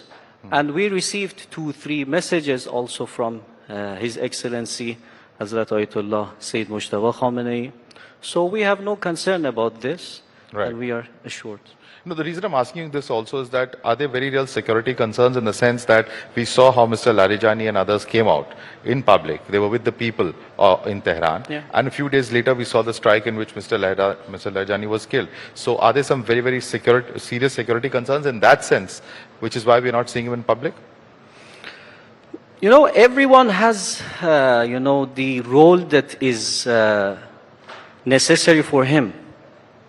When Shahid Larijani comes to the street, he had to do this for the mission and for the responsibility that he was feeling about, nation. But it's not like that everybody who comes to the street is killed. No. The head of judiciary power, Ayatollah Ejei, he was there. Many other people, I do not want to name the figures who are coming to the streets in Iran. In the system of Iran, the officials feel that they are with people. They are from people and they are with people. So they come, they have meetings, they have talks, they have, they deliver lectures. But sometime in the middle of the war, maybe this figure comes more to the public, that one comes less to the public, and this is very normal. For example, in different countries in the middle of the war, everyone comes to the street and have a public lecture. Right. But, there's a reason I'm asking you this question, because a large number of the leaders, have been killed in these recent strikes. Now, the question that many are asking is who's in control of the regime? Is it only Mr. Mujtaba Khomeini? Is it Mr. Pezeshkian, the president? Or does IRGC now have a major say in how the regime is being run in Iran? There are some very important concepts that we have to consider. First of all, Iran is a great country that is having its own government that has been chosen by the people of Iran 47 years ago. And this system, this government that is called sometimes in the media as regime, is a system and government that has been chosen by the nation of Iran in a very, very clear election in 1979 revolution. And from that moment on, almost more than 50 elections, I mean major elections, I'm not talking about, small elections that, in this district, that part, no. More than 50 elections have been taking place in Iran. And we had our officials being chosen by the people. So this is the first issue that we have to consider. Second of all, when a system is like this, it cannot be like that, okay, this man all of a sudden comes and usurps everything and now he's controlling the country. No, it's not like that. If it was like that, as you mentioned, some of the officials in Iran got martyred, assassinated by foreign attacks. So if the country was only relying on their decisions, then this country definitely had to collapse. But you see that it's almost a month that we are defending ourselves. So that's the point that I need to mention, the third very, very important point, and that is Islamic Republic of Iran, this country, is relying on its nation. Every individual person of this population, 90 million population, feels himself or herself responsible for the country. And they think that we have to defend our country.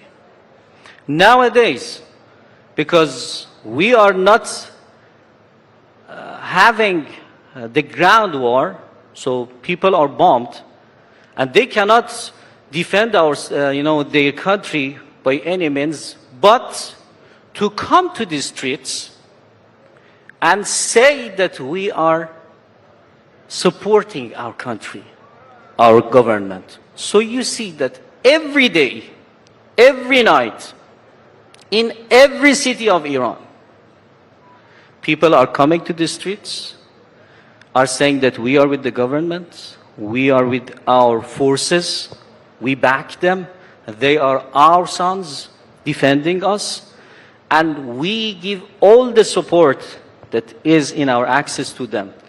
So this is the way that the Islamic Republic of Iran is working and is going on, and every day its future, as you see, in this 47 years, year by year, day by day, month by month, you see that it's going forward and it's receiving more success also. But, we had seen similar protests take place. We all know what has happened as far as Mahsa Amini is concerned. We've seen even in January, some protests that were happening. Are you saying that the US bombing has even ended that dissent against the regime which existed until a few months ago? Excuse me, I again received the term of regime, and that's why I'm, insisting on this term, that this is not a regime. Calling a government, a country, a regime is something that is just, it comes to media only, it's not a professional word for a country. The anti-government protests, we can say. There were some protests that took place. You would also admit, because there was huge amount of, police action to try and quell those protests. Are you saying today that those protests, those who were on the streets, are today in support of the government following these strikes? Exactly, that is the point that I'm saying, yes. And that's why I say that Iranian nation are the ones that are keeping this country, alive, and are trying, doing their best to support their country. Before 3-4 months, we had some unrest in Iran. What was the reason of those unrest? Economic problems. From where these economic problems was occurred in Iran economy? From sanctions. And these sanctions, from which side they have been posed on our country? So, yes, people had concern. People, they came to the street. Even our late Supreme Leader, he clearly stated that this is our people's right to have some protest. They are not feeling well about the sanctions that we are tolerating. But to the moment that it was a discussion between government and the nation, people were giving their word, and government was listening to them. But all of a sudden, some, let me say, people or troops that were supported from outside of the country, they penetrated the country and they targeted people. Penetrated from where? Yeah. Where did they come from? We are attacked nowadays by which countries? They sponsored the protests? US and Israel sponsored the protests, you're saying? Definitely they were sponsored from outside. And they were thinking that, okay, having this unrest, because we have put sanctions on Iran, and now people are having some unrest. They want to protest.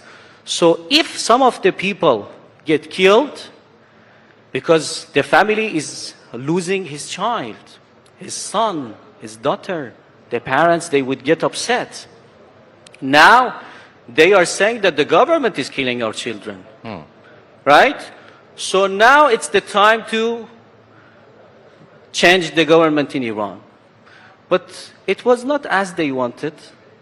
Yes, we lost our brothers and sisters. But as you saw, our government is there. Iran is there. The country was peaceful. And when they understood, these foreign powers, they understood that this is useless. Right. But then they decided to attack.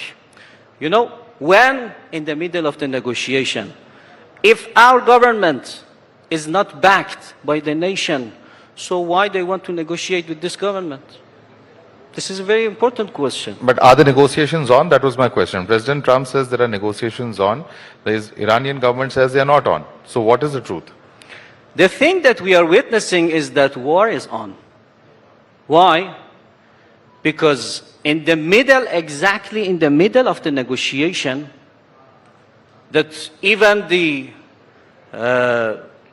foreign minister of the countries that they were involved in the negotiation, they were negotiating with us, they clearly announced, everyone from Oman, from different countries, they announced that negotiation is going forward and everything is good. And all of a sudden, what happened? We were targeted. So, from our side, we think that to the point that there would be a guarantee about this issue that our country, our people, our nation, our students, our children, our hospitals, our resources would not be attacked by foreign powers. Again, this is the time that war is on, because they are attacking us.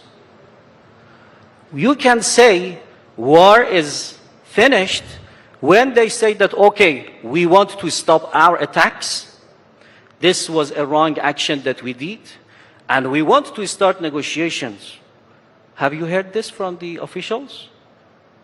They want just to say that, okay, we want to, negotiations is, on the process. With whom? Please give the names. None of the officials in Iran, they are saying that we had negotiations.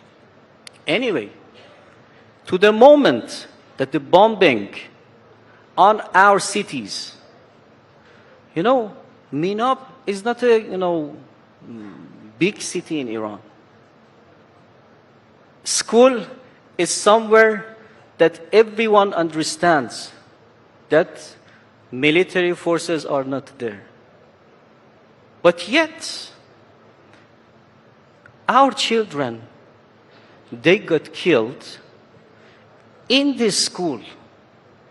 When the school is full of the students, sometimes you target the school when the students are home, but sometimes you target this school, the students are there, you target it, some of the students get killed. The principal of the school called the parents, come and collect your children, they are not safe here. And after 15, 20 minutes, you target the same place again. This is the war that we are having. This is the negotiation that they are having with us. This is the oppression that they want to put on our nation, and they say, please accept it. This is our gift to you. So So the no sign point of a that this ceasefire is likely? continued, it The cannot fighting be... is not likely to end anytime soon. Is that what you're saying? Sorry? There's no likelihood of a ceasefire or the war ending anytime soon. Is that what you're saying? We are completely ready for ceasefire. We are completely ready for ceasefire. But when it will be, we don't know. As we were not aware about the moment that war was started, because we didn't start the war, we are not aware about the moment that they want to stop this war. When they want to finish this bombing, when they want to finish this oppression, when they want to finish this massacre, when they want to finish targeting people. This is the time, this is the point that it should be asked from them. That you started this, now when do you want to finish it? It's almost a month.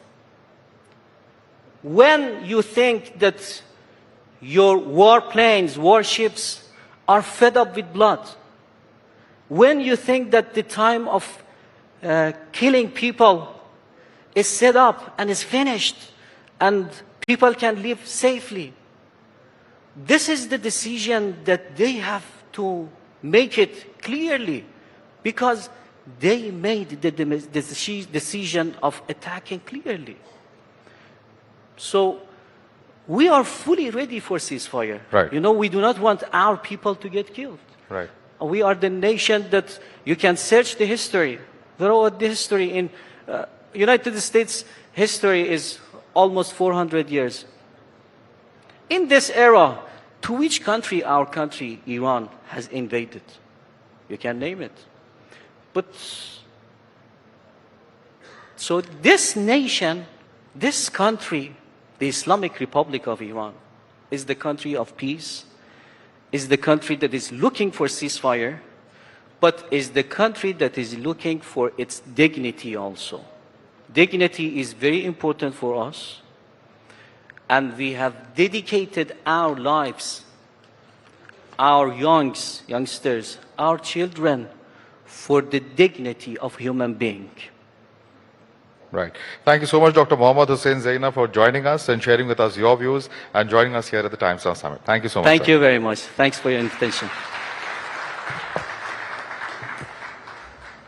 Thank you very much, Dr. Ziania, the Deputy Representative of the Supreme Leader of Iran, for joining us here on stage. And please do accept a small token of our appreciation.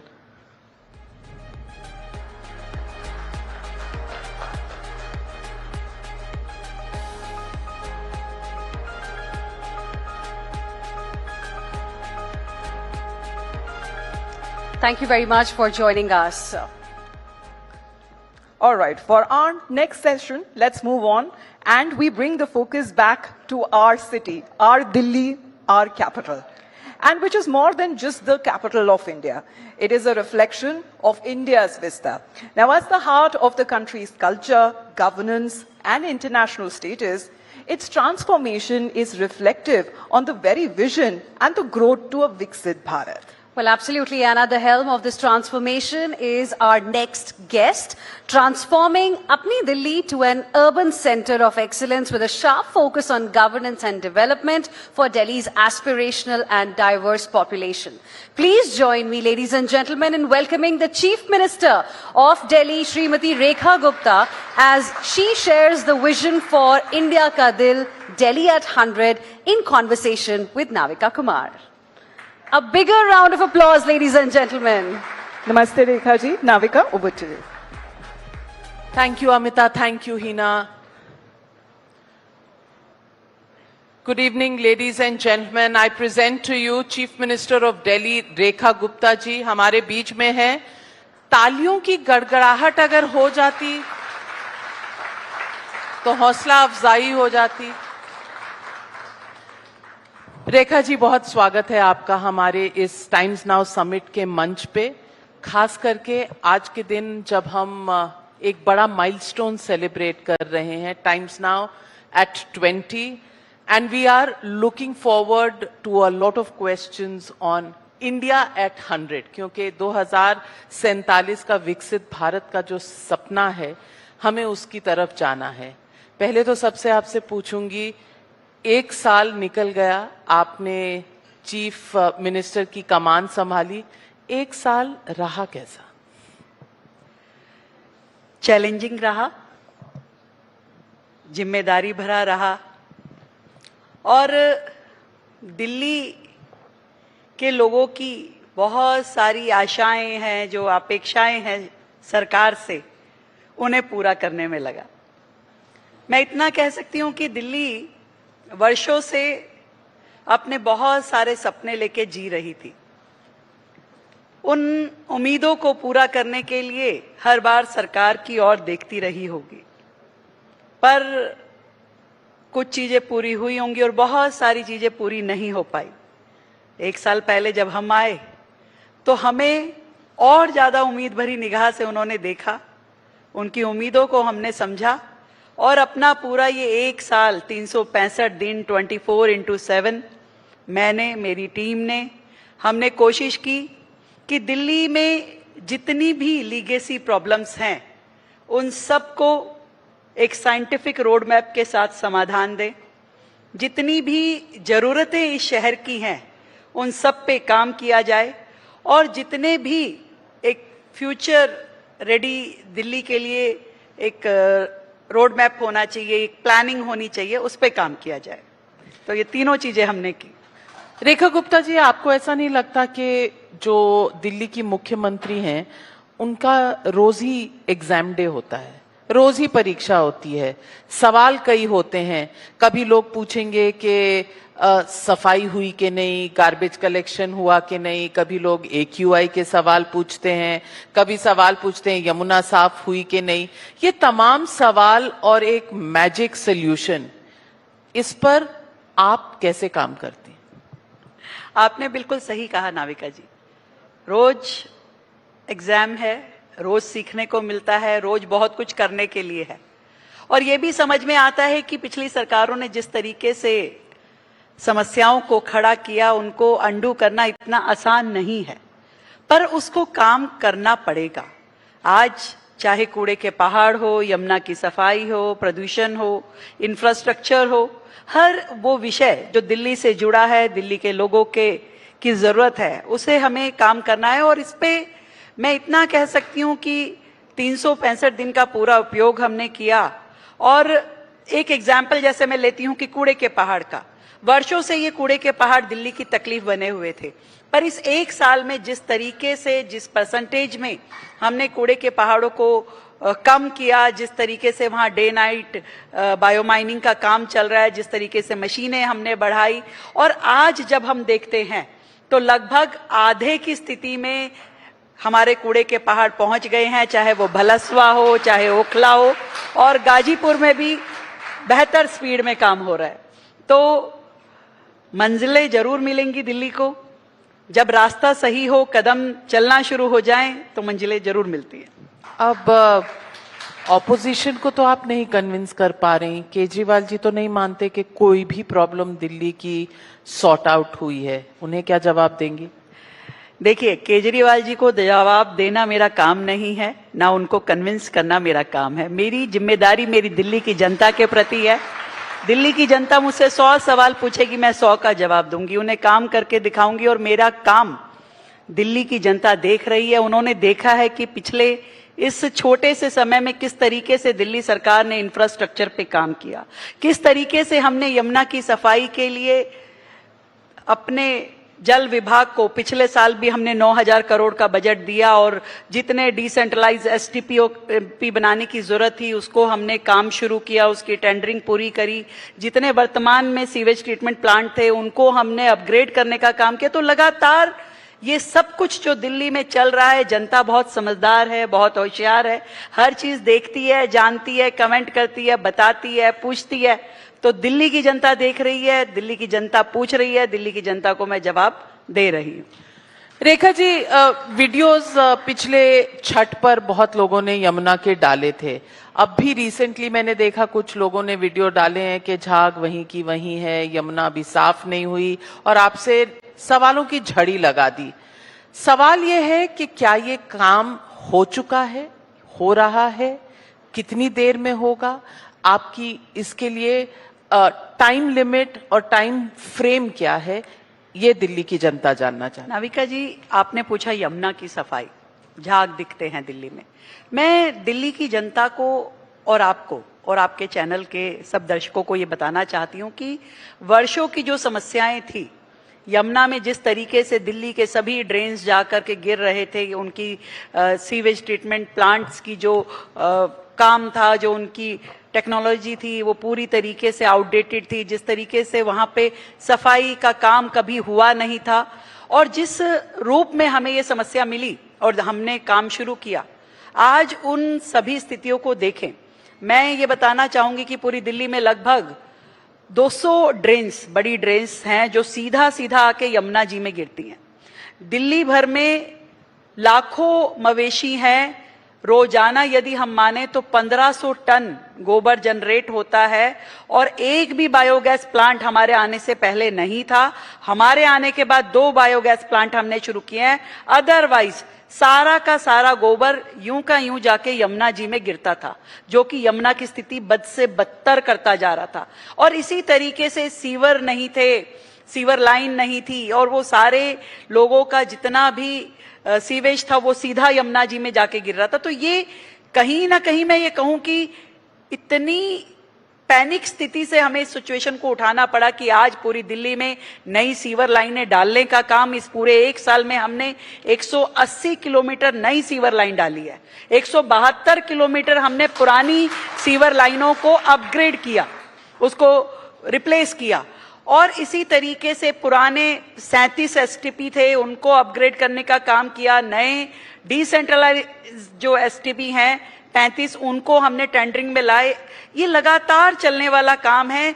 जब पहले हम ये हर नाले को tap करने का काम, हर नाले की डिसिल्टिंग का काम, उस पे एसटीपी लगाने का काम पूरा कर लेंगे, उस दिन से यमुना साफ नजर आनी शुरू होगी। उससे पहले नहीं आ सकती। आप सोचें 11 साल की समस्या, 15 साल की समस्या आपको 1 साल में साफ दिखने लग जाएगी तो कहां से होगा। मुझे तो उन लोगों से प्रश्न करना है कि आपको 11 साल का समय मिला, आपने क्या किया? जो आप 1 साल में मुझसे प्रश्न कर रहे हैं, मैं जो कर रही हूं उसके रिजल्ट आने शुरू होंगे, दिखाई देंगे जिस दिन इस रोड मैप को जिसको हमने तैयार किया है, जो हमने काम शुरू किया है, उसके काम पूरे होंगे, उसके रिजल्ट आएंगे। पूरी दिल्ली में सीवर लाइनें डल जाएगी, सारा सीवेज ट्रीट होना शुरू हो जाएगा और लगातार दिल्ली सरकार उस पर काम कर रही है। आज दिल्ली की सीवेज ट्रीटमेंट की कैपेसिटी जो है वो केवल 700 MGD है, 700 MGD, और जरूरत कितनी है? 1500 MGD की। तो जब तक मेरी दिल्ली की सीवेज ट्रीटमेंट की कैपेसिटी 1500 नहीं हो जाती, तब तक मैं ये कहूंगी कि यमुना साफ दिखाई नहीं दे सकती।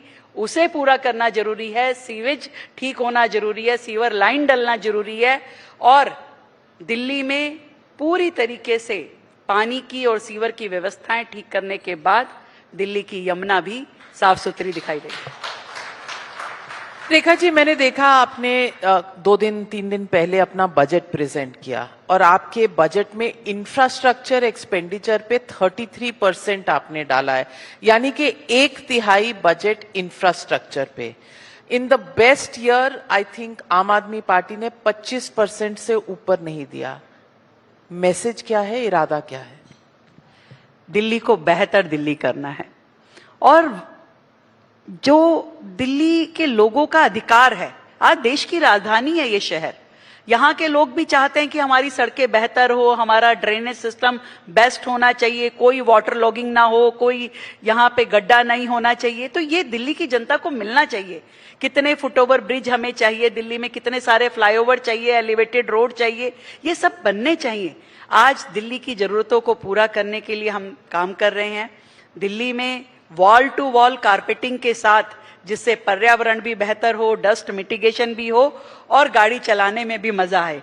तो ऐसी सड़कें दिल्ली को चाहिए, वो बनाने का काम हमने शुरू किया है। पिछले साल हमने 400 किलोमीटर सड़कों को पूरा किया और इस साल 750 किलोमीटर की सड़कें दिल्ली को बेहतर दिशा में मिलेगी, वॉल टू वॉल और कारपेटिंग के साथ। लेकिन विपक्ष तो आपका मजाक उड़ा रहा है। आपने साइकिलें दी महिलाओं को, बच्चियों को कि वो स्कूल जा सकें, तो उन्होंने उसका एक अलग ही मीम बना दिया और कहा ये बच्चियां अब उत्तर प्रदेश में जाएंगी साइकिल पर, अगले साल उत्तर प्रदेश के चुनाव का प्रचार करेंगी। विपक्ष के साथ ये कैसा रिश्ता है? जो ये दिल्ली में विपक्ष नाम के जीव हैं, मुझे लगता है मानसिक रूप से दिवालिया घोषित कर देना चाहिए उन्हें।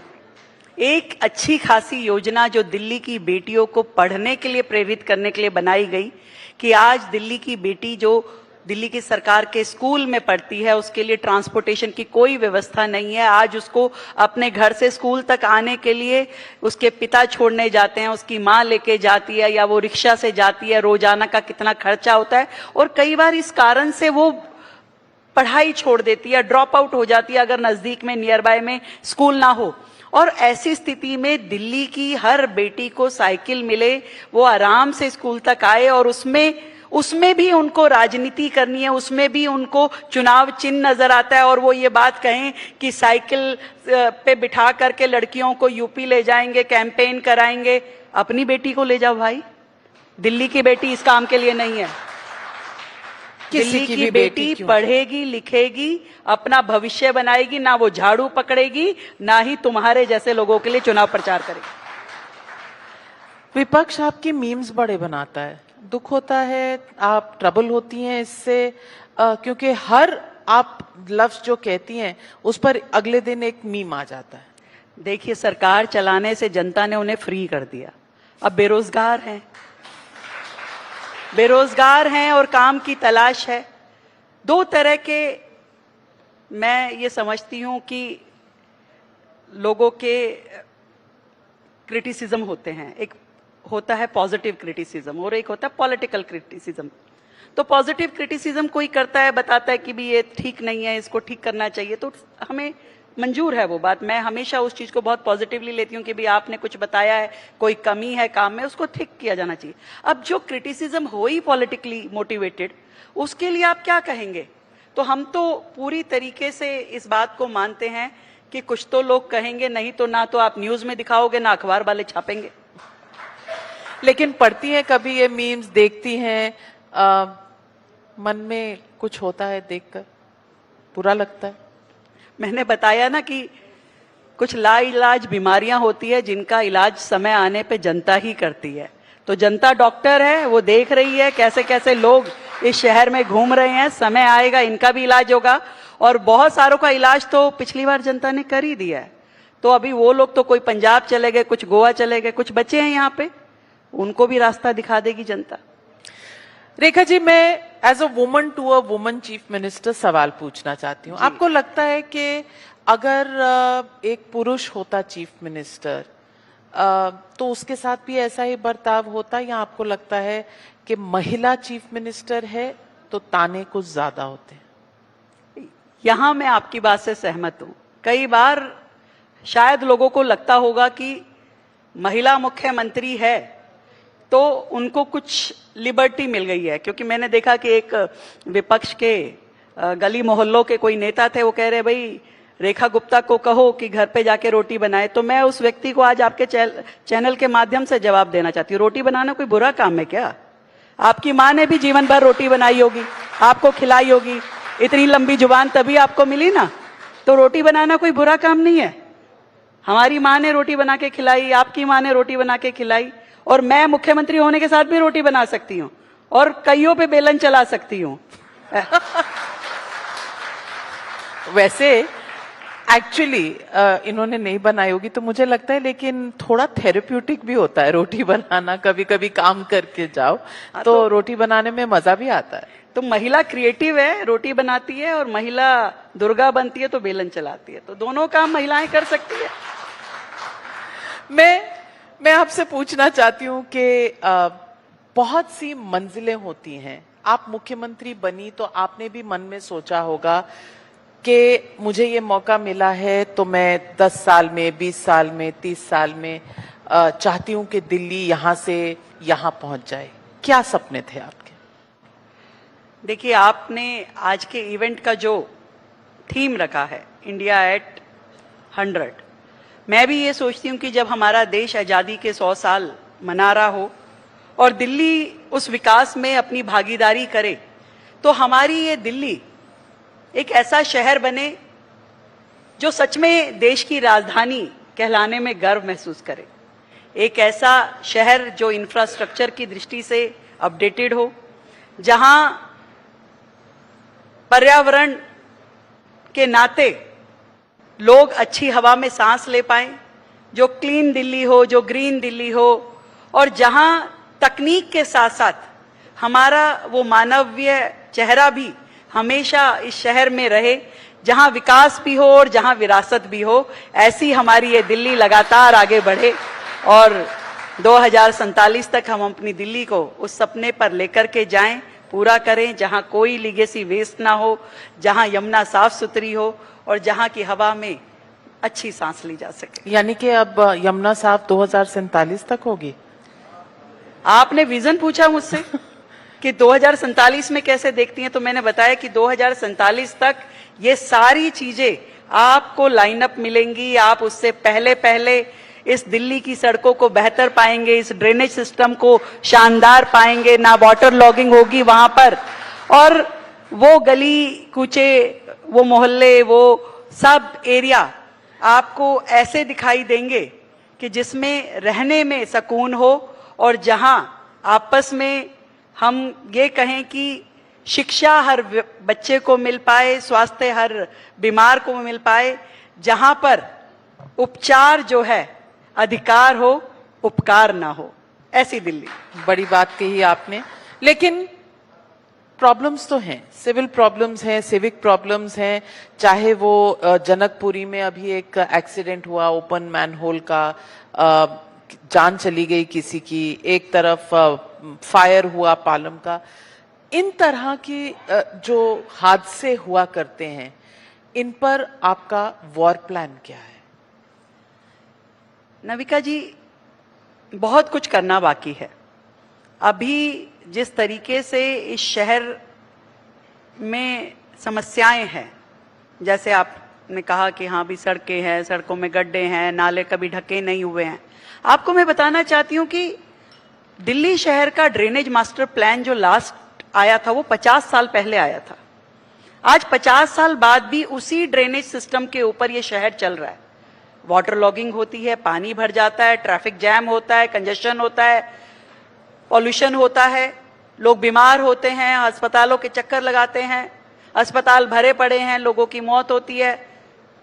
आज भी इस शहर में बहुत सारी समस्याएं ऐसी हैं जिन पे बहुत काम किए जाने की जरूरत है। सिस्टम को धीरे धीरे ठीक किया जा रहा है। एक दुर्घटना हमेशा कुछ सिखा के जाती है।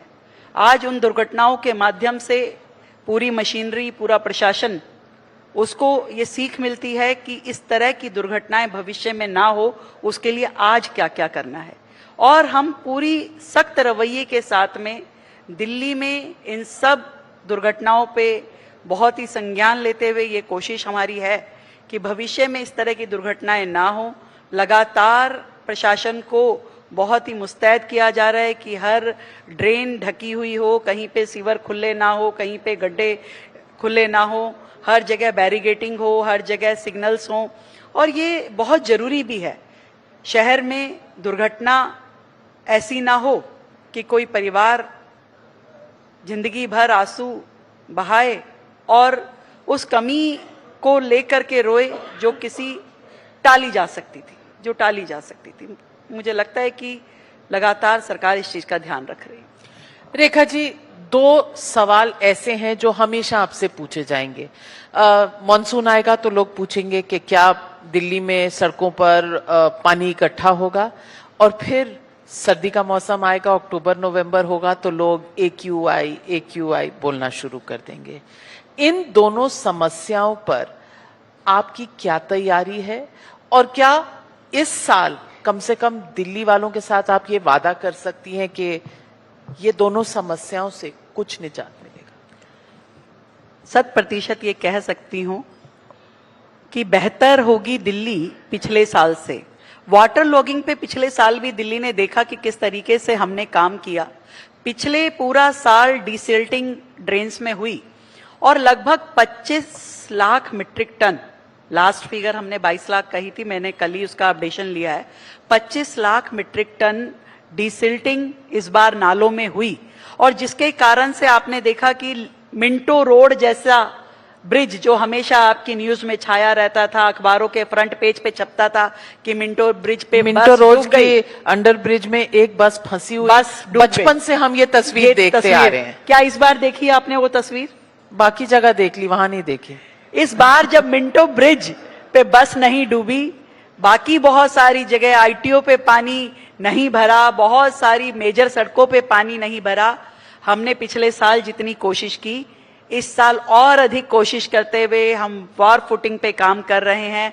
डिसिल्टिंग अभी से शुरू हो चुकी है और मैं दिल्ली की जनता को ये कहना चाहती हूँ कि आपको दिल्ली में वाटर लॉगिंग कम से कम रहे, ना मिले, ये दिल्ली सरकार काम कर रही है, आपको बेहतर दिखाई देगा। सोशल मीडिया का जमाना, आपकी ये वाली बाइट काट के लोग निकालेंगे सोशल मीडिया पर उस समय। मैंने कुछ गलत नहीं कहा, मैंने कहा दिल्ली सरकार लगातार इस पे काम कर रही है और काम करते करते आपको दिखाई देगा कि कहां कहां बैटर हुआ और कहीं से सूचना आएगी आपके सोशल मीडिया से तो वहां भी ठीक करेंगे। ये दिल्ली शहर है, दिल्ली शहर में बहुत काम करने की जरूरत है और इसे हम करेंगे। आपने पब्लिक प्राइवेट पार्टनरशिप में एक इलेक्ट्रिक व्हीकल्स का प्लान जो आगे किया है, आपको लगता है मात्र एक ये स्टेप हमारी पोल्यूशन की प्रॉब्लम, AQI की प्रॉब्लम को रिजॉल्व कर सकता है? इस पर और क्या क्या हो रहा है? एक स्टेप नहीं, 360 डिग्री पर इस समस्या के समाधान के लिए काम हो रहा है।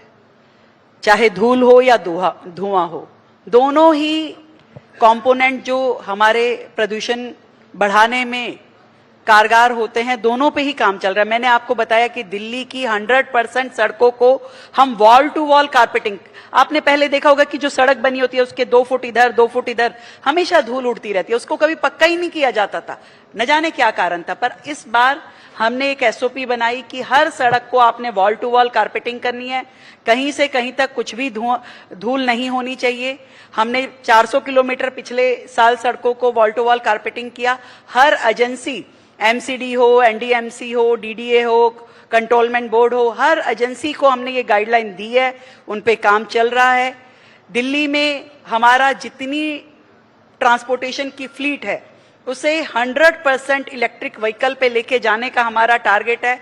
इस साल दिल्ली में हमने 2300 बसें EV अपनी फ्लीट में शामिल की, जो पूरे देश में आज सबसे ज्यादा EV बसें यदि किसी राज्य के पास है तो वो दिल्ली के पास है। 4300 बसेस आज दिल्ली के पास है और पूरा इसका रोड मैप हमने बनाया है कि 2029 तक हमारी 100% बसें, 12,000 बसों का टारगेट हमने लिया है और 100% बसेस हमारी EV होंगी और वो दिल्ली की जनता के लिए होगी।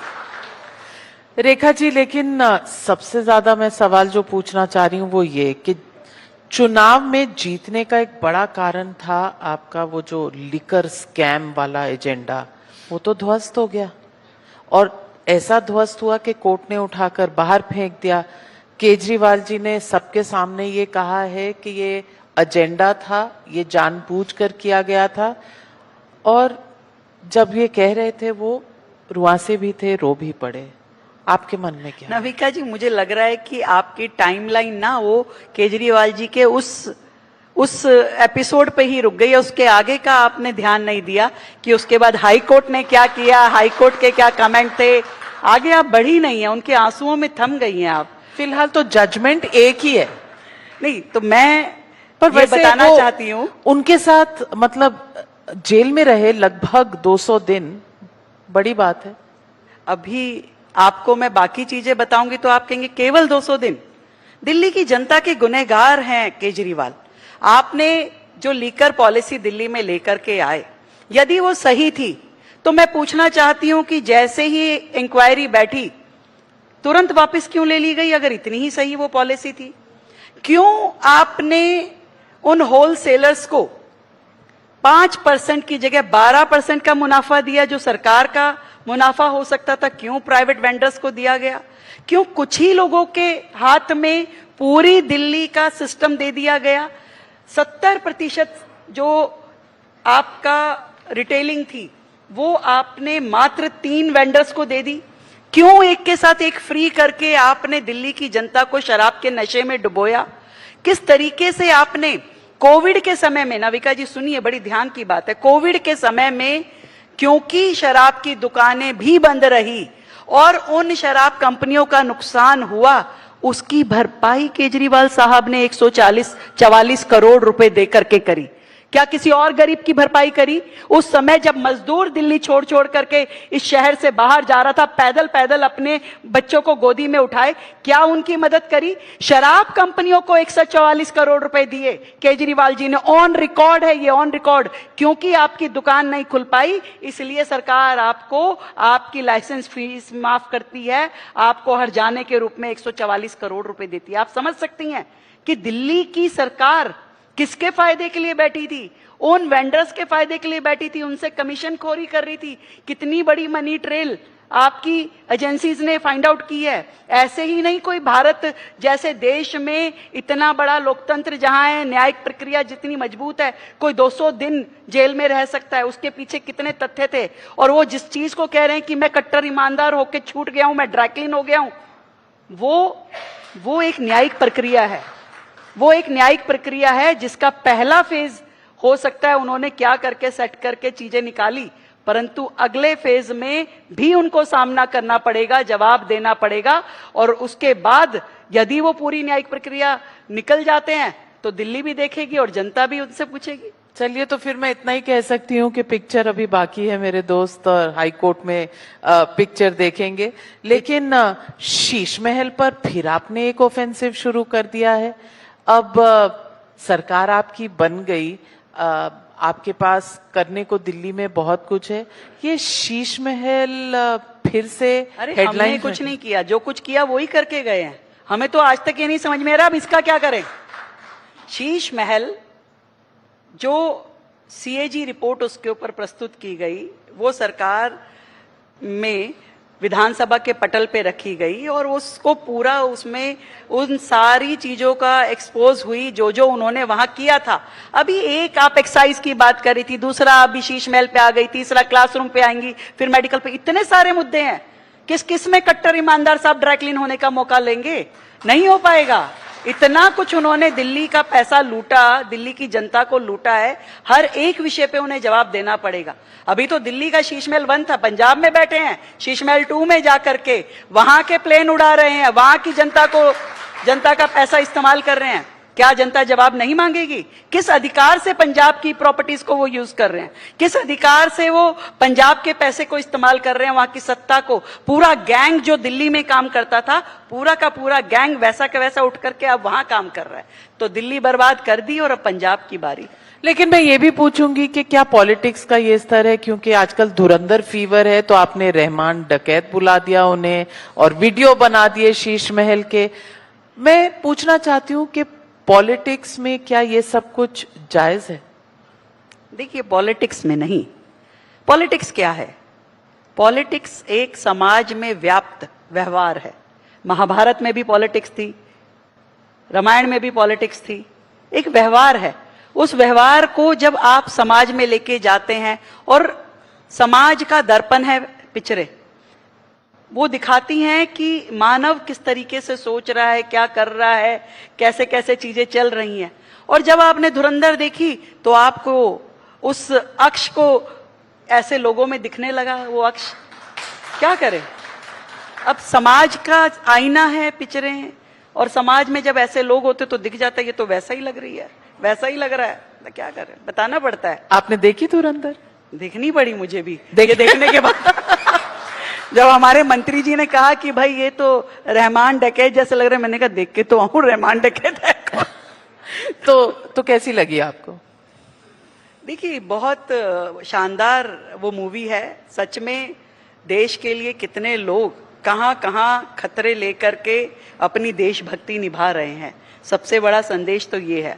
और जब इतनी सारी चीजें जो हैं, एक साधारण व्यक्ति को नहीं पता कि मेरे देश को बचाने के लिए कितनी एजेंसीज, कितने लोग, सरकार किस किस हद तक जाकर के काम करती है, इन दुश्मनों से पार पाना आसान काम नहीं है। पर हमारी देश की सेनाएं, हमारे देश के लोग और हमारी देश की सरकार लगातार देश के लोगों को सुकून देने के लिए, ताकि हम सुख से सो सकें, सरकार दिन रात जागती है। हमारे नेता नरेंद्र मोदी जी दिन रात काम करते हैं।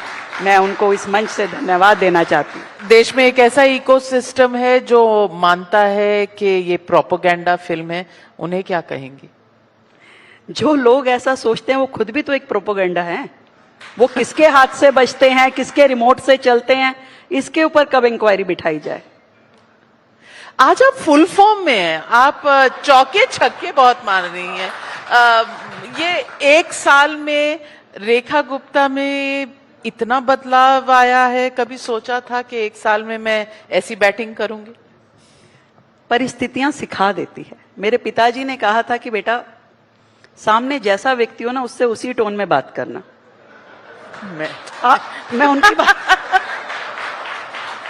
तो आप जैसी प्यारी दोस्त होती है तो वैसे बात होती है। जब आप बार बार विपक्ष की उनकी बातें कह रहे हो तो कैसी बात करूंगी मैं? तो लहजा आ ही जाता है। तो लहजा आ जाता है। आप दूसरी बात कीजिए कोई, तो फिर मैं आपसे उस तरीके से बात करूंगी। रेखा गुप्ता जी, मैं महिला हूं और हमेशा चाहूंगी कि कोई भी महिला हो, जब वो बाहर निकलती है तो उसके तेवर वैसे ही होने चाहिए कि वो जीतने निकली है और जीत कर ही घर जाएगी। As a woman, that is what I would wish for every woman. But thank you very much for joining us on this momentous occasion. Thank you so much.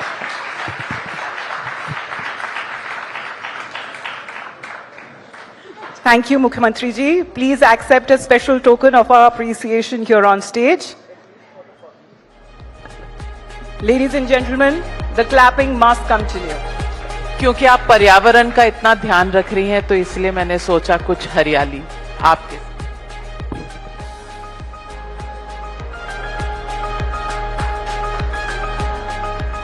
A big round of applause, ladies and gentlemen. Thank you so much, Navika. Ladies and gentlemen, the keystone of any vibrant democracy lies in its ability to accommodate dissent. The opposition is not just a counterpoint, it is essential to the checks and balances that regulate policy, sharpen debate, and strengthen governance. So, when we talk about the next speaker, well, he's someone that you ought to hear. Our next speaker has been playing an active voice when it comes to navigating the terrain that comes with building the common ground and building bridges for consensus. Please join us on stage with a big round of applause for Mr. Pawan Khera, who is the chairman of the Media and Publicity AICC, for a stimulating conversation on finding common ground between government and opposition, in conversation with our executive editor of Times Now, Ms. Shreya Dhondiyal. And he's going to be joining us in just a few moments from now, ladies and gentlemen.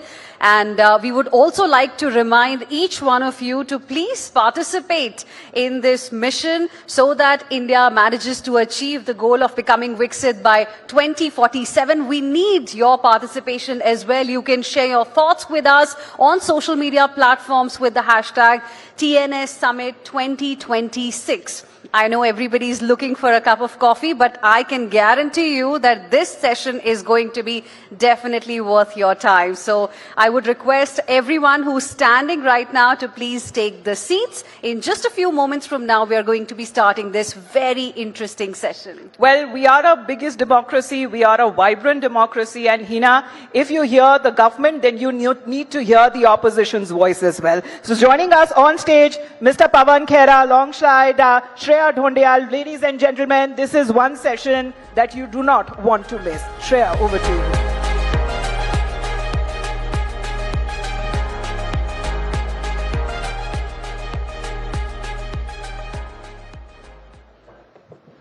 Mr. Khera, good evening, and thank you very much for being part of the Times Now Summit. Good evening. An absolute pleasure and an honor. Thank you very much. Thank you. We are hoping to talk about the meeting ground between the opposition and the government, and I want to ask you realistically whether that's even possible, given the fact that we are not even seeing eye to eye when a war is raging. Why should you ask us this question? Why not, Shouldn't sir? this question be asked to the government? It's their responsibility to ensure that they take everybody along. But they took everyone along. Yesterday there was an all-party meeting for which the LOP didn't show up. Did the Prime Minister show up? The Prime Minister has given 2 speeches in Parliament, Rajya Sabha and Lok Sabha, explaining Did he India's... do a debate in Parliament?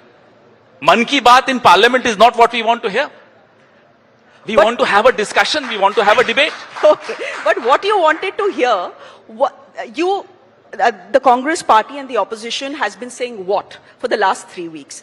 We have questions on behalf of the people of this country, and we want those questions answered, right? That's your position. Now, if the government is calling an all-party meeting, specifically to have the opposition's questions answered, why should the TMC say we are not coming? Why should the leader of opposition say not nahi a aunga? single question was answered. Our first question, now let me ask these questions right here. Your viewers have a right to know what our questions are. Our question, why did the Prime Minister have to go running to Israel when everybody in the world knew that there is a war coming? Why do you have to stand there? I stand with Israel. Arey bhai, why do you have to stand with Israel? For that Nakli medal that they gave him. Believe me, that medal did not exist. And after the Prime Minister comes back, that medal will not exist. This was a made for Modi medal. आप वो medal लेने चले गए साहब Israel क्यों गए? Who asked you to go there? But why not? Why should you take a stand? No, but should Prime Ministers not travel to different countries on This diplomatic visits? This Prime Minister has an amazing track record. He went to Japan. Within 24 hours, the Japanese Prime Minister had to resign. He goes to Israel. Within 48 hours, there is a war. Illegal war. अरे तो उनकी गलती थोड़ी ना है. गलती ये है साहब कि आप सीधे खड़े रहिए. आप मत झुकिए ईरान की तरफ. हम नहीं कह रहे आप ईरान की तरफ झुकिए. सीधे तो खड़े रहिए. नियम आधारित व्यवस्था, रूल्स बेस्ड ऑर्डर के साथ तो खड़े रहिए. कुछ सिद्धांतों पर तो खड़े रहिए. That's what we have been asking Prime Minister to do. That's what India has always done. But our principle and our siddhant is non-alignment, which the Prime Minister has displayed. I stand with Israel is not non-alignment, madam. That was before the war. That was just 48 hours before the war. But did he know the war was breaking out? Okay, now, yes, good question. Ayatollah Khamenei gets assassinated. A non-aligned country, a Prime Minister of a non-aligned country, should at least condemn that killing, should at least condole that killing. Did you hear the Prime Minister condole or condemn this assassination of a head of state? What non-alignment are you talking about? How many countries around the world condemned the assassination of We are talking Ayatollah about Khomeini? India, which is non-aligned according to you. And a lot of countries did condemn, by the way. Even Pakistan condemned. Acha. So the government, see, I'm not a spokesperson for the government. Well, you I'm know sure that. you're not. But this is what the government's point of view is when the opposition raises this question. They simply say, when the Iranian embassy initiated the entire condolence book, भाई हम तो पहले दिन पहुंच गए sign करने. अरे साहब मलेशिया में बस एक्सीडेंट होता है प्रधानमंत्री ट्वीट कर देते हैं. इंतजार नहीं करते मलेशिया की एम्बेसी कोई बुक खोलेगी. This is the head of the state for God sake being assassinated by America and Israel in an illegal war. First of all, the war is illegal. You do not condemn the war. Second, 168 school-going girls were killed by Israel and Iran. No condemnation. But Mr. हिम्मत नहीं है. Epstein, याद रखिए, there is something called Epstein. ये डरते हैं. लेकिन आप हर चीज में एब्स्टीन ले आते हैं. हम नहीं लाते. एप्स्टीन हर की चीज में आ जाता है. नहीं, देखिए पार्लियामेंट अगर आप पहुंचे हैं तो 2-3 चीजें हैं जो ऑपोजिशन लेके खड़ी हो जाती है. एक बोलती है prime minister compromise, election commission compromise. अच्छा, आप प्लीज चलिए, वेरी गुड. नहीं, 1 मिनट, आप हमारे व्यूअर्स को बताइए जो आप बार-बार एप्स्टीन ऑपोजिशन करता रहता है, especially in regard with the Prime Minister of this country.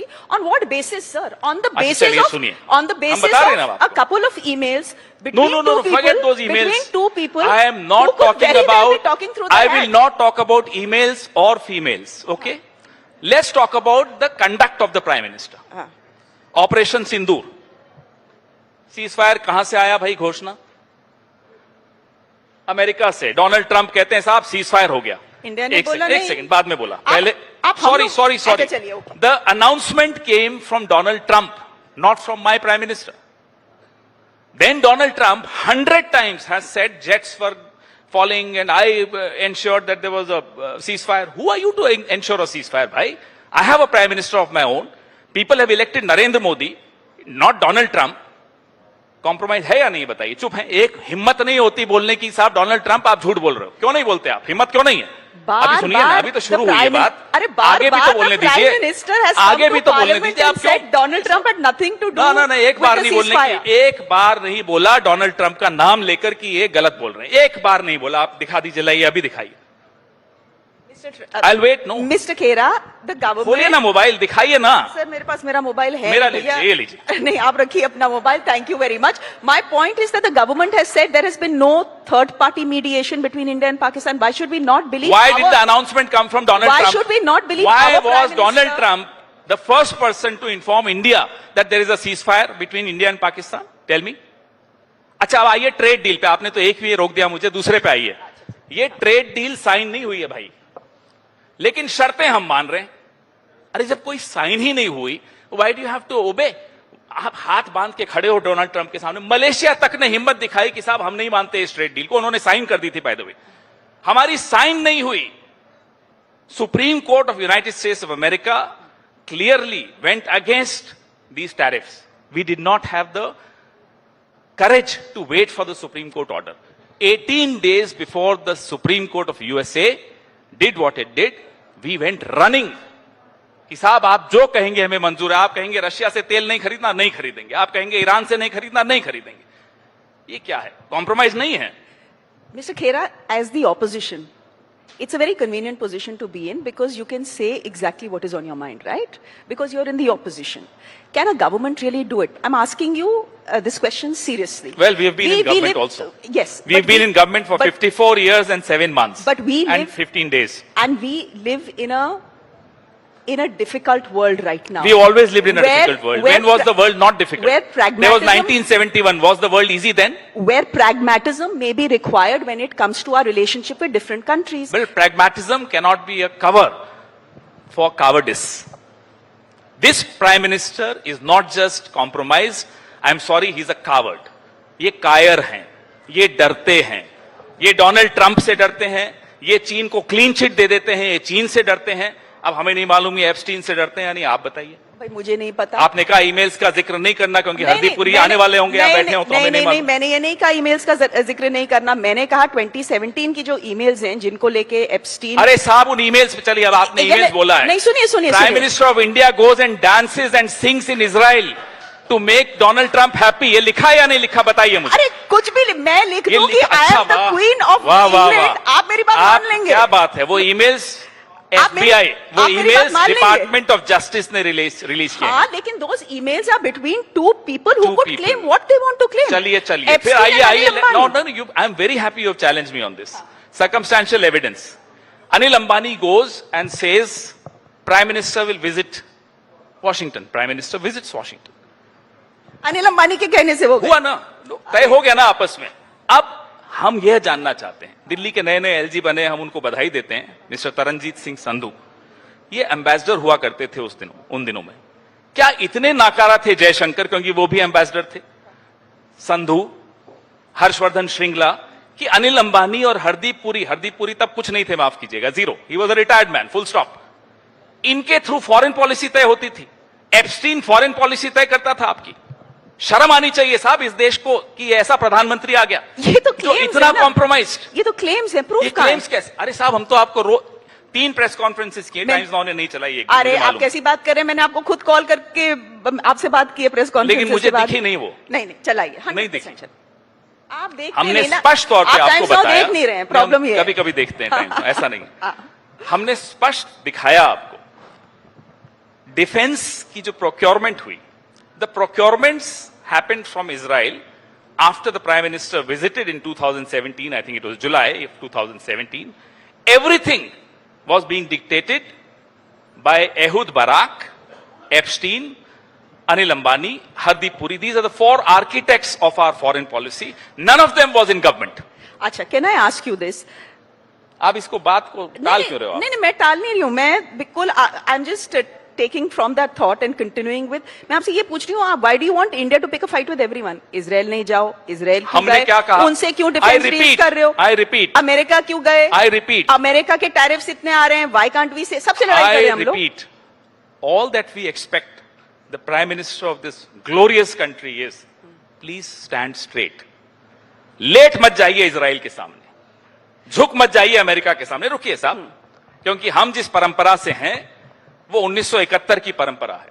हम आंखों में आंखें डाल के निक्सन के कहते थे साहब जाइए हम बांग्लादेश को आजाद करेंगे, और हम करते थे। ये ताकत थी हमारी, उस ताकत को कॉम्प्रोमाइज मत होने दीजिए। ये इन्होंने तो आप मुझे बताइए चीन को क्लीन चिट देने की जरूरत क्या थी?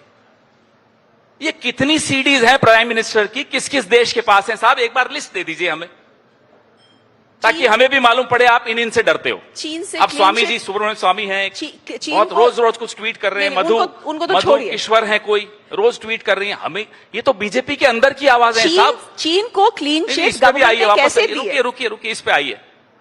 ये बीजेपी के अंदर की आवाजें हैं। क्या सुब्रमण्यम स्वामी को बीजेपी से बाहर करने की हिम्मत दिखाई इन्होंने? नहीं, क्यों नहीं दिखाई? वो क्या क्या लिख रहे हैं मैं बोल भी नहीं सकता, ऐसी ऐसी चीजें वो लिख रहे हैं।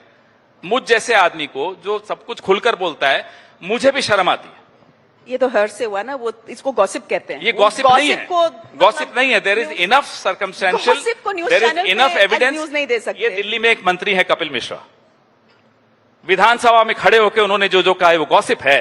हटाइए विधानसभा के रिकॉर्ड से, अभी सीएम आई थी, बोलिए उनको। ये गॉसिप नहीं है ma'am. Can I just come back to the issue of the Prime Minister? आप कह रहे हैं Prime Minister. I am discussing the issues of the Prime Minister. So आप कह रहे हैं several issues of the Prime Minister. Okay, आप कह रहे हैं कि सीधे खड़े रहे, ना इधर झुके ना इधर झुके, लेकिन अमेरिका के सामने लेट गए। ठीक है, your words not mine. I want to ask you, did you hear the Prime Minister's speech in the Rajya Sabha and the Lok Sabha over the West Asia war? I'm afraid I had to. Yes, you had to. Even his critics. Part of my job, unfortunately. Even his critics, Mr. Khera, are saying it was a statesman-like speech. I haven't heard a single critic, unless those critics all work with Times Now, who said that it was No, they don't. ये आरोप प्रधानमंत्री पर किसी ने नहीं लगाया कि वो स्टेट्समैन है, आप लगा रही हैं बस ये आरोप। अरे ये आरोप नहीं लगा कभी। नहीं, उस स्पीच के साथ भी he is not even a leader. You are talking, चलिए उस स्पीच के साथ not आपको even क्या a leader, प्रॉब्लम? आप उसको स्टेट्समैन बोल रहे हैं। आप मुझे बताइए उस स्पीच के साथ आपको क्या प्रॉब्लम ये है कि speech? सवालों के जवाब नहीं मिले। क्यों दौड़े दौड़े गए इजराइल?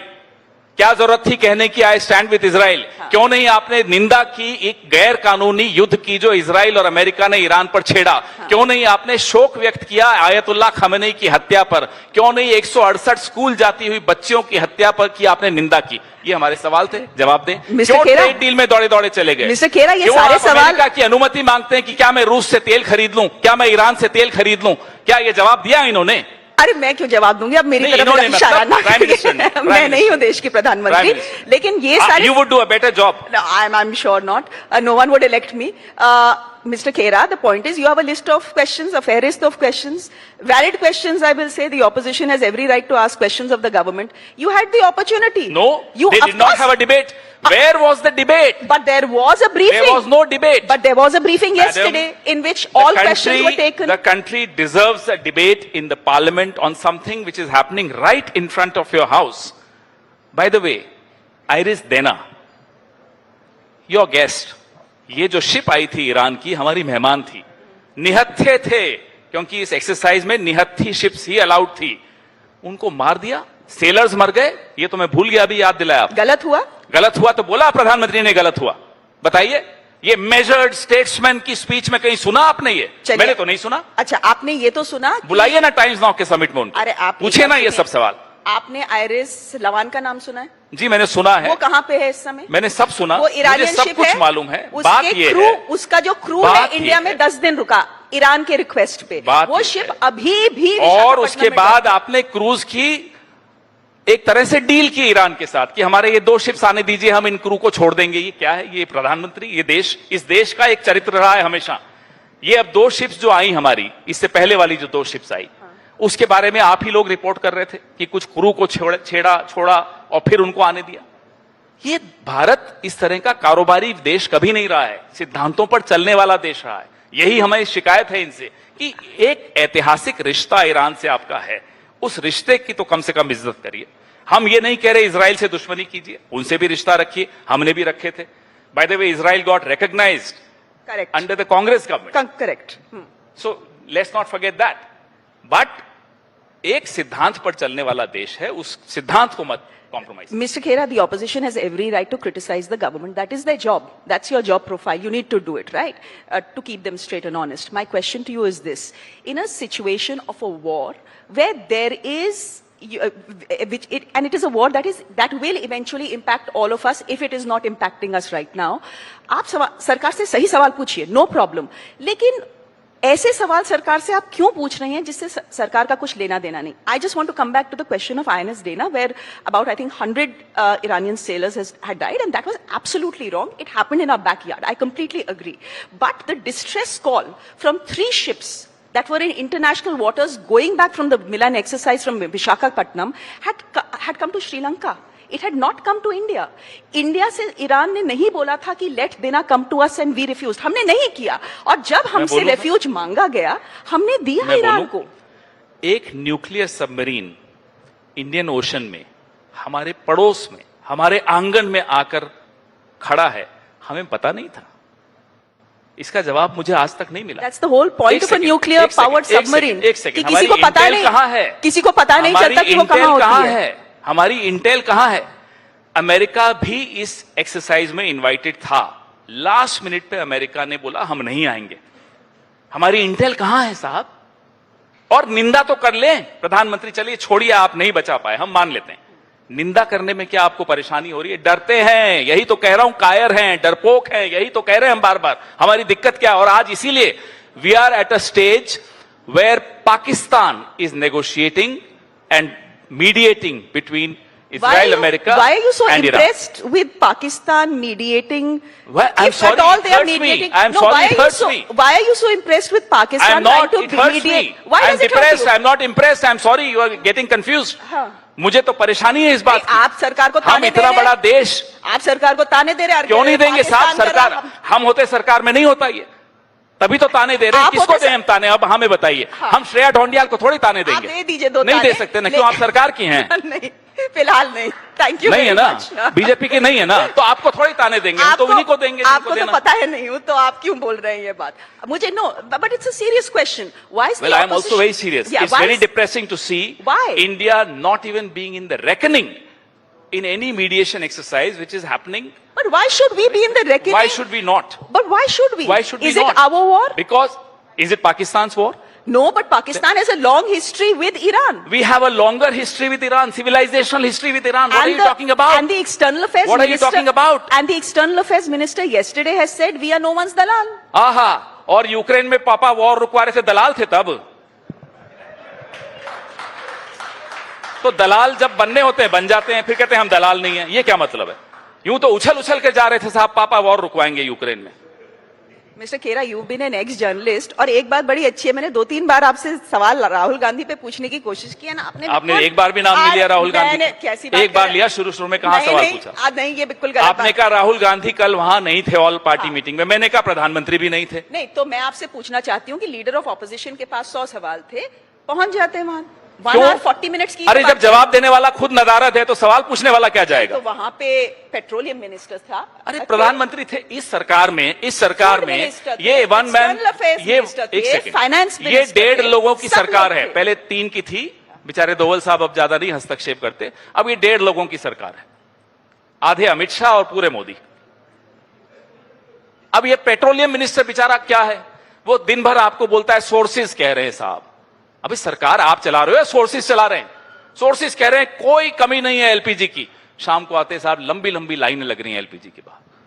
तो ये सोर्सेज वाले लोगों से हमें नहीं सवाल पूछने. नहीं, हमें सवाल पूछने हैं नरेंद्र मोदी से, और वो गायब है.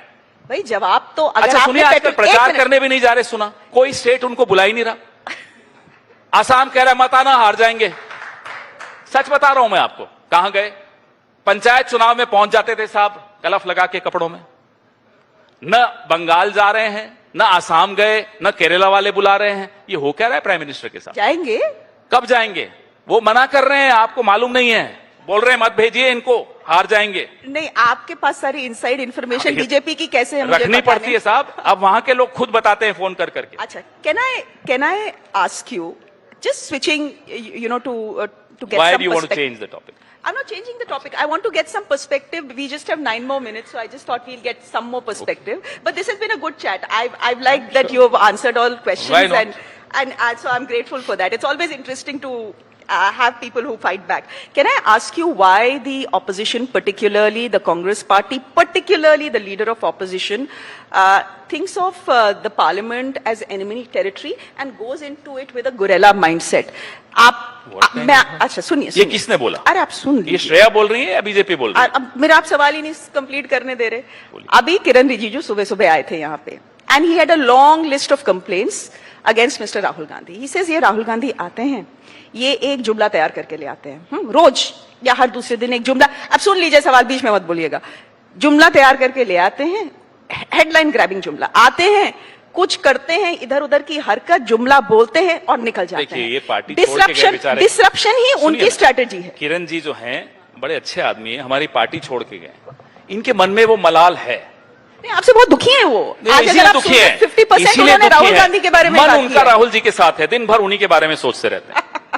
तन बीजेपी में है, मन राहुल जी के साथ है. अब क्या करें उनका, तो उसका इस बीमारी का इलाज मेरे पास तो नहीं. नहीं, वो काफी दुखी थे. आप सिंधिया जी को बुलाइए, वो भी राहुल राहुल करते रहते. सिंधिया जी ने तो वो थे यहाँ पे थोड़ी देर पहले. सिंधिया जी, जितिन प्रसाद, मिलिंद देवड़ा, ये जितने लोग यहाँ से गए हैं, दिल उनका हमारे लिए धड़कता है. नहीं तो क्यों जबान चलती है मोदी के लिए. हम क्या करें, इसका तो इलाज क्या कर सकते. तो मिस्टर खेरा, प्रॉब्लम तो है ना, अगर आपके सीनियर लीडर्स. हमारी क्या प्रॉब्लम है? अगर दिल उनका हमारे लिए धड़कता है तो उनकी नहीं, लेकिन दिल तो आपने तोड़ा ही होगा ना उनका. हमने नहीं दिल तोड़ा. आपकी पार्टी से एक के बाद एक यंग और ब्राइट लीडर्स बीजेपी चले गए. अभी देखिए असम में क्या हुआ. श्रेया जी, वही बता रहा हूं. असम में जो लड़ाई है ना, वो कांग्रेस और बीजेपी की है ही नहीं. वो निडर कांग्रेस की डरपोक कांग्रेस के साथ है. निडर कांग्रेस में गौरव गोगोई हैं, रॉकी बुल हैं, हमारे और साथी हैं. और डरपोक कांग्रेस में हेमंता बिस्वा हैं, भूपेन वोरा हैं, और अभी कोई बोरदोलोई जी गए वो हैं. डरपोक कांग्रेस इधर है, बीजेपी है ही नहीं. और मतलब ये कांग्रेस युक्त बीजेपी. हाँ. आप चले थे ना कांग्रेस मुक्त भारत बनाने, ये बन गई है कांग्रेस युक्त बीजेपी. ये लड़ाई है असम. ठीक है, तो अब देखते हैं निडर कांग्रेस जीतती है. हमें तो लगता है निडर कांग्रेस जीतने वाली. ऐसा क्यों है mister Khera that if you look at the data from 2004, ठीक है, at one point of time the Congress was in some 17 or 19 seats. It has come down to 5, technically ruling 3 states but in power in 2 other states. BJP का शुरू होता है 10 states से, and in this period where the Congress sees this dramatic fall, the BJP has doubled the number of states it rules, right? So there is a problem, na? Okay, let me give an answer to this. Give us ED, CBI, Election Commission, Gyanesh Gupta especially, and Times Now. अच्छा, हमको भी लपेटे में ले लिया. Very ये 4 हमें दे दीजिए. नरेंद्र मोदी हमारे दरवाजे पे दस्तक देंगे, साहब मैं पार्टी ज्वाइन करना चाहता हूं. Well, नहीं, do you want to answer that question? I have answered that question. We have. आपने इलेक्शन कमीशन की बात की. आप देखिए, चलिए रिकॉर्ड निकालिए. ये हमारे सब पुराने साथी रहे हुए हैं जो अब बीजेपी में चले गए. मैं ज्यादा उन पर पर्सनल टिप्पणी नहीं करूंगा क्योंकि कल फिर आएंगे. तो लेकिन आप रिकॉर्ड निकाल के देखिए कौन कौन गया. कुछ ऐसे हैं जिन पर व्हाइट पेपर निकाल रही थी बीजेपी. उनका तो मैं नाम भी लूंगा, हेमंता बिस्वा शर्मा. ये भ्रष्ट हैं, नारदा स्कैम, शारदा स्कैम, फलाना स्कैम, ढीमका स्कैम. ये रहा व्हाइट पेपर. साहब कहां है व्हाइट पेपर? व्हाइट पेपर का नहीं मालूम, हेमंता वहां है. अब अजीत पवार जी हमारे बीच नहीं रहे, उन पर नहीं कहूंगा. प्रफुल्ल पटेल जी, साहब एयर इंडिया स्कैंडल, बड़ा स्कैम हो गया. सीएजी रिपोर्ट, ये वो, टाइम्स नाउ रोज चिल्ला रहा था. साहब सीएजी रिपोर्ट कहां है? सीएजी रिपोर्ट कहां है? इंक्वायरी, ये नहीं मालूम. प्रफुल्ल पटेल अब इनके साथ हैं. तभी मैं कह रहा हूं आप हमें सीबीआई दे दीजिए, ईडी दे दीजिए, ज्ञानेश गुप्ता वाली इलेक्शन कमीशन दे दीजिए और टाइम्स नाउ दे दीजिए. चलिए, अब आप टाइम्स नाउ के प्लेटफॉर्म पे आए हैं तो ऐसा तो आपको ही सम्मान दूंगा और किसी को थोड़ी दूंगा. मैं थोड़ी कहूंगा यहाँ कि आज तक दे दीजिए. आप ही का नाम लूंगा. आपने लपेटे में लेना है तो लीजिए. आप मैं कटघरे में नहीं कर रहा, मैं तो कॉम्प्लीमेंट. आप भी आ जाइए तो देखिए. You are an honoured guest, you are an honoured guest. But आप इलेक्शन कमीशन की बात करते हैं और क्योंकि ज्ञानेश गुप्ता जी आप लोगों के बहुत सुपर फेवरेट हैं जिनको आप लोग रोज याद करते हैं, तो मैं आपसे एक बात पूछना चाहती हूँ. इलेक्शन कमीशन इतना ही कॉम्प्रोमाइज था तो ऐसा कैसे है कि कांग्रेस तेलंगाना जीत जाती है, राहुल गांधी वायनाड जीत जाते हैं, रायबरेली ये लोग बहुत समझदार हैं. प्रियंका देखिए, गांधी बाइपोल जीत जाती है, तब इलेक्शन कमीशन कॉम्प्रोमाइज नहीं होता। जब कोई चोर बचना चाहता है पकड़े जाने से तो वो समझदारी से काम करता है। 4-5 जगह छोड़ देगा और एकदम सीधा संत बन के खड़ा रहेगा। देखो, जीत जाओ साहब, तेलंगाना जीत जाओ आप, चलिए राहुल गांधी को भी जीत जाओ, चलो ठीक है, जीत प्रियंका हम गांधी को भी हस्तक्षेप जीत नहीं जाओ। करेंगे। जैसा चुनाव हो रहा है फेयर इलेक्शन होने देंगे, करके दिखा देंगे हमारे साथ कुछ। देखिए, सड़क पर जनता होगी, ये लोग भी जानते हैं इस बात को, ये जानते हैं कहां रुकना है। Did the Congress know कहां रुकना है when KVK Sundaram was made the chairperson of the 5th Law Commission, a former chief election commissioner? You reminded me of the law commission. R K. Tripathi, अब देखिए, अब आप रिसेंटली नहीं, आप नेहरू जी के वक्त जाएंगे ना, तो मैं रिसेंटली ला रहा हूं। Mister Khera, you have to. Hitesh Jain नाम का एक आदमी को लॉ कमीशन में बीजेपी लाई थी। 7 महीने में उससे इस्तीफा क्यों लिया, हम ये जानना चाहते हैं। लाए क्यों पहले तो, फिर इस्तीफा क्यों लेना पड़ा, रातों रात इस्तीफा लेना पड़ा, हम तो जानते हैं क्यों लेना पड़ा, किसी दिन खुलासा भी करेंगे। तो जब आप नेहरू जी तक जाते हैं ना, इतना पीछे मत जाइए। चलिए, अभी पिछले 10-11 साल की बात कीजिए। हमें हमने गलत किया, सही किया, हमें पनिशमेंट मिला, हम विपक्ष में आ गए। सुन लीजिए, आप इलेक्शन कमीशन को कॉम्प्रोमाइज पिछले बोलते हैं ना? 12 साल का लेखा जोखा हम नहीं देंगे। माफ कीजिएगा, पंडित जवाहरलाल नेहरू भी नहीं देंगे और इंदिरा जी तो बिल्कुल नहीं देंगी। देना तो इन्हीं को पड़ेगा साहब, क्योंकि 12 साल में ये सत्ता में, इसलिए बार बार ये आपने ये किया, आपने ये बुलाया, उसको बनाया, हमने किया, चलिए, और हमने भुगता। अब इनको भुगतना चाहिए या नहीं, इसका जवाब दीजिए। देखिए, जिसने जो किया उसको उसका भुगतना चाहिए ना। तो हम सवाल पूछ रहे हैं। हो सकता है उस वक्त का विपक्ष कमजोर होगा, उसने उस वक्त हमें नहीं रोका होगा। आज का विपक्ष मजबूत है, हम सवाल पूछेंगे। अच्छा, तो आप मुझे भी सवाल पूछने दीजिए। मैं कह रही हूँ, आप विपक्ष थोड़े ही हैं। मैं कह रही हूँ, वैसे ऑपोजिशन, वैसे मीडिया का काम तो होता है कि सवाल सबसे पूछें और सरकार से भी पूछें। तो होना चाहिए, नहीं होता है, होना चाहिए। आपको लगता है नहीं होता? होता था और होना चाहिए, है नहीं होता है। नहीं आप लोगों के जो चश्मे हैं वो ठीक नंबर के नहीं। देखता हूं मैडम। अच्छा, चलिए, अब आप सुनिए मेरी बात। मैं आपसे पूछ रही हूँ, आर.के. त्रिवेदी हो, टी.एन. शेषन हो, डॉक्टर M.S. गिल हो, ये सारे चीफ इलेक्शन कमिश्नर्स थे आपके ड्यूरेशन में, जब आप लोग पावर में थे। सबको आप लोगों ने या तो पार्लियामेंट में फिट कराया, या गवर्नर बनाया, या लॉ कमीशन में दिया। क्या तो आप कह रहे हैं आप कि कहना चाह रही हैं कि TN. Seshan was biased in our favor? बोल के दिखा दीजिए, जनता आपको जवाब दे देगी। I am saying that was T.N. Session biased in our favor? I am saying was that the T.N. Session Congress biased in our favor? पहले इसका जवाब दीजिए, पहले प्लीज इसका जवाब। No, he wasn't. तो फिर आप क्या बोल रही हैं? तो उनको रिवॉर्ड दिया क्योंकि आप biased नहीं है, you should be someone. But here's the point. Where is the proof that that Ganesh Kumar, your favorite, we have given enough proofs. I don't know if you showed those press conferences by Mr. Rahul Gandhi. We have given enough evidence of Mr. Ganesh Gupta being completely compromised. Gyanesh Gupta से कमजोर से ज्यादा compromise अगर कोई है इस देश में तो शायद प्राइम मिनिस्टर है। ओके, कंपटीशन है। अच्छा, हमें नहीं मालूम, मुझे लगता है वो ज्यादा है। Okay, can I ask you what is your reading of Rahul Gandhi as the leader of opposition, the way we have seen him in the budget session? हम अगर लड़ रहे हैं राहुल गांधी के लिए और कांग्रेस पार्टी के लिए, तो हमारी रीडिंग बड़ी स्पष्ट है। हम मानते हैं कि एक बहुत सच की लड़ाई राहुल गांधी बहुत बखूबी लड़ रहे हैं, इसलिए हम उनकी ताकत बनना चाहते हैं। हमारी लड़ाई ये जवाब देती है इस सवाल का कि हम राहुल गांधी के साथ अगर खड़े हैं तो इसीलिए खड़े हैं क्योंकि वो आदमी इस देश, this country deserves this man. But the country and many states have been rejecting Rahul Gandhi, right? The हम फिर कह रहे हैं हमें ईडी दे दीजिए, सीबीआई दे दीजिए, ज्ञानेश गुप्ता दे दीजिए, टाइम्स नाउ दे दीजिए। हर इलेक्शन आप सिर्फ इसीलिए हार रहे हैं। हम दोहराते हैं, आप कह रहे हैं कि हम दोहराते हैं, हमें ये दे तो दीजिए, 7 दिन में जवाब दे देंगे ना आपको। नहीं, पहले आप अमित शाह भी इसी पार्टी में दिखेंगे आपको, हम लेंगे नहीं उनको, वो अलग बात। नहीं, आप इलेक्शन जीत जाइए, ये सब आपके होंगे। जी नहीं, हम फिर भी नहीं रखेंगे ऐसे लोगों को। टाइम्स नाउ छोड़ दीजिए, बाकियों की बात। अच्छा, ठीक है। The election commission, I beg your pardon, not the election commission, but Kiran Rijiju said that अच्छा होता if Priyanka Gandhi was made the LOP instead of Rahul Gandhi. Who is he to decide? अरे सुन लीजिए ना, नहीं, उनकी ओपिनियन है। हमें भी, अरे हम बता रहे हैं, एटलीस्ट वो पार्लियामेंट में बैठती है और सुनती तो है। जो सरदार पटेल को नेहरू जी से मरने के बाद लड़ाती है। ये ऐसे लोग हैं, ये भगवानों की आपस में लड़ाई करा देते हैं। इनको बोलिए यहां सफल नहीं होंगे। आपको हिस्ट्री से प्रॉब्लम है? हमें किसी से प्रॉब्लम नहीं है, हमें इन लोगों से प्रॉब्लम है जिनका हिस्ट्री में कोई रोल नहीं है, जिनका हिस्ट्री में नाम नहीं है, और ना नाम लेने वाला कोई बचेगा। इनका हिस्ट्री में नाम नहीं आएगा। एक बार बताइए, they'll be in the dustbin of history. एक बार बताइए, कंसिस्टेंटली आप एक ऐसे स्टूडेंट को प्रीफेक्ट अपनी क्लास का कैसे बना सकते हैं या मॉनिटर कैसे बना सकते हैं जब वो कंसिस्टेंटली अपनी क्लास में फेल हो रहा हो? अगर 2024 का ही हम आंकड़ा देख लें, अरे सवाल तो सुन लीजिए, 2024 का अगर हम आंकड़ा देख लें तो there are 2 elections, you got 99 seats which you did very well in the general election, and after that you lost 7 elections, 7 state elections, and you won 2. This is a pretty terrible track record, won't you say? And yet the guy continues to be the leader of your party. Tell me, he is fighting a battle where the media is not with him. Agencies, of course, are doing what they are doing.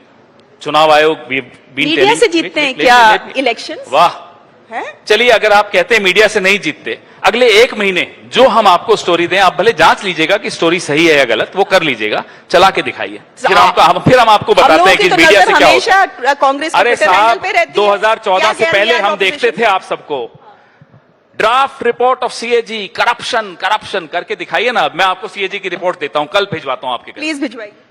आप चला के दिखाइए, मैं भिजवा दूंगा। अच्छा, पहले आप सवाल का तो जवाब नहीं, इसका जवाब दीजिए ना। चलाएंगी? आप दीजिए तो चलाएंगे। आपके बॉसेस तो सब यहीं बैठे हैं। हाँ, नहीं बैठ, अभी तो नहीं बैठे। बुलाइए उनको, पूछिए सब चलेगा। सीएजी रिपोर्ट्स चलाएंगे? सब चलेगा। नहीं चलता है मैडम, 12 साल से नहीं चल रहा है। फिर आप हमसे पहले आप विपक्ष को कमजोर करते हो, पहले आप विपक्ष को खेल रहे हैं, पहले आप हर जगह विक्टिम बोले दीजिए ना, पहले विपक्ष को आप कमजोर करते हो, फिर कहते हैं अरे विपक्ष कमजोर हो गया। अरे किया तो आप ही ने है, ये गुल हुजूर आपके ही खिलाए हुए हैं। देश की जनता ने कमजोर किया, आपको इलेक्ट नहीं करके। देश की जनता ने नहीं किया।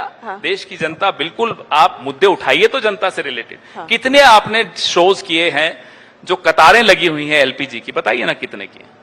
मैंने नहीं देखा, माफ कीजिएगा। जब कतारें लगी थी उनको अभी लगी, दिखाया गया। चलिए अभी दिल्ली में दिखाते हैं आपको। सर मैं आपको दिल्ली में दिखाता हूं लाइन लगी हुई या नहीं। 5,000 रुपए में कमर्शियल सिलेंडर हनुमान मंदिर कनॉट प्लेस में मिल रहा है या नहीं? चलिए मैं बता रहा हूं। There is a problem with commercial cylinders. I agree with you. आपने चलाया, आपने डिबेट की? Of course सर, चलाया है। फिर आपने आज पूछा किरण रिजिजू से, जो बड़े बड़े भाषण दे रहे थे राहुल जी पर? सर सवाल सारे पूछे जाते हैं, आप सुनते नहीं। आपने पूछा उनसे? और हमारे पास 53 सेकंड्स बचे हुए। चलिए फिर आप पूछिए। हाँ, तो एक सवाल मेरा है, देख लीजिए कागज, देख लीजिए। कागज में तो बहुत पढ़ाई लिखाई की थी, लेकिन उसका कुछ फायदा नहीं हुआ because you didn't let me get to the data I have, but forget it. We had Asaduddin Owaisi here a short while ago, and he was saying, मुझे समझ नहीं आ रहा कि ये कांग्रेस मुझे बार-बार क्यों बोलती है कि मैं बीजेपी का बी टीम हूं। तो आई वांट टू नो ये रिश्ता क्या कहलाता है। And also with mister Shashi Tharoor, आपको तो शायद उन्होंने क्रिटिक एंड ट्रोल ही बोल दिया था publicly.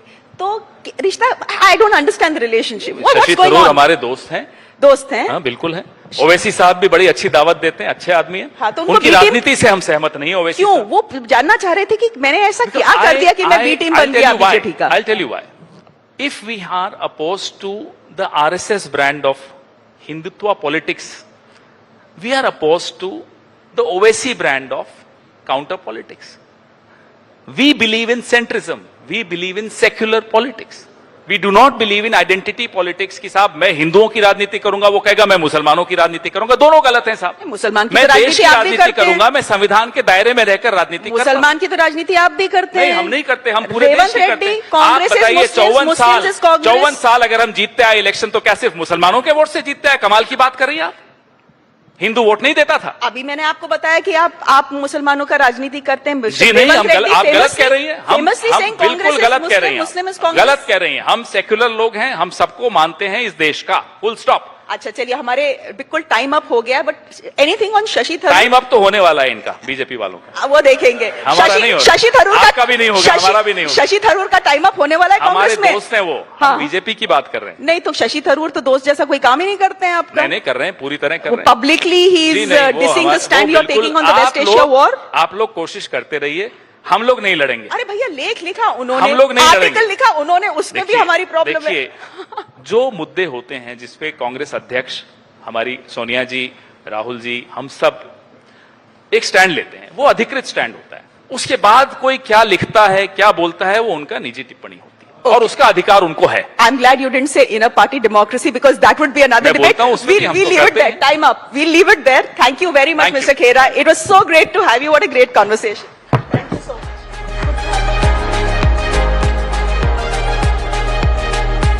Thank Shreya. Thank you, Mr. Pawan Khera, for that rather fiery chat. Not so fast.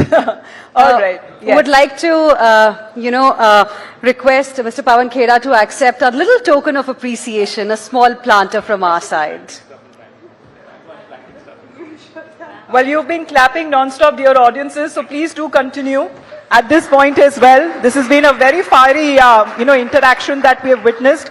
If we hear the government side, then it is important to also note what the opposition has to say. Moving on, now we shift our focus to an industry that is sewn into the fabric of our country, music. The very lifeblood of India's spiritual and cultural ethos has grown into a sphere of economic and diplomatic power, cutting across borders, languages and generations. And this is going to be another very special session because we have a guest with us who's not just grown, but broken the very ceiling in the music industry. And she's going to join us here this evening to shed light on the scope of this soft power. Any guesses before we reveal the name? Okay. Are you looking forward to this session? Okay. All right. Let's do the honors before we expect her on the stage over here, because this is another insightful interaction and a musical one, Hina, that we are looking at.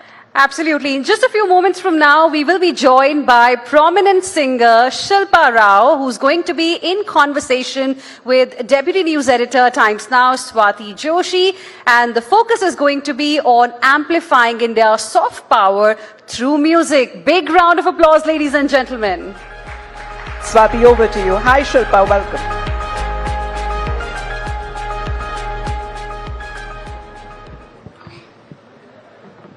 Thank you very much, Hina and Amita, and thank you very much, Shilpa Rao, for giving us your time. It's an absolute pleasure. Kaise aap sab log? How's Delhi doing? Good. Okay, great voices. Little more energy, please. A big round of applause for Shilpa Rao. Thank you so much. Thank you. Some intense conversations have happened here. The temperatures have risen. Okay. Let's cool them down. And what better than, music? Let's talk about music. And I want to begin by asking you, when did you realize that this was your calling? Ki ab mujhe singer banna hai. I know that for sure. See, as a child, choosing music it comes very easy because you absolutely have no idea. You just fall in love with what it does to you. But when you start working and every day is not as you thought it would be, I think then to realize that calling is, I think, a bigger effort where you start realizing, okay, it's me, my childlike self, when I was 5 years old. So to keep choosing music every day, that is the calling that you need to look for. And yeah, it's easy some days, it's not easy some days, but yeah, I mean, people make it easy when they show so much love for your music. So yeah. Can I say that music is in your blood? Family mein music hai? I'm sure there's more coffee than music, but okay, fine. We'll stick with. No, why I ask you that is because how were you as a bacha, an ideal bacha who listened to the parents and followed everything that the parents said, or did you have that rebel streak? Were you a bit rebellious? Actually, neither. I was not someone who would listen to my parents. I wasn't someone who was a rebel, but I was someone who was pretty zoned out and lost. So I would love to be in my own headspace. Jamshedpur is known for a lot of greenery and there's a lot of nature and forests around. So I think that was my best companion. It still is whenever I go back to Jamshedpur, even now. Sir, आपको अब पता है मैं किस बारे में बात कर रही हूँ. But it's actually, I think I'm lucky that I had a very normal childhood. When I used to go to school, come back, no phones, no cable. But we had the entire forest to ourselves, and I think I still cherish that. So as a child, I wasn't somebody who would listen. My dad wanted me to be a musician. As opposed to many parents telling you to be a doctor or an engineer, my dad is something of a different kind, and he always told me to be a musician.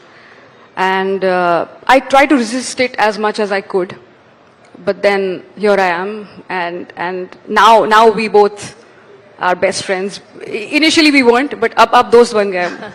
Since you spoke about school, I've seen some of your interviews where you said कि आपको school पसंद नहीं था. Instead, आप पेड़ पे चढ़ना ज़्यादा पसंद करती थी. स्कूल का प्रॉब्लम ये था कि वो चाहते थे कि सब लोग एक ही चीज करें, एक ही चीज पढ़ें, जबकि क्लियरली हम बहुत अलग हैं एक दूसरे से. So I sort of caught on to it very early that why am I supposed to do this, because my friend likes to do math or do science or do anything. I want to do something else. So why are we told to do the same thing? And that somehow made me feel a little detached from school. But I would love to go to school for one thing. You build on human relationships. You make friends, you know how to navigate through friendships and even a relationship with your teacher. I think school is important that way.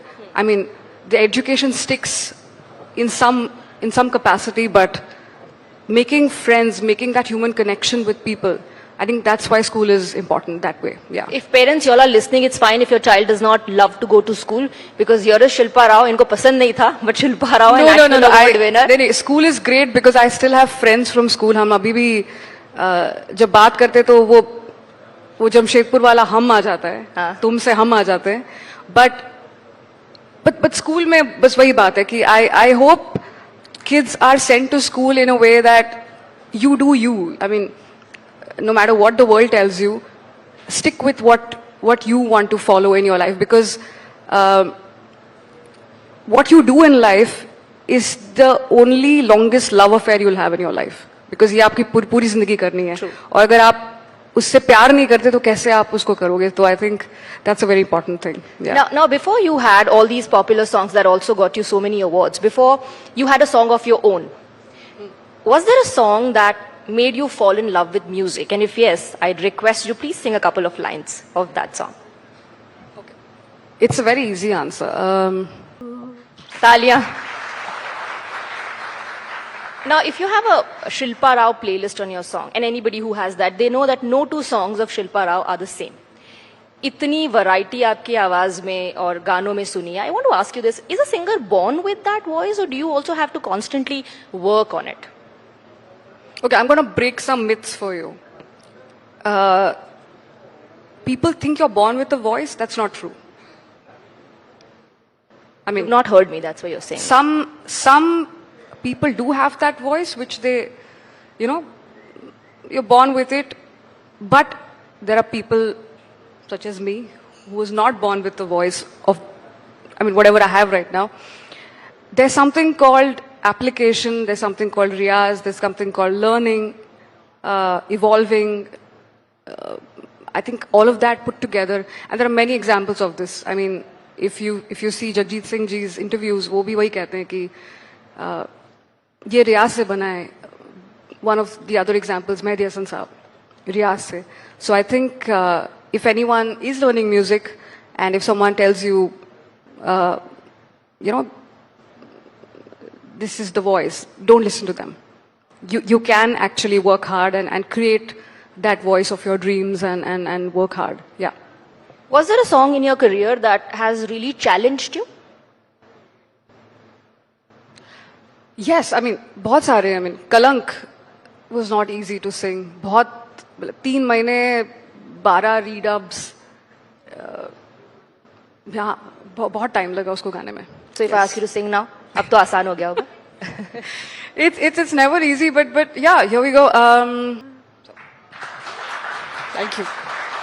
Beautiful. मुझे लग रहा है कि मेरा private concert चल रहा है, बस मैं आँख बंद करके बैठी हूँ और आप गाती रहें. But Shilpa Rao, tell me something. Like actors, when they are asked about the characters that they've played and in super hit movies, they, some of them have a process. They need a before and after story. Some, kind of take their own time. Some go to therapies after they've played a character. Do singers also need a before and after story when you're singing a song for a particular character, or is it just about music and lyrics only? Music and lyrics, obviously, it inspires you when you first hear the song, your first instinct, your first spontaneous reaction to the song. But then I often ask these questions कि ये जरूरी नहीं है कि मुझे पता हो कि इस गाने को कौन प्ले कर रहे हैं वीडियो में, बट कैरेक्टर क्या कहना चाहता है या कैरेक्टर किस दौर से गुजर रहा है. सो अब लव सॉन्ग्स में भी बहुत डिफरेंट टाइप के लव सॉन्ग्स होते हैं कि यू नो खुदा जाने भी होता है आपका फर्स्ट पहला प्यार, और बुलिया जो एक बहुत ही कॉम्प्लिकेटेड रिलेशनशिप है, या कलंक. I think to understand where the character is coming from and where it wants to go is a very important question. And for that particular time when you're recording, you become that person, and sometimes you'll be amazed to even see that, oh, I can become this person. I didn't think I had it in me, but then life is this is very weird, very strange, and yeah, you become all these characters when you're singing them. Yeah. So you go through a lot of emotions as well while in the process of. Oh, you should see us in the studio. It doesn't look like, but there's a lot of turmoil happening within you, and वो जरूरी है, and हमको अच्छा भी लगता है कि आप बस ये flat line में रहने के लिए that's no fun in life. I want to go through that emotional turmoil. So we love doing this, and little masochism is there in us कि थोड़ा pain, थोड़ा सा दर्द चाहिए. इसीलिए आपके गाने सबको इतने पसंद भी आते हैं. There's a lot of hard work that goes into recording a song, making music. Backstage, you told me something very interesting. Since the theme of our summit is celebrating Times Now at 20, you told me that you're going to celebrate your 20 years in the industry this year. Yeah, if I finish this whole year, then yeah, it'll be 20 years, yeah. Round of applause, please, for Shilpa Rao. Thank you so much. Shilpa, by now you know that I'm going to make another request, but this time this request is for Times Now, and for you. Okay, tell me. Please go ahead. Dedicate a song. Dedicating a song, to Times Now. 2 times now, okay. ये आप मुझे spot में डालिए, because अगर आप गाना ask करें तो ज्यादा इजी हो जाता है हमारे लिए, बिकॉज हमको बताइए कौन सा गाना आप चाहते हैं कि शिल्पा राव गाएं? हाँ जी, गुलों में रंग भरे, वाह sir. Okay, you can choose now. I'll sing all of them. What say? Let's have a concert here. Yes. Why should we choose in life, right? Yeah. Okay. Guys, great job. Please clap for yourselves. What is Shilpa Rao doing when you're not recording a song or not making music? What are you doing in your free time? अगर ऐसे ही बैठे रहना है, अगर it was an Olympic sport, I would be a gold medalist in that, because I know the world has turned into a place where your flex is that, oh, I'm so busy. Yeah. I'm doing this, but I feel, why are you going through so much? I think कभी कभार इत्मीनान से बैठना बहुत जरूरी है, and it actually works wonders. So it is difficult. वो बोलते ना, वो dolce far niente, it's an Italian phrase. कभी कभार आराम से बैठे, just get yourself your chai, coffee, whatever is your preference, and stare at something beautiful, a scenery or a painting or something, and just like chill for the day. I think doing that is great. Now, since the topic is amplifying India's soft power through music, yes. What do you think about the independent music which is growing in India? Also, club with that another question about this social media Insta culture, which has also given a platform to a lot of budding artists. Well, music, I think in the 90s when someone would ask you what do you want to be in life, and if you would say I want to be a musician, it wasn't a very valid answer. People like, मुझे ही बोल, वो तो ठीक है बेटा, but असल में क्या काम करना चाहते हो? But things have changed. Being a musician is actually something that is a real profession. People want to do it. It's because the whole ecosystem has now turned into one that is conducive for doing music as a profession. You can survive, you can sustain yourself with it. But obviously, a lot of hard work has to go into making it top shelf. So yeah, I mean, when you're using social media to, you know, like reach out to people, be careful that that's just a medium. That is not it. So learning music and practicing it and also doing it for the love of it, I think that should be the main purpose, and I think we should stick with that. I mean, that's my opinion again. In terms of India being a soft power with music, we've always been the, you know, like our music industry, our film industry is something that India is proud of, and in the entire world, we're known for it. With the advent of indie music being big, concerts actually being such a big, you know, to do, I think it would be nice to get to that part where we can say, yeah, we are a soft power in that. I really hope that happens really, really soon. Yeah. Shilpa Rao, as I wrap up this session, I have one last request, and I really can't let you go without singing Besharam Rang. Sorry for all the trouble. No, not at all. I think हमने ये गाना इसलिए बनाया था कि ताकि जो भी हैं, जैसे भी हैं, वो अपने आप को अपनी तरह celebrate करें, and I think people got the point. So here we go.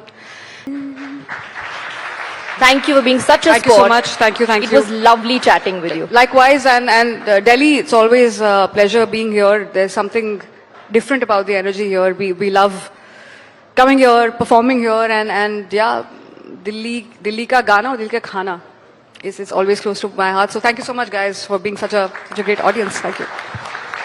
Thank you, Swati, for everything. Well, Shilpa, this is a promise that when we go back home, I'm going to be telling Alexa that please play Shilpa Rao songs. That's going to be the playlist when we go back home. So it's been quite relaxing and unwinding as far as this session is concerned, this musical journey, as Swati gives Shilpa a small token of our appreciation. Shilpa Rao, thank you very much for joining in. Thank you, Shilpa.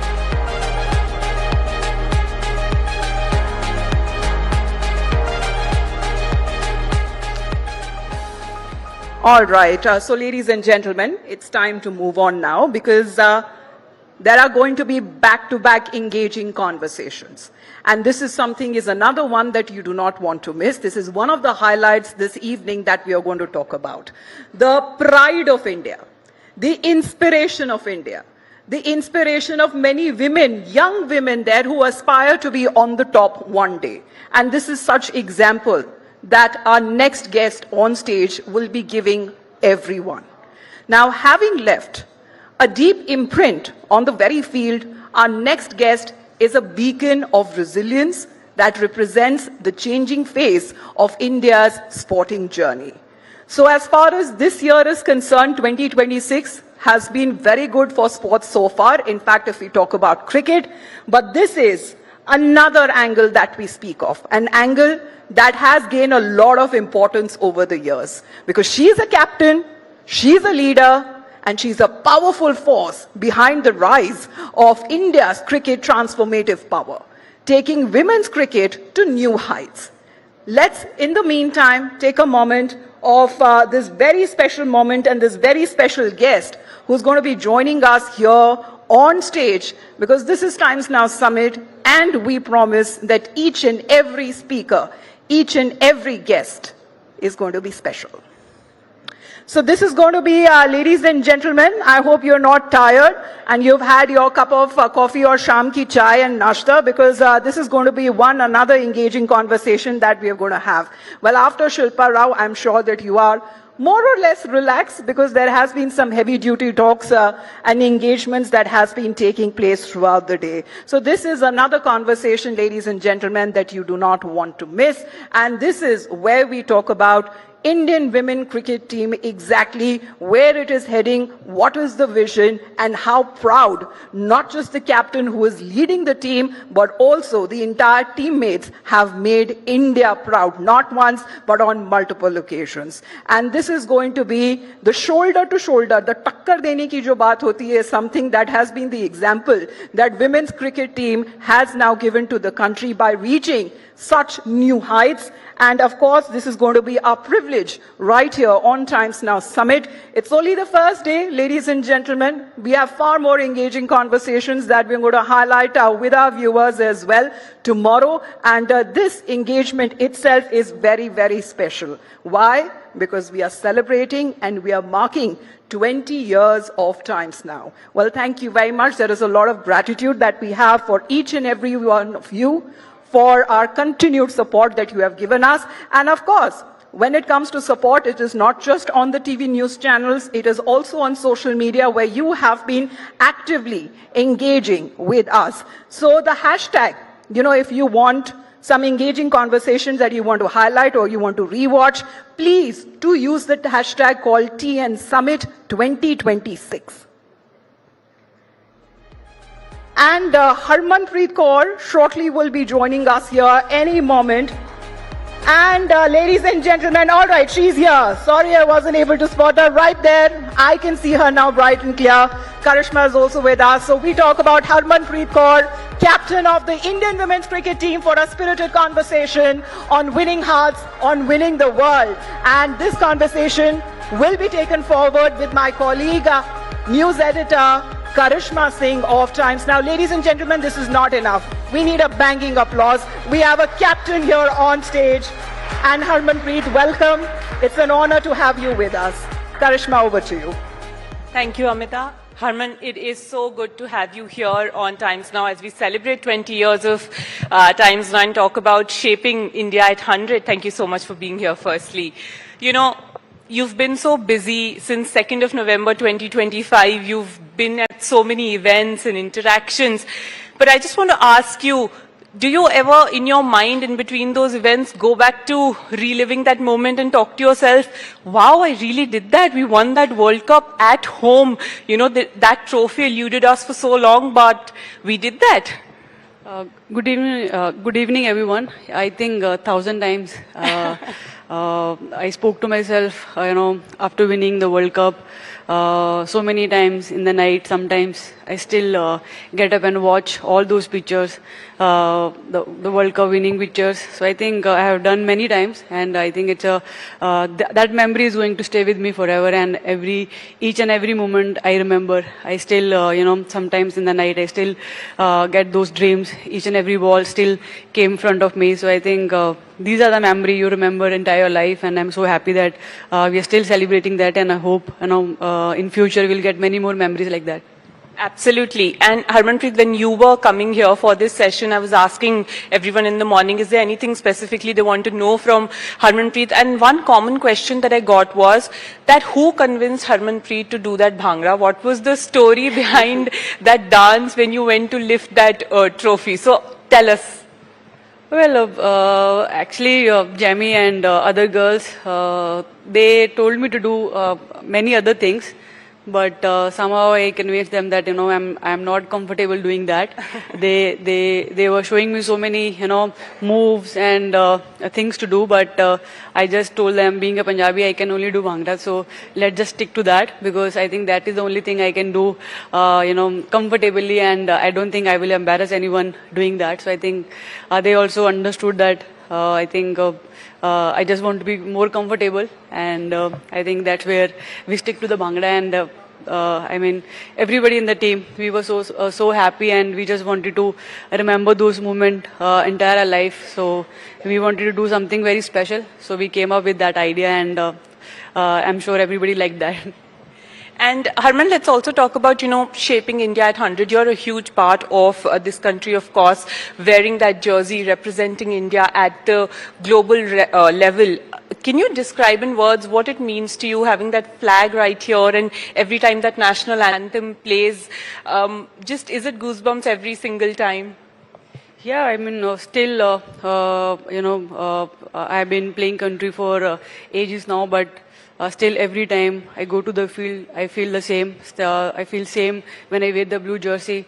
So I think these are the things, any cricketer, any sports person, they always feel special because when you are on the field, national anthem is on and then you're wearing the jersey. I think these are the things still, get goosebumps on you. So I think these are the very special moment, and I think no matter how many years you have been playing, you still feel the same. So I think these are very special moment, and you always feel the same. And, we talk about the World Cup a lot, and we've been talking about the World Cup win. But somewhere, do you also feel your innings of 171 not out was a defining moment for you? Because that almost made everyone notice what we talk about right now in terms of women's cricket. Yeah, I think after that inning, a lot of awareness came to our country. People started watching women's cricket. After that, massive change. We got more coverage on TV, and that thinking of women's cricket completely changed, because earlier people used to think that women cricket is a bit slower and, we don't have that much power and we can't entertain how men's are, doing. So I think after that inning, a lot of, mindset change back home, and I think after that, the amount of cricket we got, and we got really busy, because before that, hardly 2 or 3 series we used to get in a year. But I think after 2017 World Cup, we have been playing so much cricket, and that's what we wanted as a player, that we want to play a lot. We want to play, back-to-back cricket. So really happy that, that inning came, and entire women's cricket changed after that. Well, absolutely. Harman, let's also talk about the team that you lead with, of course, Smriti as your deputy, then you have Jamima, and there are, of course, other players as well. Just how is the team bonding, and what are the conversations like amongst players, in between a series, and especially when, there is a gap between series? Do you make sure that the players are still connected with each other even when there's a gap between bilaterals or, say, an ICC tournament? Well, I always say that, this team is very special to me. Each and every member, they are equally important, and, they bring a lot of positivity to the team.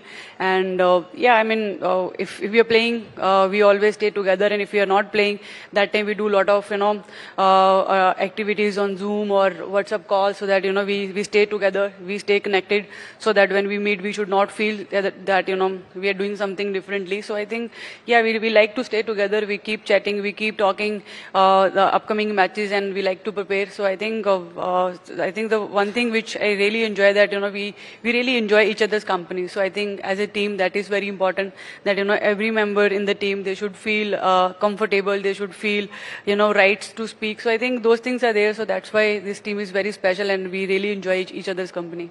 Well, absolutely. I think that is one of the reasons that must have led to India winning the World Cup as well at home. But, just talking about the World Cup, when we had that match versus England, after which, there was a lot of criticism as well as to how can we lose like this. In that sort of a situation, how do you, pull up the team and say that, guys, we can do it from here, girls, we can, still go the distance from here, let's just not lose hope? What is the conversation like in a situation like that?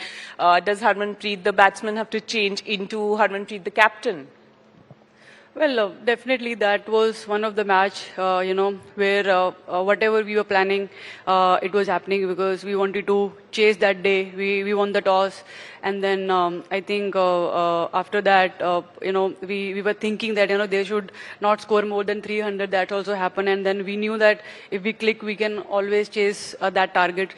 In between, we were in the when Smriti and I was batting, and we just thought, now we have, full control of the game.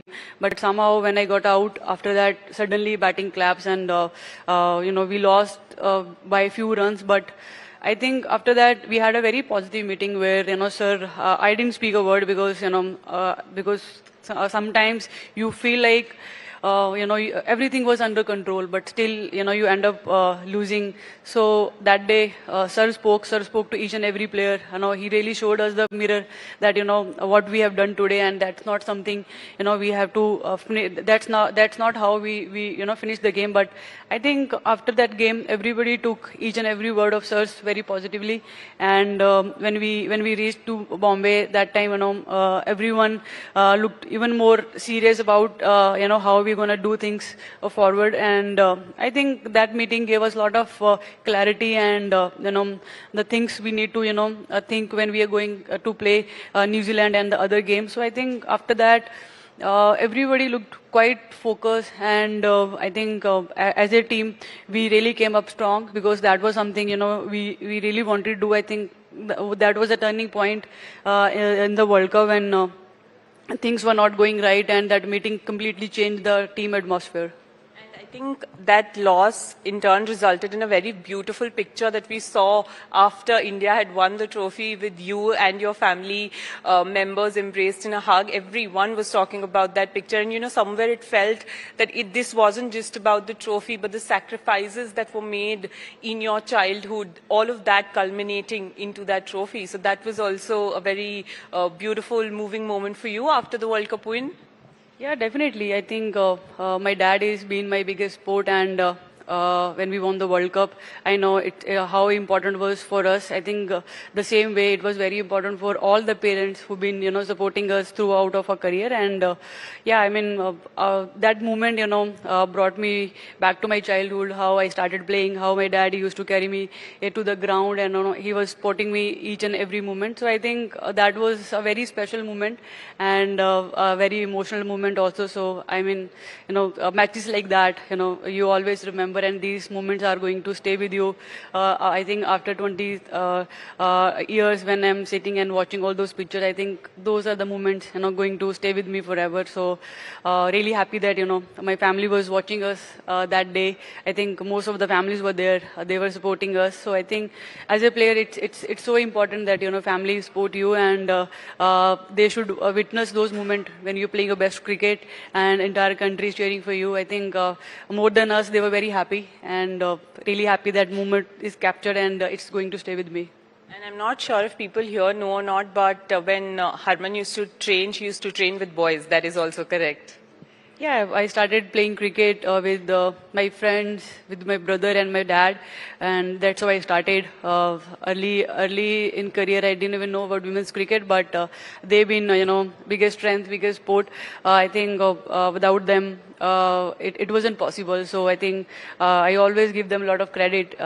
If that time they were not there, I think I shouldn't have been sitting here. So I mean, they've been biggest support, and thank you. I always keep them, thanking them for each and every moment. I'm really happy that I got such a lovely family and friends that time. And Harman, when we talk about women's cricket, when you started to where it is now, when you're leading the team, there obviously must have been a cultural shift, and things have gotten better, of course.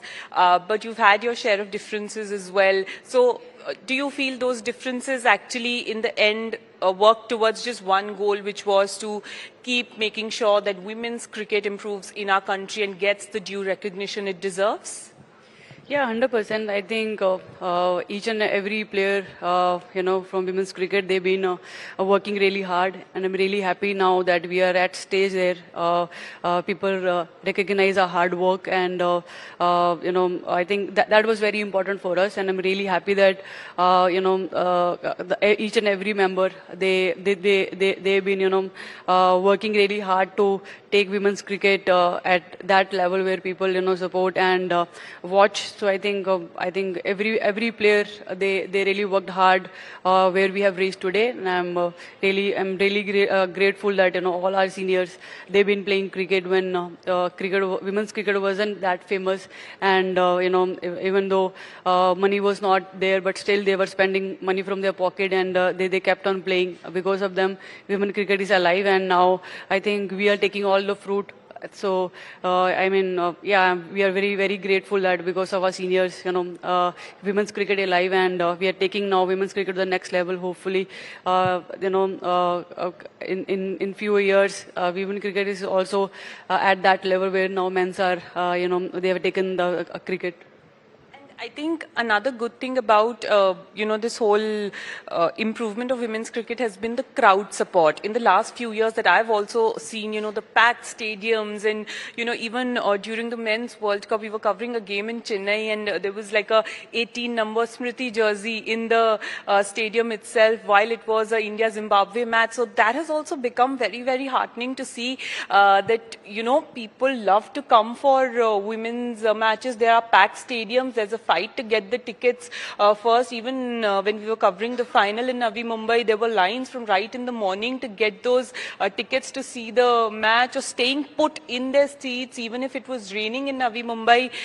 The crowd support, that must feel very, very special every time they chant India, India, or Harmanpreet for that matter in the stadiums. Yeah, 100%. I think fans are being our biggest support. Without them, I think nothing is possible. They are the one who give us a lot of courage and strength when we are on the field. I still feel, whenever we are playing and see the packed stadium, I think it was a dream, and I'm so grateful that I'm living that dream, because I still remember when stadium was empty and we just used to, watch each other and say that when we will see the packed stadium, when we will see, whenever we are going for media and all, hardly two or three people are coming and covering, and we used to feel that when we will see, many people are covering us and stadiums are packed. And now when we play, when I see the packed stadium, sometimes I sit and, thank God that, I'm so grateful I'm living this moment, because, sometimes your dreams are not fulfilled and you feel really sad. But I'm so grateful that, all the dreams, all the things which we have been dreaming as a team, we are able to live that moment. And without fans, I think it's not, it's hard to, taking your game ahead. But I think because of them, we really enjoy playing in the stadium, and hopefully they'll keep coming and keep cheering their favorite team. But do you still get nervous? Like, you have to walk with that full calm, composed and cool demeanor when you walk into the stadium. But when you look at those 25,000-30,000 people sitting and waiting for Team India to give them a show, do you still silently get nervous? Oh my God, there's so many people here. Well, I always enjoy, playing in front of people, because when I was young, I was the only girl who was playing with the boys, and I always enjoyed when people were watching me at that time, and they used to, appreciate when I was alone playing with boys. So somehow, I was always very comfortable playing in front of crowd. But initially, when people started coming to the stadium, some of team members, they used to get nervous, and it took us, a lot of time to make them comfortable. And we kept talking in the dressing rooms that this is what we wanted. Now this is not time to get nervous or feel nervous on the field. This is the time to enjoy this moment. I still remember when we were playing in Dubai, the first time we saw the stadium was packed and people were cheering for India. We were playing against New Zealand, and some of the players, they were so nervous. They were not speaking a word, and I kept telling them they all are wearing blue jersey. They are for us. But some of them, they used to get nervous. But now they enjoy, because initially it was tough for few players, but now they enjoy. Now they love the crowd. They now love people are coming and cheering. So I think initially there was some time when some girls used to get nervous, but I always enjoyed people are coming and watching, and I love playing when a crowd is there. So I really enjoy that part. But Harman, there must have been a point in your life where you would have decided, I'm going to be a cricketer. I want to play cricket. I want to play for India. What was that point, or what was a particular situation or a match or a player that made you decide that this is what I'm going to be, and you put everything that you had got to be where you are today? I think from day one, I think growing up I only remember, I'm holding a bat. I never saw anything else in my hand. Being a girl, I always asked my dad for a bat. I never asked for a doll. I never asked anything else. So I think from day one, I've been dreaming about, playing for country and wearing that blue jersey. I used to have Sehwag's poster in my cupboard and always watching him and, dreaming that one day I'm going to wear the same jersey. But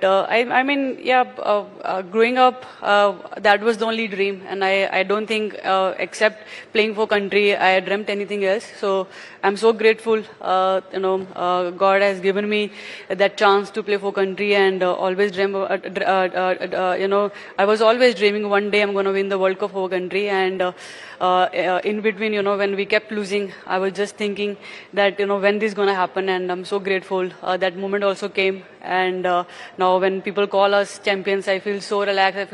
I feel so satisfied that, because in between, we 3 times we came so close, but for some reasons we didn't par that line. But now it's really, I'm really happy and thankful that happened. And there's a lot to look forward to for the champions as well in 2026. You have the T20 World Cup coming up. You have the Asian Games that's coming up. So consistency is going to be key, Harmanpreet. Yeah, definitely. I think we already spoke in our team meetings after the World Cup that, ODI cricket, whatever we wanted to achieve, that's done now. Now it's about the next goal. And our entire team is aware about that. And we are really working hard. I think WPL is being, our great strength. We got so much talent from WPL and team is, really working hard for our next goal. And hopefully the way, we pull things in the ODI World Cup, the same way, we'll go and perform in the T20 World Cup. You spoke about WPL right now. There's been so many changes for women cricketers. If I talk about pay parity or central contracts or the coming of WPL. But are there more changes that you wish to see in terms of women cricket and the support that they get? Or do you think it's slowly and steadily reaching a point where everything is coming at par with the men's team or the men's cricket? I think things are moving in the right direction. I think WPL was something which we really wish that, it should start. But now that WPL is there, now slowly, hopefully we will see more teams in upcoming years and more test cricket in upcoming years. I think, a lot of improvement scope is there. But I think slow and steady, I really believe in slow and steady movement because sometimes when we move too fast, there is chance to, things can go here and there. But I think BCCI is really taking care of women's cricket and they've been working really hard. And I think we always give a lot of credit to all our BCCI members because, I think they are whatever they are doing in the right way and they are the better people to, think about our careers and hopefully, they will keep doing the things which is best for us. Harmanpreet, before you, there was, of course, Mithali Raj and Jhulan Goswami who were the catalysts of change. And now there is, of course, this team. So is there a sense that, we have to leave behind a legacy that inspires the younger generation to do even better than what we've been able to achieve?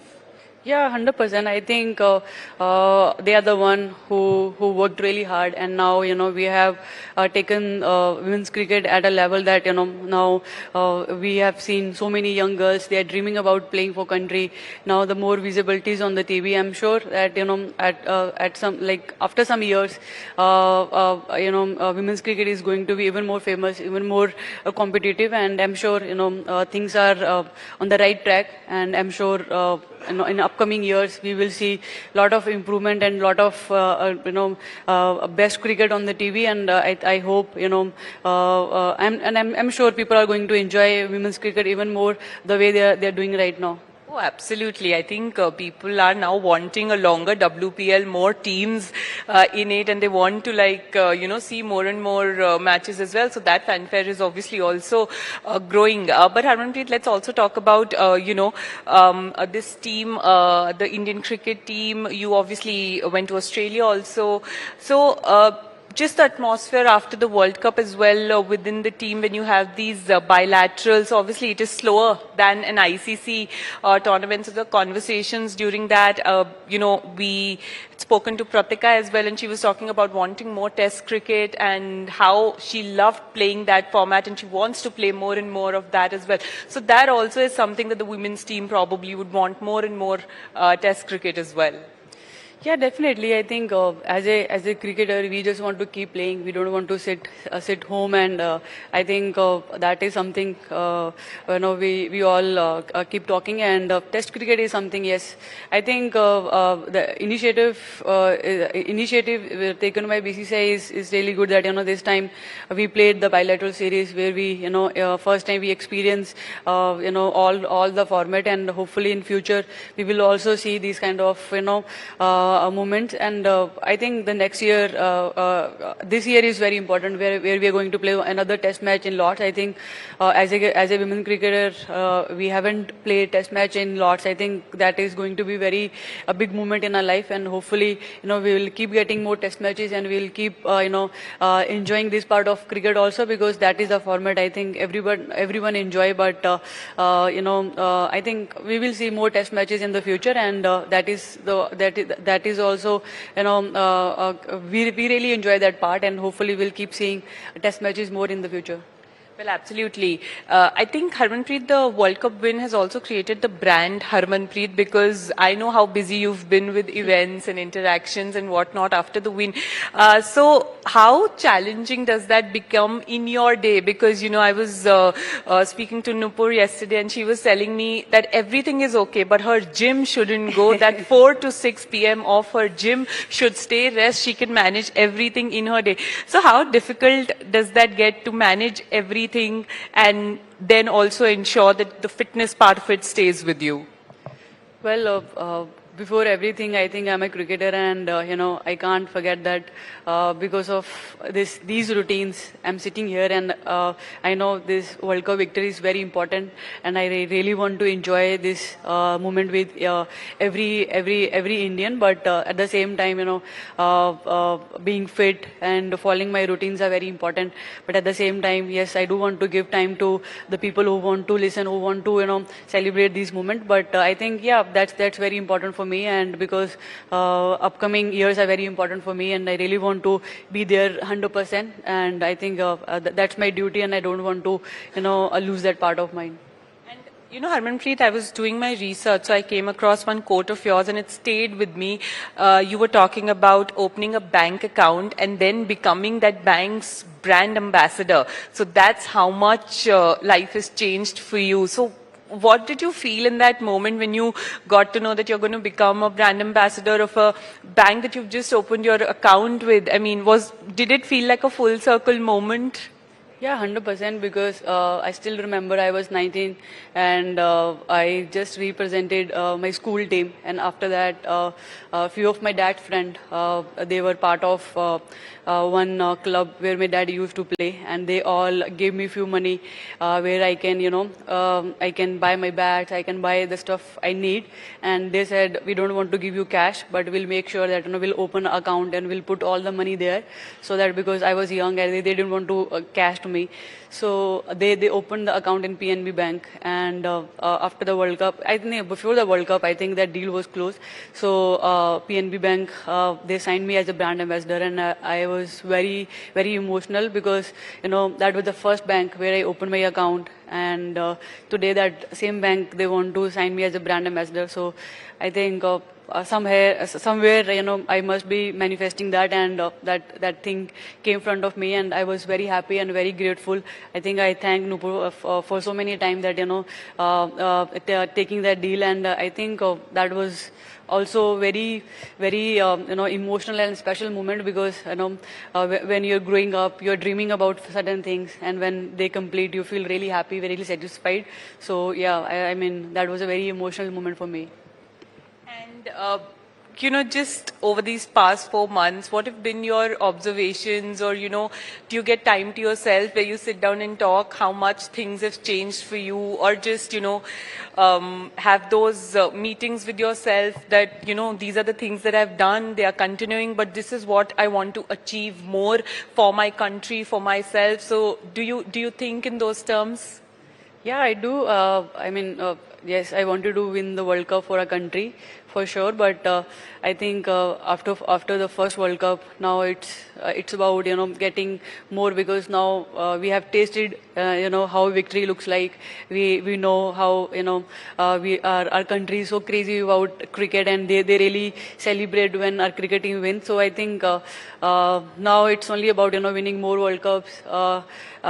Just don't want to stay with one trophy. I really want to get many more for our country, and hopefully whatever career I left, I just want to do something really special for my country. I hope before getting retired, I don't want to stay with one trophy. I hopefully get many more for our country. I hope that's a long time away right now.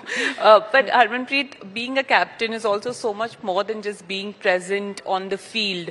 Tell us a little about, how do you handle things in the dressing room if there are, arguments within the players, or they're not on the same page, or there are egos sometimes. How does the captain handle a situation like that? Is it a difficult challenge to manage those egos of players sometimes when they're not on the same page?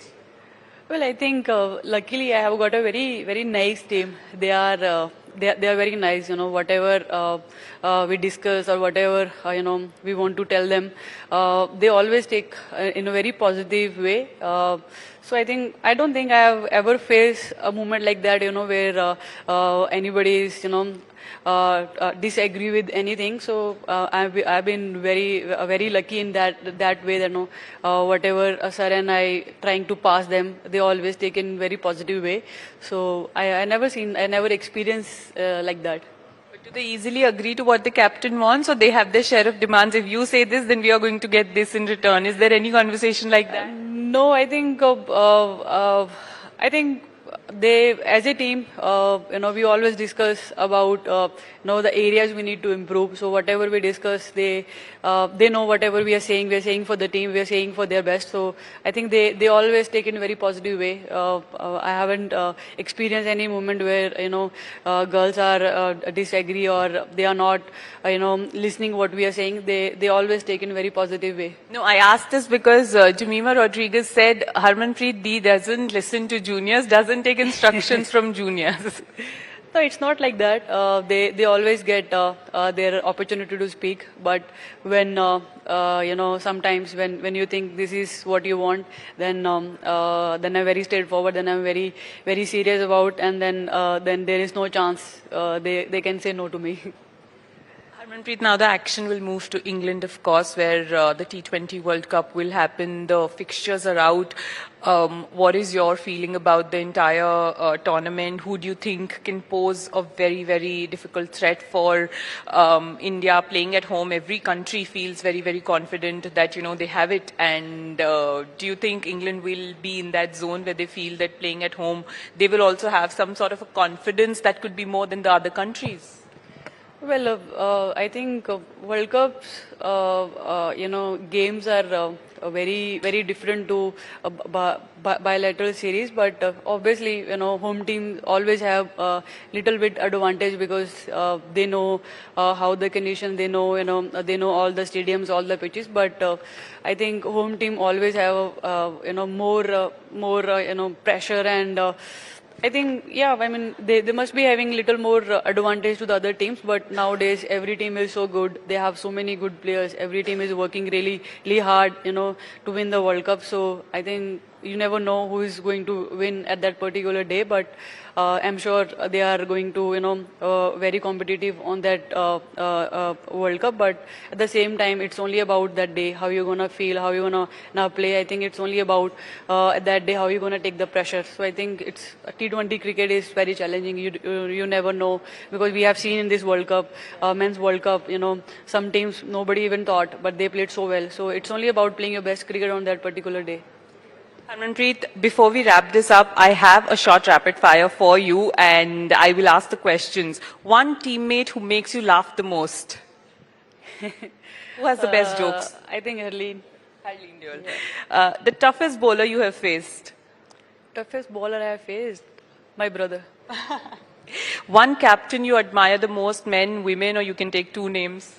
I think growing up, Ricky Ponting, I think the way his team dominated for so many years, I always wanted to, be like him, the way he was dominating the world cricket. They were champion for so many years, and every team, they were, they were just dominating like anything. So I think he's one of my favorite captain. And one thing that Harmanpreet fans would have no idea that Harmanpreet is good at this as well. I know one. You can only tell them. Esports? Esports, yeah. Yeah. And finally, Harman, your message to the young girls who look up to you, aspire to be you, or just want to play this sport, or just be a woman athlete in general in our country, what would Harmanpreet Kaur tell them? Well, I think enjoy what you're doing, because that is something which is very important, and just keep dreaming, keep working hard, and never give up, because you never know when you're feeling little low. If you par that time, then that best time is going to come. So never give up, just keep enjoying what you're doing.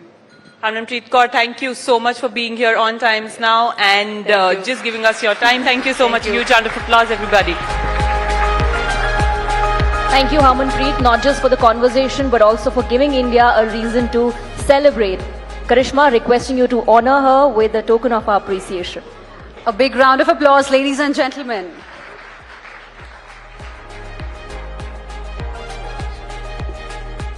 And one story that really stood out for me from this conversation was how she said that the place where she went to open her bank account eventually became a brand ambassador of that bank. What an inspirational story there, Harmanpreet Kaur, told us about. Swati, but also, it's been such an interesting day, isn't it? We had members from the government, opposition, from, leaders from the world of music and cricket as well. And similar kind of a lineup is there for even tomorrow as well, day 2 of Times Now Summit. And viewers, it is stories of pride and progress like what we just heard that Times Now has consistently brought to the fore, reporting, debating, questioning and inspiring for the past 2 decades. As we stand at the cusp of a new era for India, celebrating 20 years of Times Now and the architects shaping India towards 2047, the network, ladies and gentlemen, now steps into its next chapter, which is stronger, sharper and reaffirming its commitment to cutting-edge journalism for the nation. That's absolutely right. And now, as we unveil our bold new identity, may I invite the Managing Director, Mr. Vinit Jain, on stage to take us through this new chapter of Times Network. A big round of applause, ladies and gentlemen.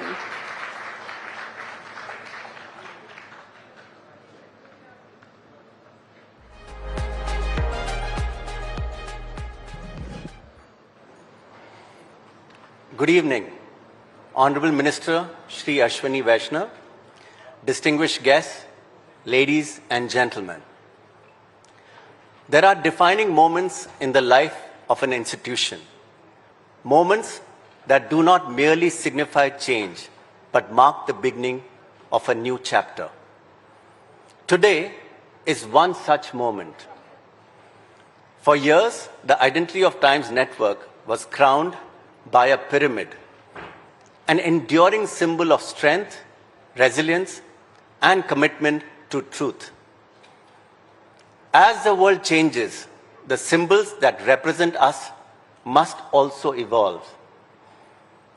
India has emerged as a nation of growing consequence, confident in its identity, clear in its purpose, and expanding in its influence. And as India's role in the world grows larger, our own identity too must reflect that widening horizon. Today, therefore, we embrace a new expression of who we are. We move from the stillness of a pyramid to the dynamism of a globe that carries within it a strong imprint of India. This is far more than a visual transformation. It is a declaration of purpose. It reflects a network that is not bound by geography, but energized by connection. This new identity embodies a larger vision of a network that serves as a bridge between India and the world, and equally between the world and India. A network that will present the story, the aspirations, and the possibilities for our great nation and resonates across the world. A platform where conversations rise above borders and where the exchange between India and the world is not unidirectional, but constant, meaningful, and alive. The globe in all its motion and wholeness captures this spirit with precision. It is open, interconnected, forward-looking, and full of possibilities. And at its heart stands India. An India that is moving with determination towards the goal of becoming a developed nation by 2047. An India that has become a pillar of hope for the global South. An India that is increasingly central to the world economy. But this new identity is not only a reflection of India's rise. It is also a call to action. It is not only a mission we set for ourselves as a network. It is, in a larger sense, a call to all of us, to institutions, to policymakers, to citizens, and to the nation at large, to think beyond the immediate, to think in terms of the future, to think in terms of reform, and to think in terms of bold initiatives worthy of the India we seek to build. With this renewed identity, we reaffirm our commitment to truth, to accuracy, to credibility, to deepening understanding, and to shaping the conversations that matter, not only within our borders, but across the world. We are Times Network, rooted in India, connected to the world, and committed to being the bridge between the two. This is not merely a new identity. It is a new articulation of our ambition. And yet, even as we evolve, one truth remains unchanged. One conviction remains constant. Action begins here. Ladies and gentlemen, welcome to a new expression of Times Network. Thank you. Mr. Jain, as we eagerly wait to see this new identity, I would like to invite the Honorable Minister for Railways, Information and Broadcasting, Electronics and IT, Shri Ashwini Vaishnav, to join Mr. Vinit Jain for this special moment of the unveiling of the new identity. We request the Honorable Minister and Mr. Jain to reveal Times Network's new identity.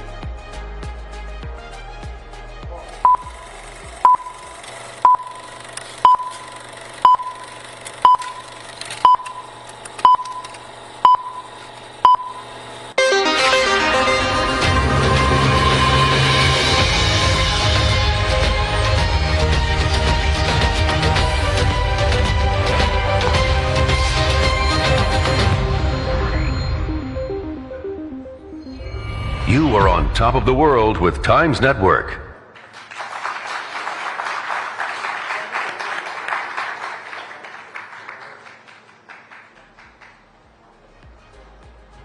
And it's over to you, Navika ma'am. on the occasion of the Times Network's completion of 20 years and the unveiling of the new logo, we are pleased to give you some breaking news, and this is the Prime Minister's message to Times Now and Times Network. And I quote the Prime Minister: "Heartiest congratulations and best wishes to everyone at the Times Group on the completion of 20 years of Times Now. Over the years, the media has played a pivotal role in shaping public awareness and nurturing active participation on issues of social and national importance. Times Now has been noteworthy as one of the early movers into the electronic news media. In today's digital age, both speed and credibility of information are equally important. The media's role in delivering thoughtful, accurate, and impactful content has become more critical than ever. Meaningful and informed journalism is essential to positive change and strengthening the society.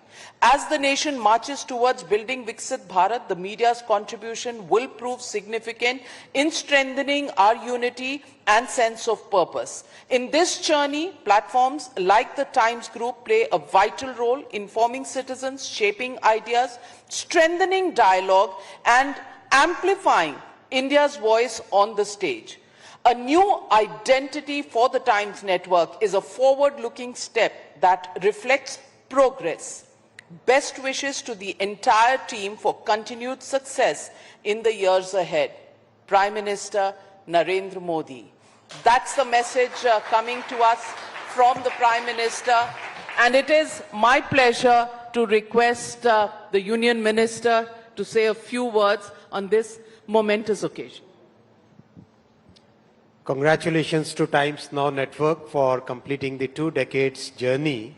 It's indeed a journey which is every citizen of India has cherished those very interesting times, interesting moments, the thoughtful reporting, lots of very interesting breaking news, the way the entire country's thought process has been shaped. So congratulations, and wish you all the very best for many more decades like this. Congratulations for the excellent new logo. It reflects our today's ethos. Thank you so much. Thank you very much, Minister. Thank you, MD, for joining us on the stage. And when we have the INB Minister, we can't let him go without a few questions that, as a journalist, I hold the right to ask. Mr. Ashwini Vaishnav, can I invite you now for a quick fireside chat, and I promise the fire won't be too hot. Thank you very much, Mr. Ashwini Vaishnav, for joining us here on a momentous occasion of 20 years of Times Now. I think in India, we're sitting and watching at a time when there is a war in the western part of the world. West Asia is going through a turmoil. But there is a war that is going on within India, which is a narrative war. A narrative that is being given by the government, a narrative that is challenged by the opposition. How do you see the narrative war? Who's winning this one right now? Truth is winning, clearly. It's the truth which ultimately wins. We have seen one after the other. Whatever the fake narratives that opposition tries to create, it just doesn't stick, because ultimately when the facts come out, the narrative which sometimes opposition tries to create through their own methods, which of course they have been in the government for many, many years, they would have mastered during those decades, all those narratives get washed out. We have seen so many examples I can give. One of the examples was Constitution Badal Denge. Somebody used to take the book of Constitution and keep moving around showing that this is the Constitution which will be changed. Absolutely false narrative. Zero truth in that. And we went to the people understood the entire thing, and there the things which are actually delivered, the results which are visible, the change which has happened, the transformation which is visible in poorest of the poor people's lives. That is what real narrative is.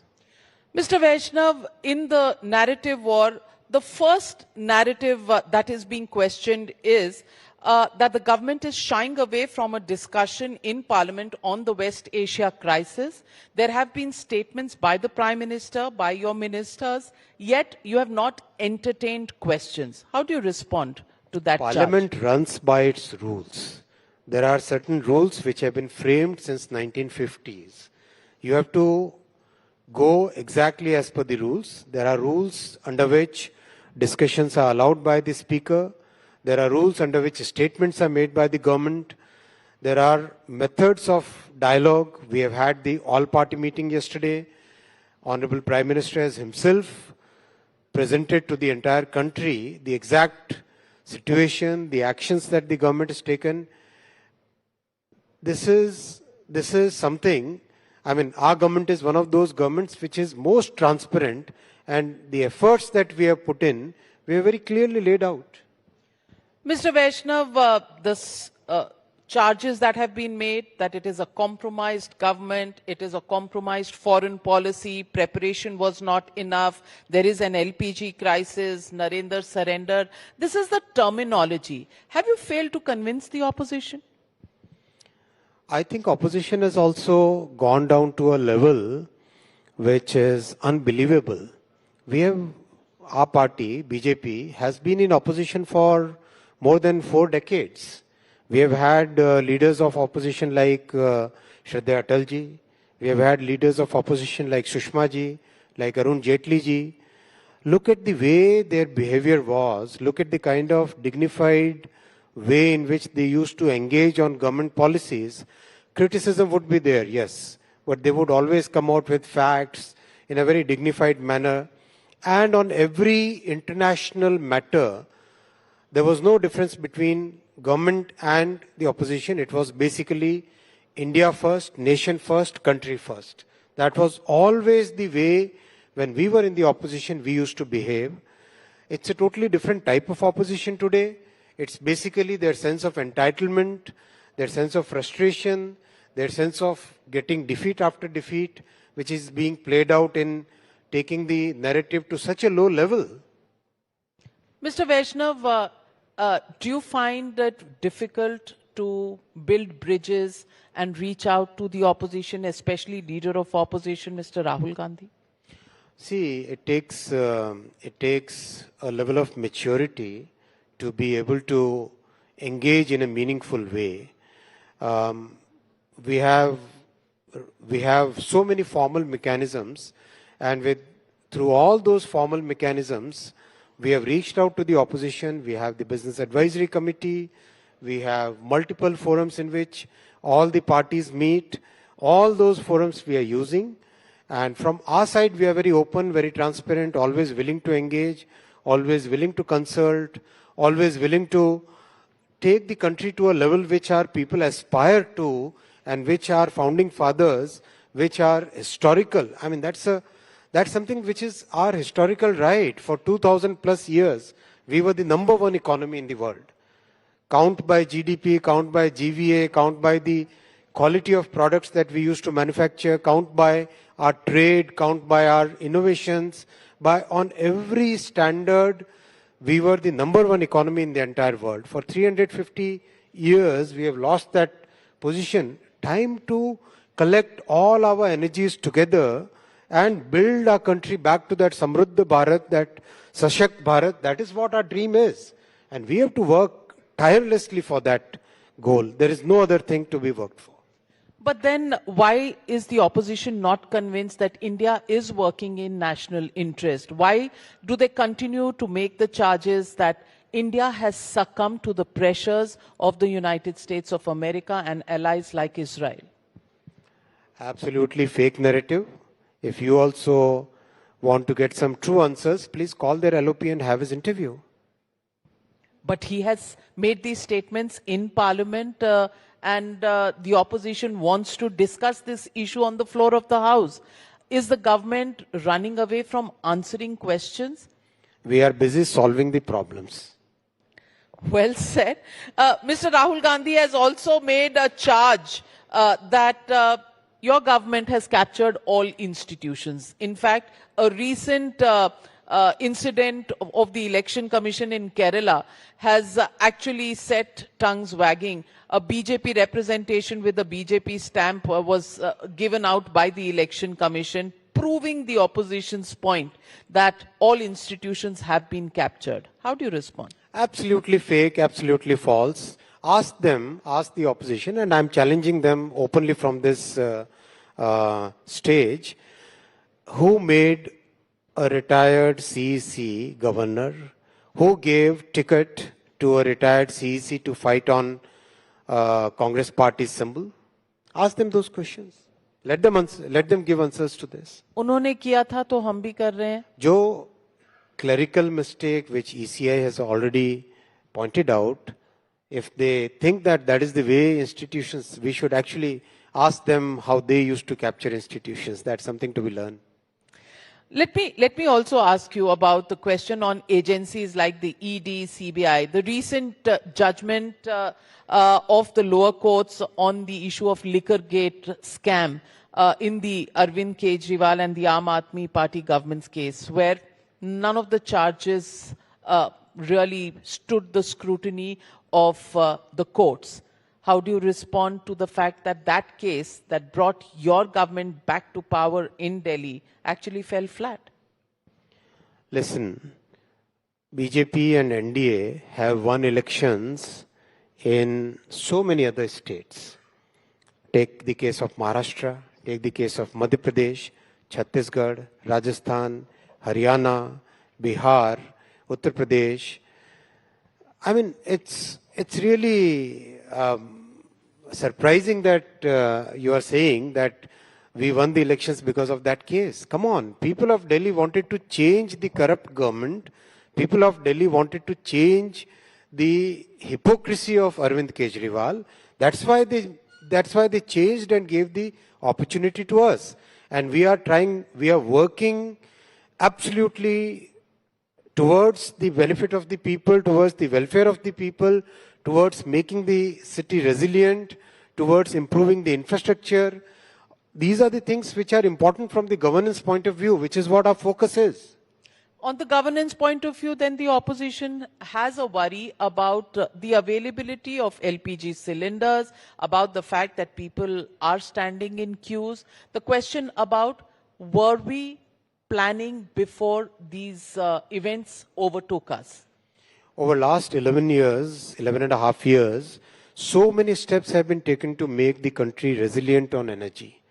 We have diversified our sources of energy from remaining dependent on one geography to buying from multiple sources of energy, whether it is Russia, whether it is Canada, US, South American countries, many African countries, many countries from the Oceania.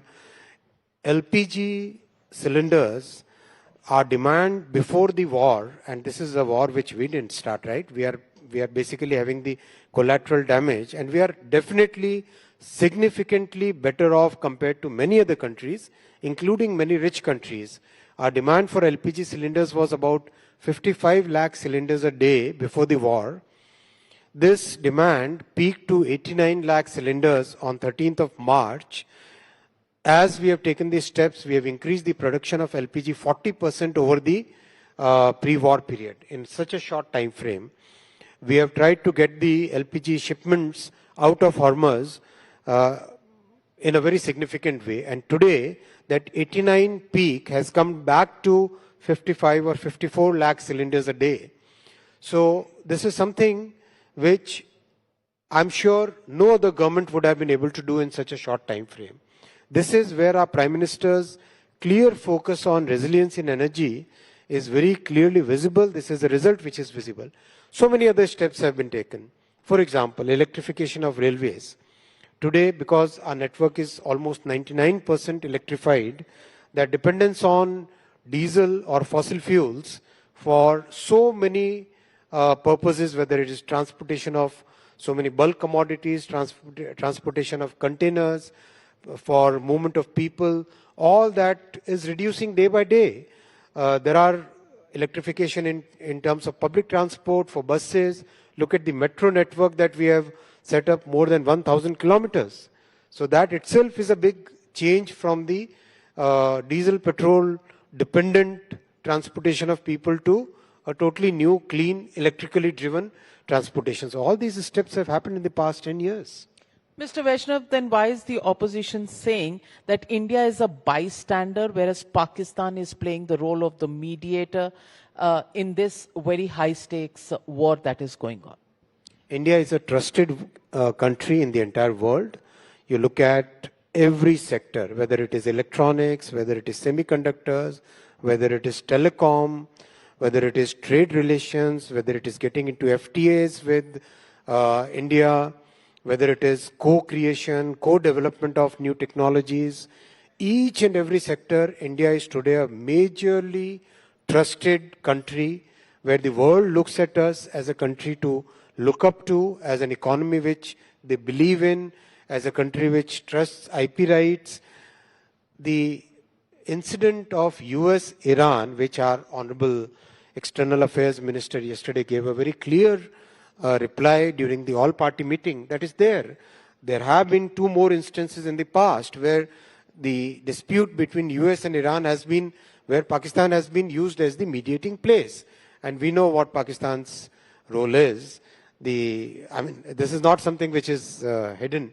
And of course, I'm not an authority on that, so let me stop there. Well, so let me ask you, you're also the Minister for IT, you are the INB Minister. Do you see a medium-term and a long-term impact on India's growth story because of the war in West Asia? Every such war-like situation which has huge strain on energy inputs, huge strain on investments, that definitely will have significant impact on every country, on entire global GDP, whether it is US or Europe or Japan or South American countries or Australia. Impact will be felt across the world for sure. We are in a significantly better position compared to many other countries for 2 or 3 reasons. One of the reasons is that our balance sheet is very healthy balance sheet. We have been very conservative and very thoughtful in our growth plans. Our balance sheet today has 57% as a debt to GDP ratio for the central government's balance sheet. And even if you take the state government's balance sheet, that also is, compared to the rich countries, it's very significantly better, where the debt to GDP is almost everywhere more than 100%, so many places more than 200%. So that way we are in a very significantly better situation. Second, our growth story has been built upon a very thoughtful program, built on 4 pillars, as sometimes I call it: the pillar of investment, the pillar of inclusive growth, the pillar of simplification, and the pillar of innovation and focus on manufacturing, built on the layer of technology. So our growth story is very thoughtful. This growth story is going to give us 6 to 8% real growth consistently over the next 5 years. That can be very clearly stated with a high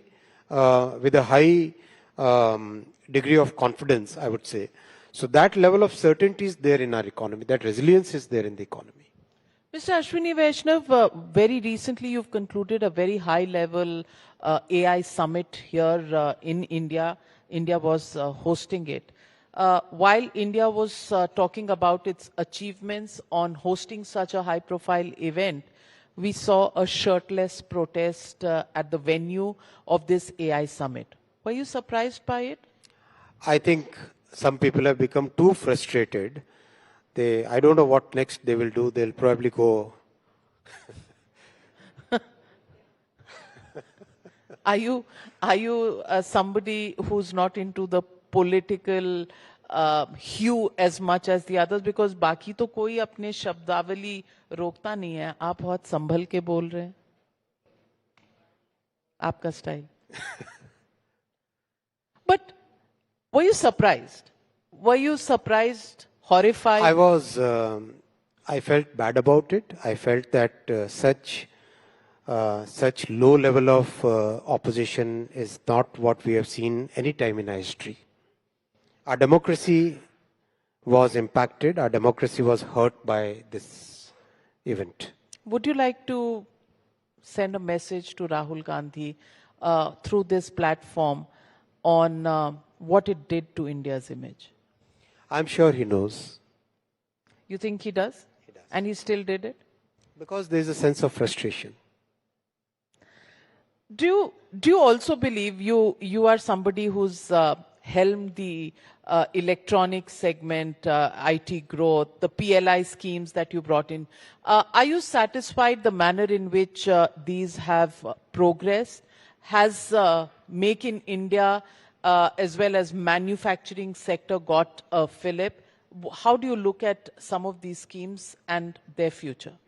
See, electronics manufacturing has grown 6 times, crossed already 13 lakh crore rupees worth production in the last decade, from very negligible, very small base. And electronics exports have grown 8 times in the decade, which is huge by any standards. And from nowhere, from a major importer, today we are seeing in the league of in the exported items, from a single exported item perspective, where diesel used to be the highest exported item for many decades, and gems and jewelries, textiles and engineered goods used to be the next few. Today, smartphones is the #1 exported item in the from India. And recently I heard one lecture by, I think, Fareed Zakaria, where he was saying that practically every second iPhone which is sold in US is made in India. So that kind of ecosystem has developed. We have more than 400 factories in the entire country, spread across the country, where electronics manufacturing is happening. It is providing employment to about 25 lakh persons, and close to 55% of them are women. And I mean, it's very meaningful work which is generated because of this activity. We are going we are expanding the activity in terms of more products. We are also going down in the value chain. Now we have started manufacturing components. We are now manufacturing capital equipment, the machines which will manufacture the electronics equipment, and now we are going towards the manufacturing of materials also. It's a very important ecosystem which has developed, and this is when we were negotiating the FTA with EU. As I said, India has emerged as a trusted country, as a country where people believe that yes, whatever comes from India is worth. There is no safety concern about it, no security concern about it. So people are very keen that our electronics manufacturing should grow, so that in their products they can use the electronics manufactured in India. The smartphone success story, especially dear to your heart? Yes, of course. And more than that, semiconductors is very important, because semiconductors is a foundational industry. Practically everything where you switch on or switch off, chip is used. And getting a good commercial semiconductor manufacturing facility in our country was a dream for the country since 1960s. And this dream has been fulfilled under Prime Minister Shri Narendra Modi ji's leadership. So that is very satisfying. We had the first plant inaugurated on 28th February, the last month. And the second one will be inaugurated by Honorable Prime Minister on coming 31st March. So it's a very satisfying thing. Another one will get inaugurated in June or July time frame, and the fourth one will get inaugurated by November, December. So it's a very significant journey that we have made in the last decade. Another 6 plants are in various stages of construction and commissioning. And I think this is a very, very important development for our country. Mr. Vaishnav, you're the INB minister, and there is a conversation in many countries which are coming down with social media bans below maybe 16 years. Some are saying 14 years. How do you respond to some of these worries of exposure to digital platforms and social media concern? It's a very, very significant concern. Parents from across the country and across the world have been feeling that pressure. Yesterday there was a major judgment in US where the social media platforms have been told that your addictive algorithms are really hurting the children's growth, their mental makeup. It's a major problem that every society is struggling with. Wherever I have interacted with counterparts across the world, whether it's a country which has high regulation or whether it's a country which is absolutely liberal, everywhere, every digital technology related minister has been sharing the concern that it's a big issue for their societies. Likewise, for our society also, it's a major concern. We are constantly in dialogue with the social media platforms, and we believe that time has come when we must come together, build that consensus, and I'll request you also to, as a media house, to help us in building that consensus and getting that right, fine balance between the freedom of speech, the innovation debate, and the point where the correct level of regulation should be made. OTT censorship. Just recently, vulgar songs which release even without going through the censor board right on digital platforms and social media platforms. How do you deal with that? It's a big threat for the society. Our society is built upon certain institutions, and we are a society which is not just 200, 100-year-old society. We are a thousands of years old society. We have very strong value system, and we must maintain and preserve that value system. We must make sure that each and every new fad which comes or new method which comes, which tries to weaken our social values, must be countered very effectively. That's why that song which came, we immediately took action against it. There were many other things in the recent past where we had to take immediate action. Of course, the censor board, the CBFC, works as an independent body, which works under the Cinematograph Act of 1952, and they work as per the rules and regulations established by the Parliament. In the end, I just want to ask you, there is a Dhurandhar fever that is going on in India right now, and many people in the opposition and an ecosystem that exists in India are having a meltdown. They say ये picture Modi ने बनवाई है. I want to ask you on record, आपकी सरकार ने बनवाई है picture धुरंधर? जिनने जो बोलते हैं उन्हीं को पूछो ना भाई. आप INB मिनिस्टर हैं, आपने देखी है फिल्म? ऐसे क्वेश्चन मत पूछा करो. But honestly, when पिक्चर अच्छी है. बिना देखे आपने कह दिया, जैसे ऑपोजिशन ने बिना देखे कह दिया कि पिक्चर खराब है, प्रोपेगेंडा है. मैंने कहा ना पिक्चर अच्छी है, देखनी चाहिए. देख, आपको लगता है कि ये जो प्रोपेगेंडा का चार्ज है, इस पे क्या जवाब देना चाहिए? ऐसे ही कुछ भी कोई भी बोल दे तो उसमें जवाब देते फिरेंगे हम.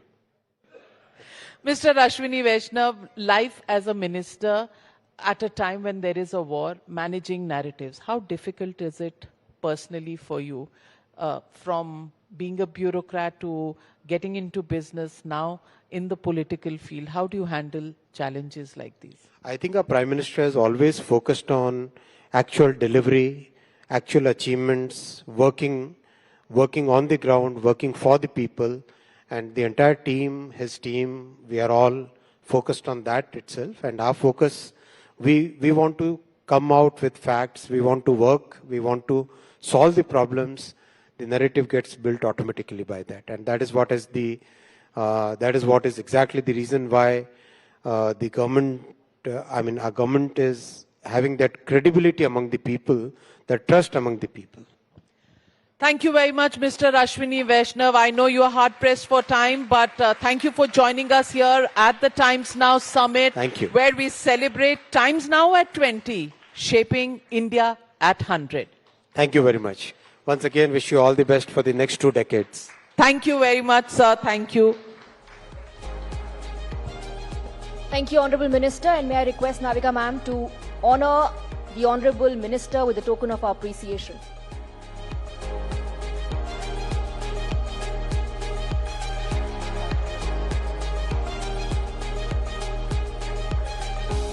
Thank you for joining us today. Well, ladies and gentlemen, what an absolutely thrilling and thought-provoking day one of the Times Now Summit this has been. But trust me, there is so much more to come tomorrow. Absolutely. Day 2 promises to be just as exciting. Please be sure to take your designated seats by 9:45 a.m. tomorrow, because we'll be hearing from some of the most influential leaders. Honorable Home Minister Shri Amit Shah, Shri Mansukh Mandaviya, Shri Manish Sisodia, Manish Tiwari, Srimati Smriti Irani, Shri Mohan Yadav and Kriti Sanon, just to name a few. Well, like we promised, it's going to be another very interesting day. So be sure to join us tomorrow morning for another power-packed day at the Times Now Summit. Before we wrap up for tonight, we would like to take a moment to thank our incredible partners, state partners, Government of Madhya Pradesh, Government of Uttarakhand, Government of Uttar Pradesh, Government of Haryana, Government of Andhra Pradesh. Tourism partner, Delhi Tourism and International Film Festival, Delhi. Associate partner, CNES. Growth partner, Zing HR. Co-powered by Accord Group. Knowledge partner, Amrita Vishwa Vidyapeetham. Defense partner, Samtel Avionics. And outdoor partners, Timda and Times OOH. Thank you all for being here with us today. We look forward to seeing you tomorrow for another exciting day. And now, please do join us for dinner at Sharjah, and don't forget to hold on to your lanyards, as we'll be using them for day 2 as well. Thank you. Thank you. Good night.